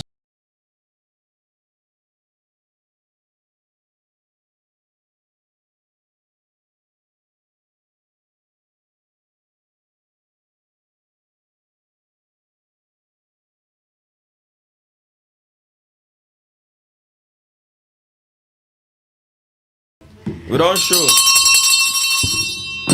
Thank God it's Monday. Monday, Okpo. People we enjoy long holiday, they no go follow you. They thank God it's Monday. Mm. Come imagine say you day house Wednesday, Thursday, Friday, Saturday, Sunday. Monday will come there like say waiting happen. Una for put jara for this Monday. Nah, wow. But it's all good. We're here, Abi. We are here. We have come. We have come. Thank God it's Monday. And before I continue, today is a very special day for a lot of people, most especially the ladies. Why? Today is World Milk Day. Milk. You don't know say today it's like breast. No. Waiting concern women and milk. Today is World Milk Day now. It's you don't remember babies when they drink milk now women. No, I didn't talk for ladies now because they are also one of the they use milk. They play a very crucial role in the milk business. without milk, how the pikin won't use sabi book? So are they not playing a major role? Are you not playing a major role? Milk day, all this thin milk day must not be the mama own. So even farmers too, we need to celebrate our farmers because today now what farmers day too? No, now based on milk, now farmers too they follow produce milk. As you see where your mind they only women. Okay, and then they thank God for herdsmen then cow milk. Then say this time the team now celebrating women farmers. So this time shout out to all the women waiting into farming. No be the one waiting for GRA Junction they farm. Where they close to Abacha. First time happy new month. So happy new month. Now still okay, happy new month in collaboration. Happy World Milk Day. So what do you have for everybody producing milk? What do I have? What do you have to tell them? Everybody producing milk. Farmers they produce milk. More women they produce milk. A lot of people they produce milk. Even some men they produce milk. If man produce milk, while I do that one I go no. If they produce milk as a man, go treat infection. Just go treat infection. Go to Mokoro Junction. Your solution is there. If they kill mosquito, they kill cockroach. God, I beg. Go make them mix or tapia for you. Anyways, we don't show. How fun are you there? How you enjoy your weekend? I'm good. Weekend is okay. Today rain say see me here. But they come the road clear. No road clear. If not road clear. But the rain just is stop. No, say Port Harcourt immediately rain just fall like this. Everywhere don't look a bit. But you know say work be never close. Now from that kind 5 p.m. now, as work close where everybody they rush out, and the road feel lock. But if then they patient, the way to the key drivers now patience, they know they patient. Not true. If then they patient, everybody go they move small, we go reach. Not true. Anyways, we don't show again. We there for 95.1. Waiting to happen now the show. I always tell on I say if you want watch us, you fit check us at YouTube at Today951.1fm. We're there for YouTube, and on our Facebook at Today95.1fm for Facebook. And if you say you want to listen to us on our website, just go on www.todayfmlive.com. Or if you say you want to check anything app wherever in the world, they just download the Radio Garden app. For the Radio Garden app, search Today95.1fm. Now there you go see how all of us with the yarn, all the new story and everything will happen for the country. My name is MC Kuro, they call me the king of weddings. Anywhere wedding they happen for the city, outside the city. If you look very well, you go see MC Kuro with it there. I do stock this thing. Say Pikin where then carry for back. In it they know say the journey far. We don't show not to go remain. All right, my better country people. Now good evening. My own name now Mary Queen of the Most High. We don't show not to go remain. But just in case you want follow me for Facebook. Maria Dakwan. MARIADAKWAN. Okay, we don't hear from Maria. But you get first you get what they call Black Maria. You don't hear about that thing. Done, I will kill this your OAP now. No, like I don't know that you don't hear about that. I don't hear an Black Maria. Okay. But no be your own Maria, they different from Black Maria. Mine is the Latin name of Mary. Oh really? Yeah. Are you serious? Mm-hmm. So which one be the Nigerian Mary? Nigerian Mary. You say you're on a Latin Nigerian name. Mary na Miriam na. Okay, Miriam. What about the query? Una no get. Unless when I do correlation, when I feel correlate. You don't get. That's serious. Okay. Well, like job people man tell us the job of Mary. Yeah. They forget though, but Miriam name be. So my own idea. See this Black Maria stuff they use here. Other countries know they use them again. Are you serious? Nigeria na today cake. Everything we concern una a cake. Anyways, we get one senior woman we just did for the studio, just they look us a smile because she carry better and ogbonge news come for us, and we talk about Solution Organic Day for the studio. Madam, good evening. Good evening. I enjoy your show here. Okay, Thank so you. what may introduce yourself to Port Harcourt people, River State, Niger Delta, and Okay. the world? Okay, good evening. My name is Dr. Mrs. Osimiri. I want me to put some more ginger. It look like Dr. Mrs. Osimiri. I did before now. I just dey happy anyhow today because I know say solution don't come. Now I make I day here. So I dey greet on our Port Harcourt people. How na dey?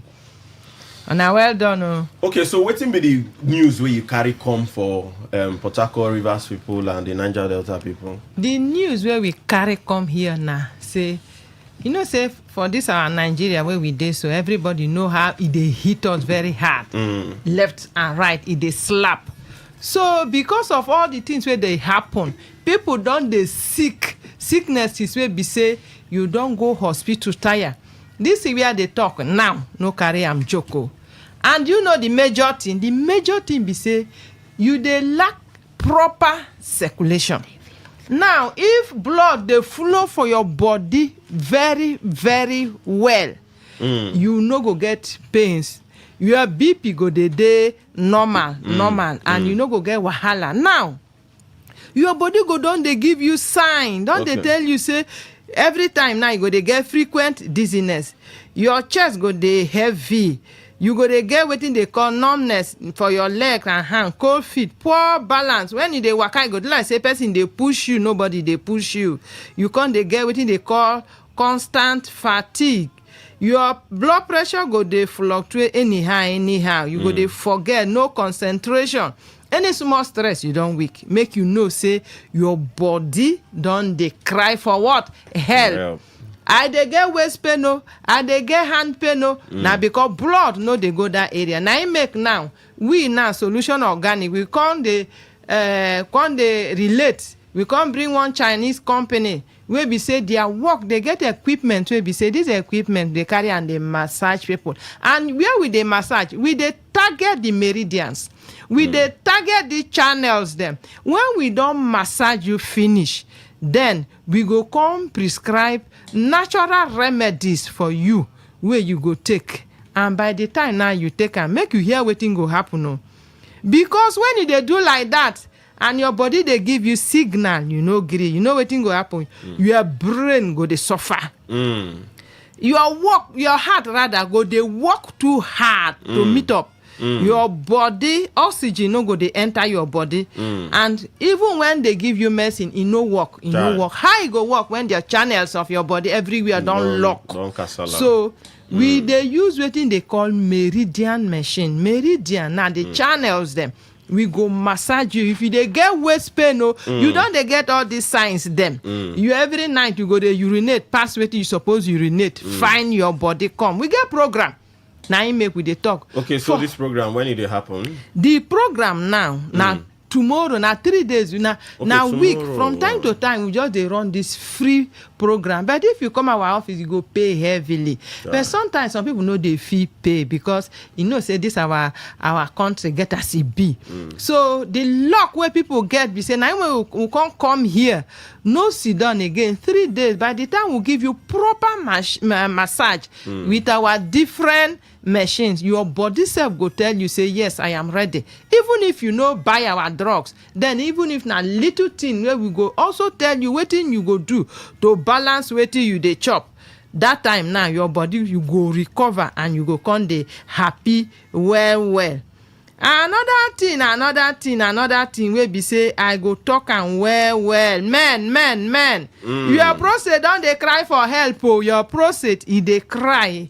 When you don dey experience frequent urination, especially in the night, you dey weak, body dey weak now. When you dey urinate, difficulty to urinate, pains, the burning pain sensation all over your organ side. You dey feel say your bladder every time urine dey abdominal pain, waist pain, discomfort, and the overall be say you no dey fit use your head office, your headquarter.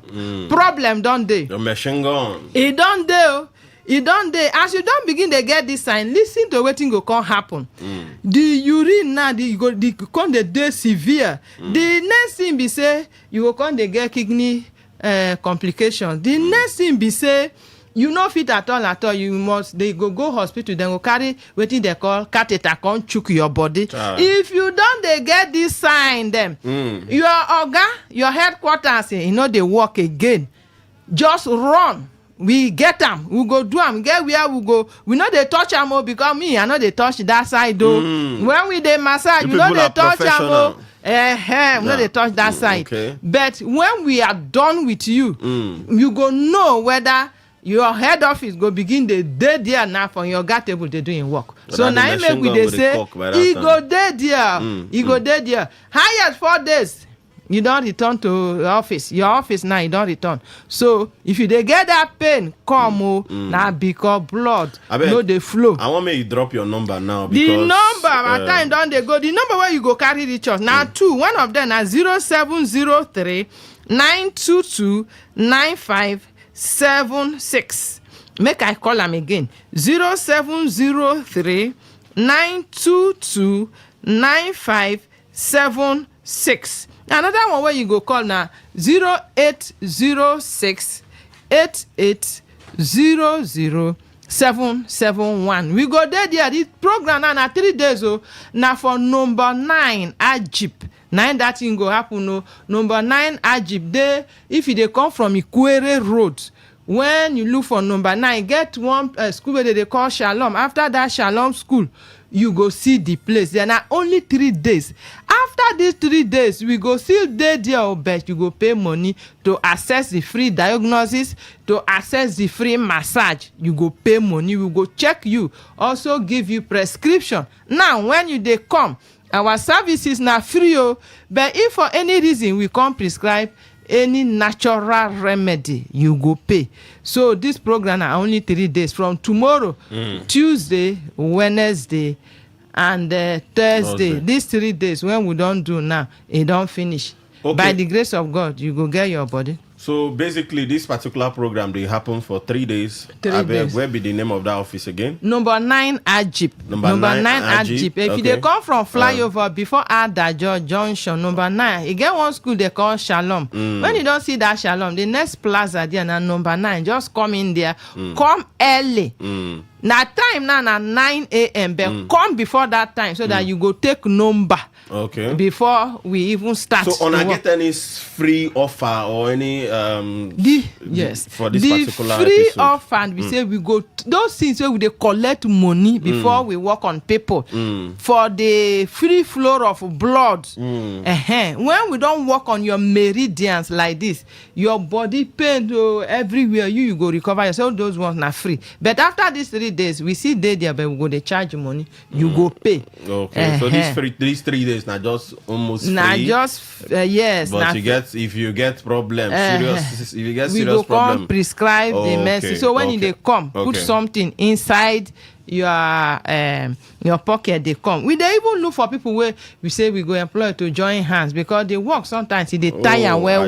So if you know say you they find work. Come there that day too. Okay, make people you see find work. So. Yes, make we live around that area where we say then go feel, then go say traffic. This is it. And the people say we go train because sometimes they work. They heavy on us. So I go train the people. We go train the people. Yes. Now, I get a particular kind of people one I need or.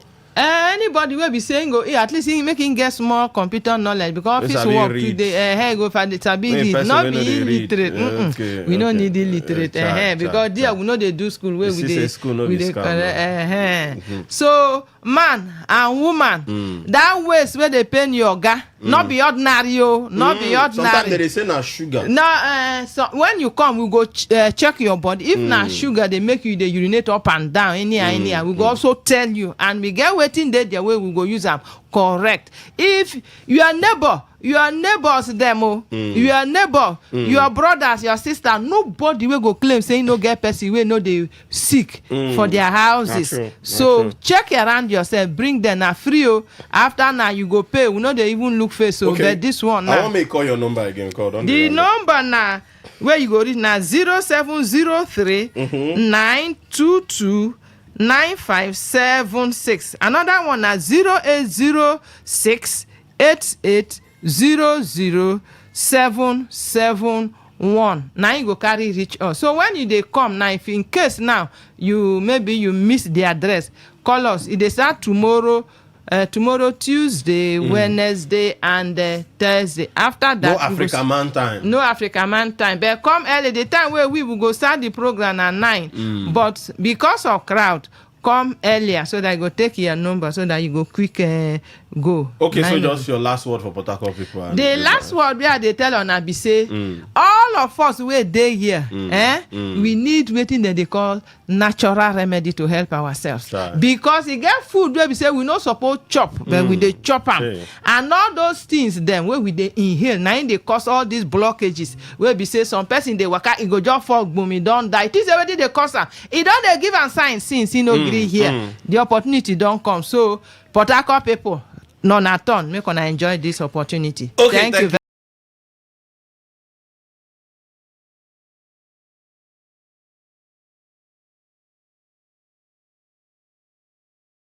who enter small markets, but we don't show back. Mary Queen, we'll just enter the first story. We'll get here. Wicked don't talk. Say the FCT minister don't come out. Konyan say if you won't get any position for Rivers State, you must join the Rainbow Coalition. Oh yeah. Rainbow Coalition consists of APC, PDP, even Labour Party. I think, but show what party not inside. AA, not sure what party is that. No, okay. AA even they. You understand? This not the Rainbow So for Coalition. the rainbow now, the 7 colors they don't get 4, remain 3. Chia.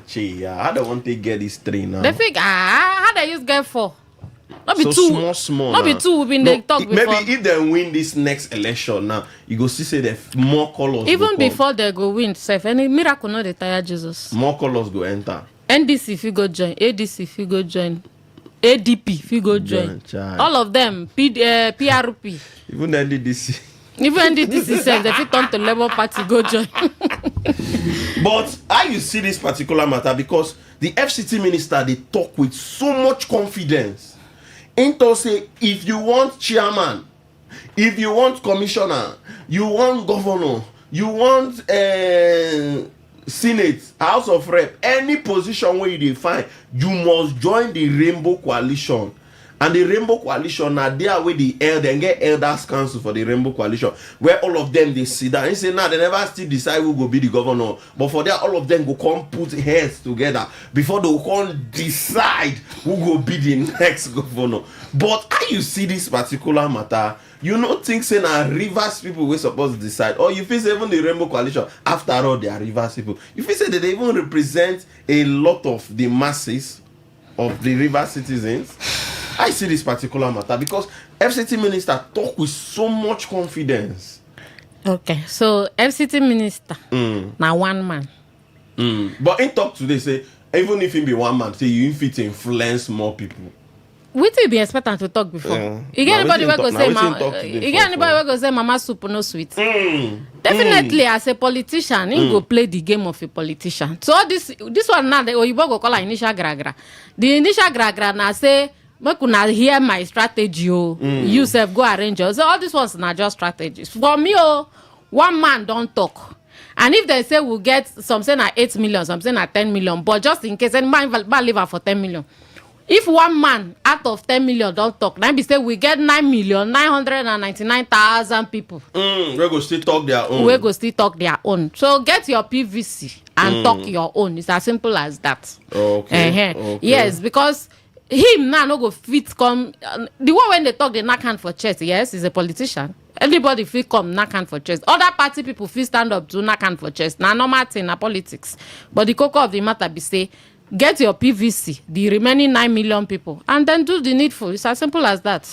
Okay, so that now for that, when we open the phone line, una go tell us how una see this particular matter. Well, man, see whether if we play this particular this video, man, see whether if we play this video. I know say we supposed to enter market, but man, see whether if we play the this 2 minutes we play, okay. And I will stop it.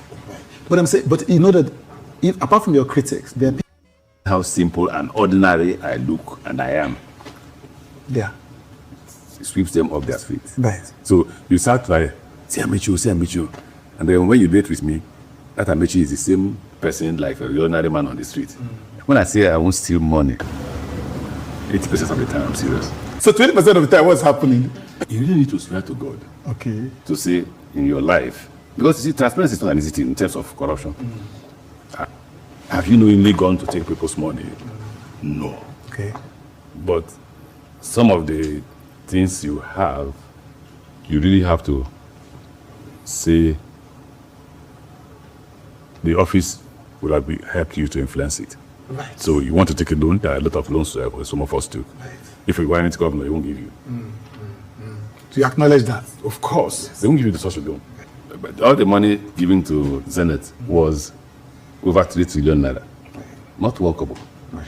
So imagine if I was collecting, one of them told me that. What's the collect money? Mean collect like commissions on? Yeah, it's 10%. They say we're paying some 10% or 10%. Yes. So I remember that they came and told me that if I took 10% of the 3 trillion naira, it would be 300 billion naira. Okay, we'll just enter this small break. We they come back, we'll continue with our video.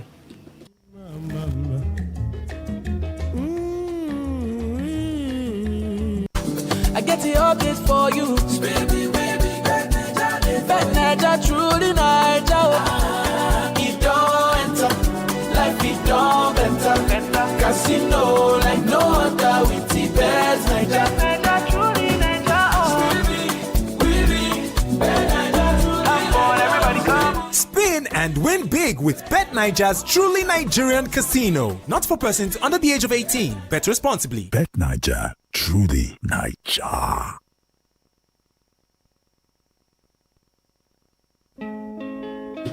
Okay, we don't show back. We still there for 95.1. Waiting they happen at the show. My name is Sikura. I still there with Mary Queen. Okay, we'll just go straight to this matter. Amechi Tosi, him now one of the simplest politicians. Very simple, down to earth. If you meet with him, he go smile with you, he go shake you. You get anybody where they meet where they bone? I guess some people, if you meet them, if you just snub you. I think I don't. So I don't, him. I don't meet Amechi. Say like 2 times. I don't meet with him. I mean, they simple. Come here, I never meet him. Not just for events. I don't really just say hi. I tell and say 2 of us will graduate from the same department. I say wow, that's good. That's good. I just finish. You not really talk much. But I not really get. But you not get anybody when they go praise himself. You not get anybody who will come now, come tell you for this kind of podium, tell you say I am a very tough person. Not true. Not true. Nobody go not talk true. that kind of thing. Not true. But in the interviewer asked him say how far say about money to thief money and all that. He say him no be thief. Say no the thief money. So if he tell you say they thief money, 80% of the times in this serious. But people they ask, what happened to the other 20%? Okay, so first so of all, saying they very real. He's being realistic now. First of, you know go. It's just that the same thing. Nobody go cut you say I be thief or as I be thief. So him now as a politician, I don't come and cut you say no they thief. Then now for us to use the 8 years, I been do now 8 years into now. We may have do how many months? 6 months from me, 8 years. Yeah. So into 7 years and I be the later complete and for them. They no complete and I do it. So that for Rivers people now to judge, say okay, that way him being there will be to thief money or him be thief. Nobody know. But instead explain and there say the other 20% say go lie you. Maybe they go for contract and for loan, and as a human being, go fit score himself 100. And that one day, that one day as human being will be human being. Would they make mistakes? Would they carry they do sometimes? And say when this power they at your disposal, as you go talk, and when we be saying you hold knife, hold yam, you feel decide anywhere to cut the yam. And sometimes to you just feel say they cut the yam normally. You know say you don't cut past what you supposed to cut. So I just feel say in the praise itself. Now normal thing to praise himself. Now for people we don't know and we don't dey close to and where people we don't govern, all of us put together. Now we now go feel assess am. Say Oga, for here you lie. Just like you get the time when you say no even get house for Ubima before we ain't been talking. Say no even get house. Is it true? Because I never go find out for you. I never do investigative journalism, go reach that side. I never go Ubima, make I go confirm. So many things when they talk. Sometimes they even talk say, you get when they come myself, tell us when they hungry. Yeah. You don't like that one now. We no go believe him now. Okay. If Nigerians they cry hunger, himself no now. 2 times governor, you no go feel cry hungry, unless maybe mean hungry in literal terms. I don't know, but okay. So, anyways, if we open the phone line, I go tell us waiting on a think about that matter. Moko just enter the What I'm just this is here. Whether I'm this sincere, what do you think? Now we don't meet with them. Whether I'm a simple person, and he say 80%. He say when you see, I go say, see Amechi. Then when you come meet them, you can say, is this the Amechi? God, very simple. And I saw some people they like, they say, but it's true, they say, I'm Sikuro. I seen they talk, they like single get pride. Now when he come meet, they come like, Sikuro child, you really get pride, though. You really get pride. Say one guy. I mean, talk. I say you go get pride, and you get pride. You get pride. You really get pride. Anyways, we'll enter the final story. So the final story here, this one a particular sad story. This one have the Champions League finals where they play on Sunday. And this one happened. One man where they call Mazi Chibuzo. This man will be saying a strong Arsenal fan. This man love Arsenal the way he use love in wife. Now so he love Arsenal, which is strong. This man one day they watch match for Vincent, all of them they watch match. As Arsenal first score, bang, and the man they shout, they happy, yeah. Declare self, nothing no doing jump, they shout, hey, this night in wife, he go buy everything where she they add. Before they see that, bang, that's so PSG score. As PSG score, now the man come they looking, but he come they worry and small. Before he see I come they turn and small. Before he see now, so the man use 4 grand. As the man 4 grand, now so they rush the man go hospital. By the time they go reach hospital, the man don't. Bye. So you not even watch the penalty. No watch the penalty. Now just because when they do 1-1. I see in reach 1-1, where PSG come they score like they attack us now. The way they attack us now, they protect the goal. He no fit carry him. The thing was too heavy. So no be Nigerian problem kill this man. Finally, now Arsenal the problem. The cocoa of the matter be say when Oyibo they call die-hard fan. They get reason why they call them like that. This one now in carry the fan to another level. And the deposit. I be Arsenal fan too. I nearly cried. I know. So when I finish, I go tell you sorry because I don't see you on Saturday. I for tell you sorry. I nearly you nearly cry. You no cry. You're not a good fan. No. I nearly because cry. Because if for 22 years when I nearly reach him, no, it's not a good fan. You only carry the fan too much. I feel say the man get BP already. I make sometimes that they tell you say if you don't say you get BP, stay away from things like football, politics. All those things where go they trigger the BP. Those things now, if they stay away from, what the person want they think about? They watch comedy. They always recommend say watch more of comedy where you they laugh more. Listen to wetin they happen. They laugh more. Okay. They anything. Talk serious matter and seriously. So you just want my laugh. I don't laugh. You don't do it. Anything where go make you they laugh. You understand? Now that they recommend. So if you know say you go feel take the match, wait for the ending. Ask say who win.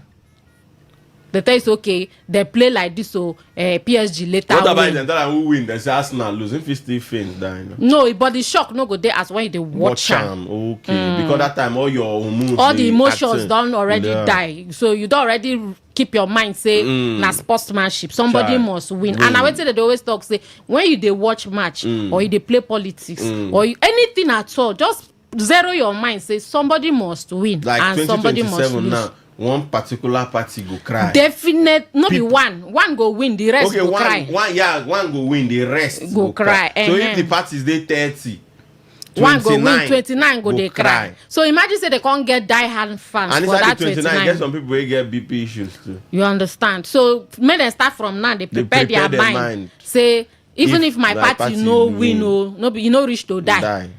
2031 still they come. You keep trying. We can say try for like 15 years.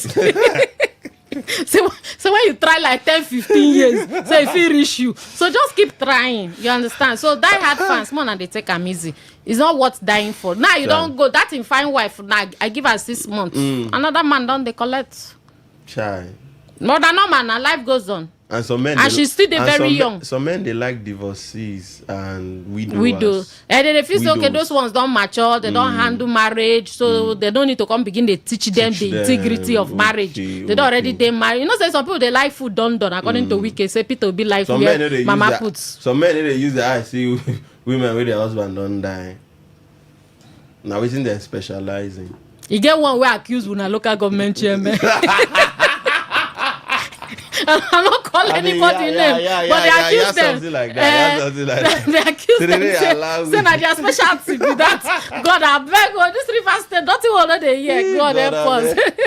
Anyways, but it's fine. The number to call now 0810 9510 951. Ma call the number back again 0810 9510 951. Then for SMS and WhatsApp now 0701 9339 962. Because today in our World Milk Day, the last woman we get recharge card for the you get recharge card, you go suck milk. The last woman will be say at least you don't born Peking. Hey! If you mention the last woman will be say you don't use time come on mess on for this. The last woman make just say you don't born Peking, whether you don't marry or you go use you never marry. You know, from the voice you go know now. Okay, me I don't born. If you see person we don't born, you don't go know from the voice. From the voice, I'm gonna leave you. Hello, good evening. Yes, so happy new month for happy new month, Jerry. Happy World Milk Day.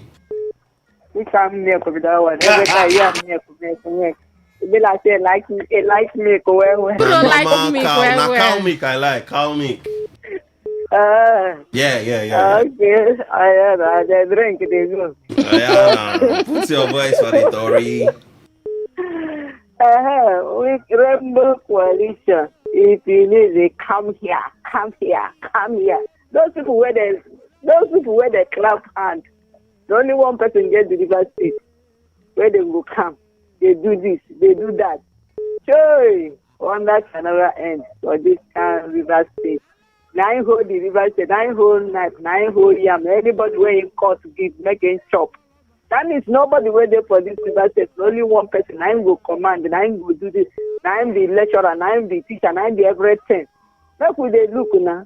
And then he say I'm waiting Tito B, now Mama put. Him in the chopping all run because he own they cook him. Since when they attack that man, waiting that man don't do. The man never even answer him. To tell us the man he own with his own look system. He just the work he own, they do everything. And the man will go look ball, go there for they do this thing. Anyhow, way like me in there for they go. You something way they say, they gain anything only to make you happy. Now you don't come carry your wife to come put them into widow. Now those people now them will come bury you. I didn't know who. I beg you, now rest my case. Happy new month for you people. Okay, thank you very much. Case, my darling. Thank you. Hello, good evening. Hello, good evening. I'm Sikora. Yeah, good evening, sir. Yeah, my name is Promise. Okay, Promise. Put your voice. Yeah. I want to put mask for this one where FCT minister they talk. Say if you want to do this one, come here. If you want to do this one, come here. Like let's say na be everything. Oh, but I would ask question whether if a tree can make a forest.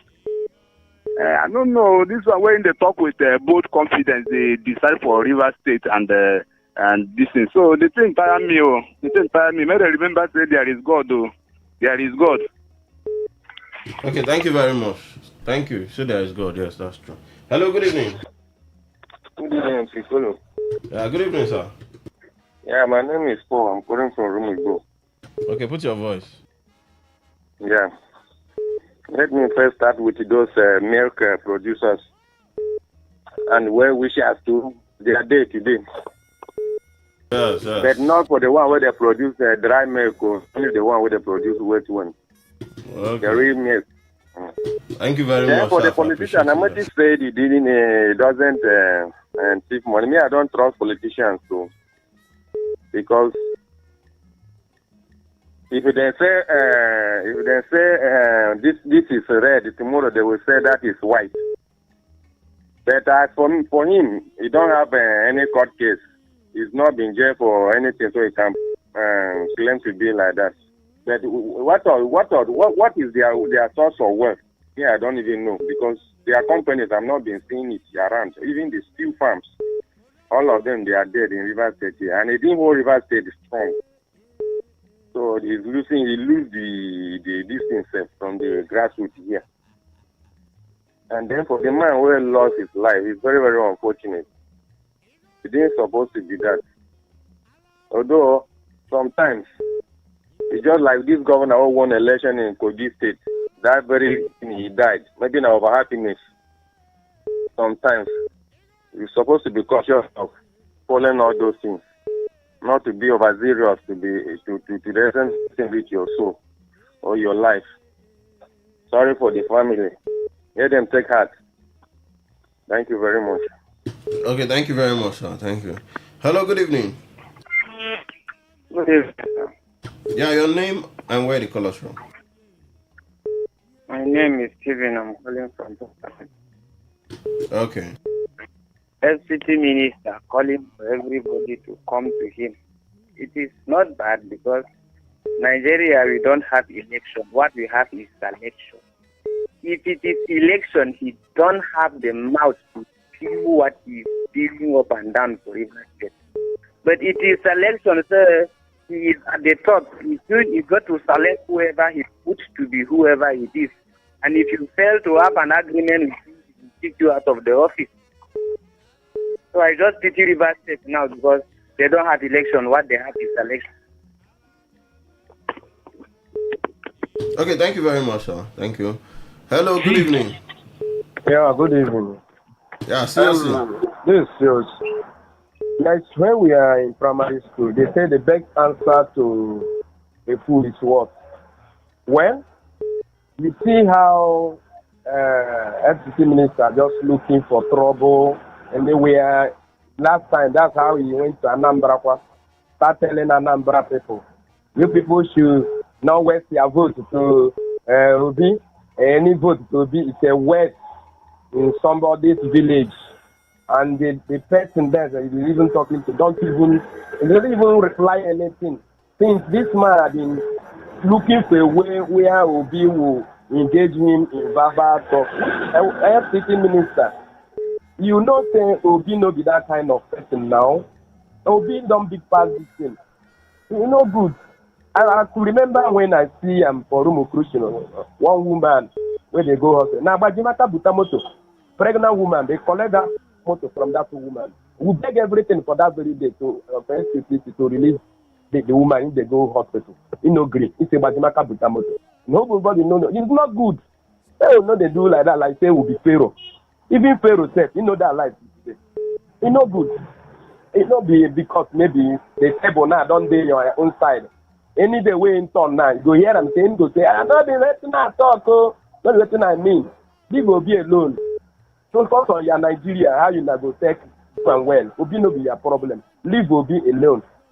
Not be everybody they do church. Me, I know they like to do church with anybody when they come to me. I will just keep silent. Even in the house, that's how they do. That's that silent. Now you go come ask me, waiting I do. I beg, leave will be alone. I beg you. Thank you Focus very much. on your mandate. Focus on your malaria, this thing, and the cancer. Thank you very much, seriously. Thank you. Hello, good evening. Hello, good evening. Your name? My name is Antonio. They call from Port Harcourt. Okay, put your voice. According to waiting the LCT minister, they talk. I don't know whether it will be the OMO. He just they look for a way to rope the man to something, making say this one I don't know what the man do. But the man now, knowing the English word, we say silence is the best answer. So he just ignore him. I beg her, they hear my queen, the queen of the airways. I greet you. Well done. Thank you. Yeah.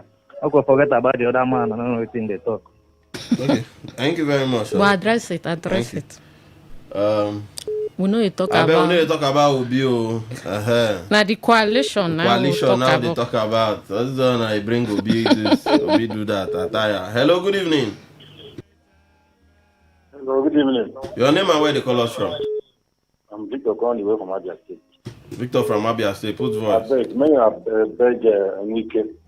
They can leave you alone. Please, we are not rivers people. We are Igbos. Enrique should go and sit down. He cannot compare himself with Obi. Both physically and legal and otherwise. Even in education. But I think the answer is lawyer. I don't know if I can know my way. You should leave Obi alone, please. Thank you. Thank you very much, sir. How goes to enter SMS? Hello, good evening. Off your radio. Hello. Oh, good evening. Good evening. Good evening. Your name and where the call us from? Yes, my name is Boris again. I'm calling from Ahoda. Okay, Morris, put your voice. Yes, I want to talk about one man that you people play his voice. They are talking about Obi. That Obi is Simamba. That thing never follow our topic. We just play and share. That man to mind his own business. That man should mind his own business. Okay, thank you very much. He cannot compare himself with Obi in any way. Let me put mouth in the other one. The man that died because of the match between PSG and Arsenal is unfortunate. That is why sometimes people should follow advice that you people give. That if you have high back, don't go and watch competition. That you cannot hold yourself. Well, if a pity has died, and that is all for him. His children are going to suffer. Those days, not even be back with children and wife. So why will you go and die for another person that will not even know you? Somebody who doesn't know you, any area, you can die for such person. Thank you very much. Bye. Okay, thank you. Make I take this one before we enter SMS. Hello, good evening. Hello, good evening. Your name and where the call us from? My name is David. I'm calling from Tarkot. Okay, Eddie. Yes. Concerning Abechi, he was a governor, and later he became a minister. I think he ruled the governorship for years. Became a minister for years. But the country is worse after him. What has he really contributed to this country, Nigeria, with all his portfolios? During Buhari that he was on as a minister, look at what MFLA did to us. Our economy was shattered, and he was part of the cabinet. What is he talking about? Please let them allow the right people to rule this country. Enough is enough. Thank you, sir. Okay, thank you. Okay, we'll just enter SMS. All right. We'll start from WhatsApp. Good evening, MC Kuro and Mary Queen. FCT minister, they talk out of points. His talk is inspired by... The only thing that gives Wike confidence is his ability to manipulate election. He said that what money cannot do, more money will do. Okay. May the soul of the Arsenal fan rest in heaven. It is well with him. It is well with him. No be small thing. The players, how much do they pay them a week? I be that much where they play, how much they pay them? Not be million pounds and dollars. Then you can't buy for nothing. She 50 kobo, no issue. Good evening, MC Kuro and MQ. Please, what's the name of the app used in listening to today's FM again? Radio Garden. When you reach there, you find Today FM. Or just go on www.todayfmlive.com. What do Wike do for Rivers State? Now he query people's agenda. So make him forget this fake Rainbow Coalition talk. As for Amechi, the man no be thief. Now good man him be. From Comrade Dudu. Comrade Dudu, thank you so much. Good evening, wonderful presenters. FCT Minister Wike, Rainbow Coalition is the only solution to achieve peace, unity, and development of Rivers State. We should all support Rainbow Coalition. From Dr. Prince Nelson. Dr. Prince Nelson, thank you so much. But MC Kuro, that Rainbow Coalition, not be anti-party be that. I just say my ask question, Sha. All right, what do I tell SMS? MC Kuro and Queen. Minister Wike has pursued the man who brought APC in Rivers State away and occupied those founded PDP. He has chased them away. Now, who is eating where he did not cook? Kettle calling pot black. Sometimes pot the black basket. Good evening, presenters. Wike has shot himself on the truth. Any man that votes Wike candidate will have himself to blame. We will monitor the election by ourselves. Igbo to the world. No, now. When I don't take this, they go tribalism. It doesn't have anything to do with tribe. Ejo, please. It's a Rainbow Coalition. Come and join the coalition. They don't get for... Wait, that Labour Party where they there. Wait to be her name. He that Dokubo follow for that coalition. I say ma ask question now. Wait, Beatrice Itubo still. No, Beatrice there now. She there. It be like they salute her that yesterday. That Saturday. She emerges. If like na senator, they won't give her. So from governor, she changed mind now the senator. And at the coalition agreement, anything where we should take. Okay. But I want to know what Hilda Dokubo did there. I never hear Hilda Dokubo. I never hear from her. Wow. Hopefully we'll hear from her. What cannot happen in politics does not exist. I hope this coalition will make our refineries to start working. Chijoke Abio. Okay. I deal with you for this one. Rainbow Coalition will pick and support one governorship candidate, says Wike. I am wishing and hoping the Rainbow will pick the AA candidate. But why are men and women above 20 years are allowing another man above 20 years to fool them around as he's fooling his followers and worshippers? Now you they call him fooling. No, them they don't see him as fooling. They see him as one of them there say that they always get inspiration. And when he gets that inspiration, the thing they work for him. I am waiting to see how the Rainbow will choose another overchain that Mr. Law. We are also waiting. Eyes open, fingers crossed. MC Kuro and Mary Queen, Amechi, they make me laugh. So the 20% go enter for miscellaneous. Make him no worry. When time reach, yes, a week go personally set camera and ring lights. Answer all these things where him they talk. Johnson from Elias Johnson, thank you. But I just today for Emilia Palace, Amechi na in brother. In fact, saying work on that Amechi as in chief of if to say Amechi been column. If for tell Amechi me no contest for that primaries with Atiku. You don't because it's the ADC, they're not the way they build ADC. Na Atiku structure with that. Say if for tell Amechi me, Amechi no column. Now be the only problem. Amechi maybe be your former oga go call you. Like people go and say, but why you don't call Amechi? It's alright. You go wait for your former oga to call you. You understand? You see, well, it's all right. You know, but you say not forgive everybody. Say make everybody come back genuinely. Those people will be in hot time. Say them like the Fubaras, the Palibo, Amechi. Any of them will want position, but it's because make them come back now. Those ones will be. Say if not the gods of the land, no go. Chai God. You say if not the next 8 years, na Rainbow Coalition. Now ain't get them more. He don't talk and stamp him. He don't finish. You know, as I see this, I can't come online. I can't see one Fubara supporter. They write to say, yes, it's not about ethnicity now. It's about credibility. It's not about where Fubara supporter. Maybe they don't join the coalition now. And it's small. It's not about where the person is from. It's about the fact that the person is credible. And so as this River State big rich, not only Ikwere men they credible. Na like, question it be like Abi. Okay. But you know, River State, we forget River State is okay and Nigeria is okay. You understand? Peter Kwankwaso, okay. That's true. Then Chinda, okay. So then Queen and Kuro, still okay. Now K starts my name now, so it's still okay. Queen, Kuro and Queen.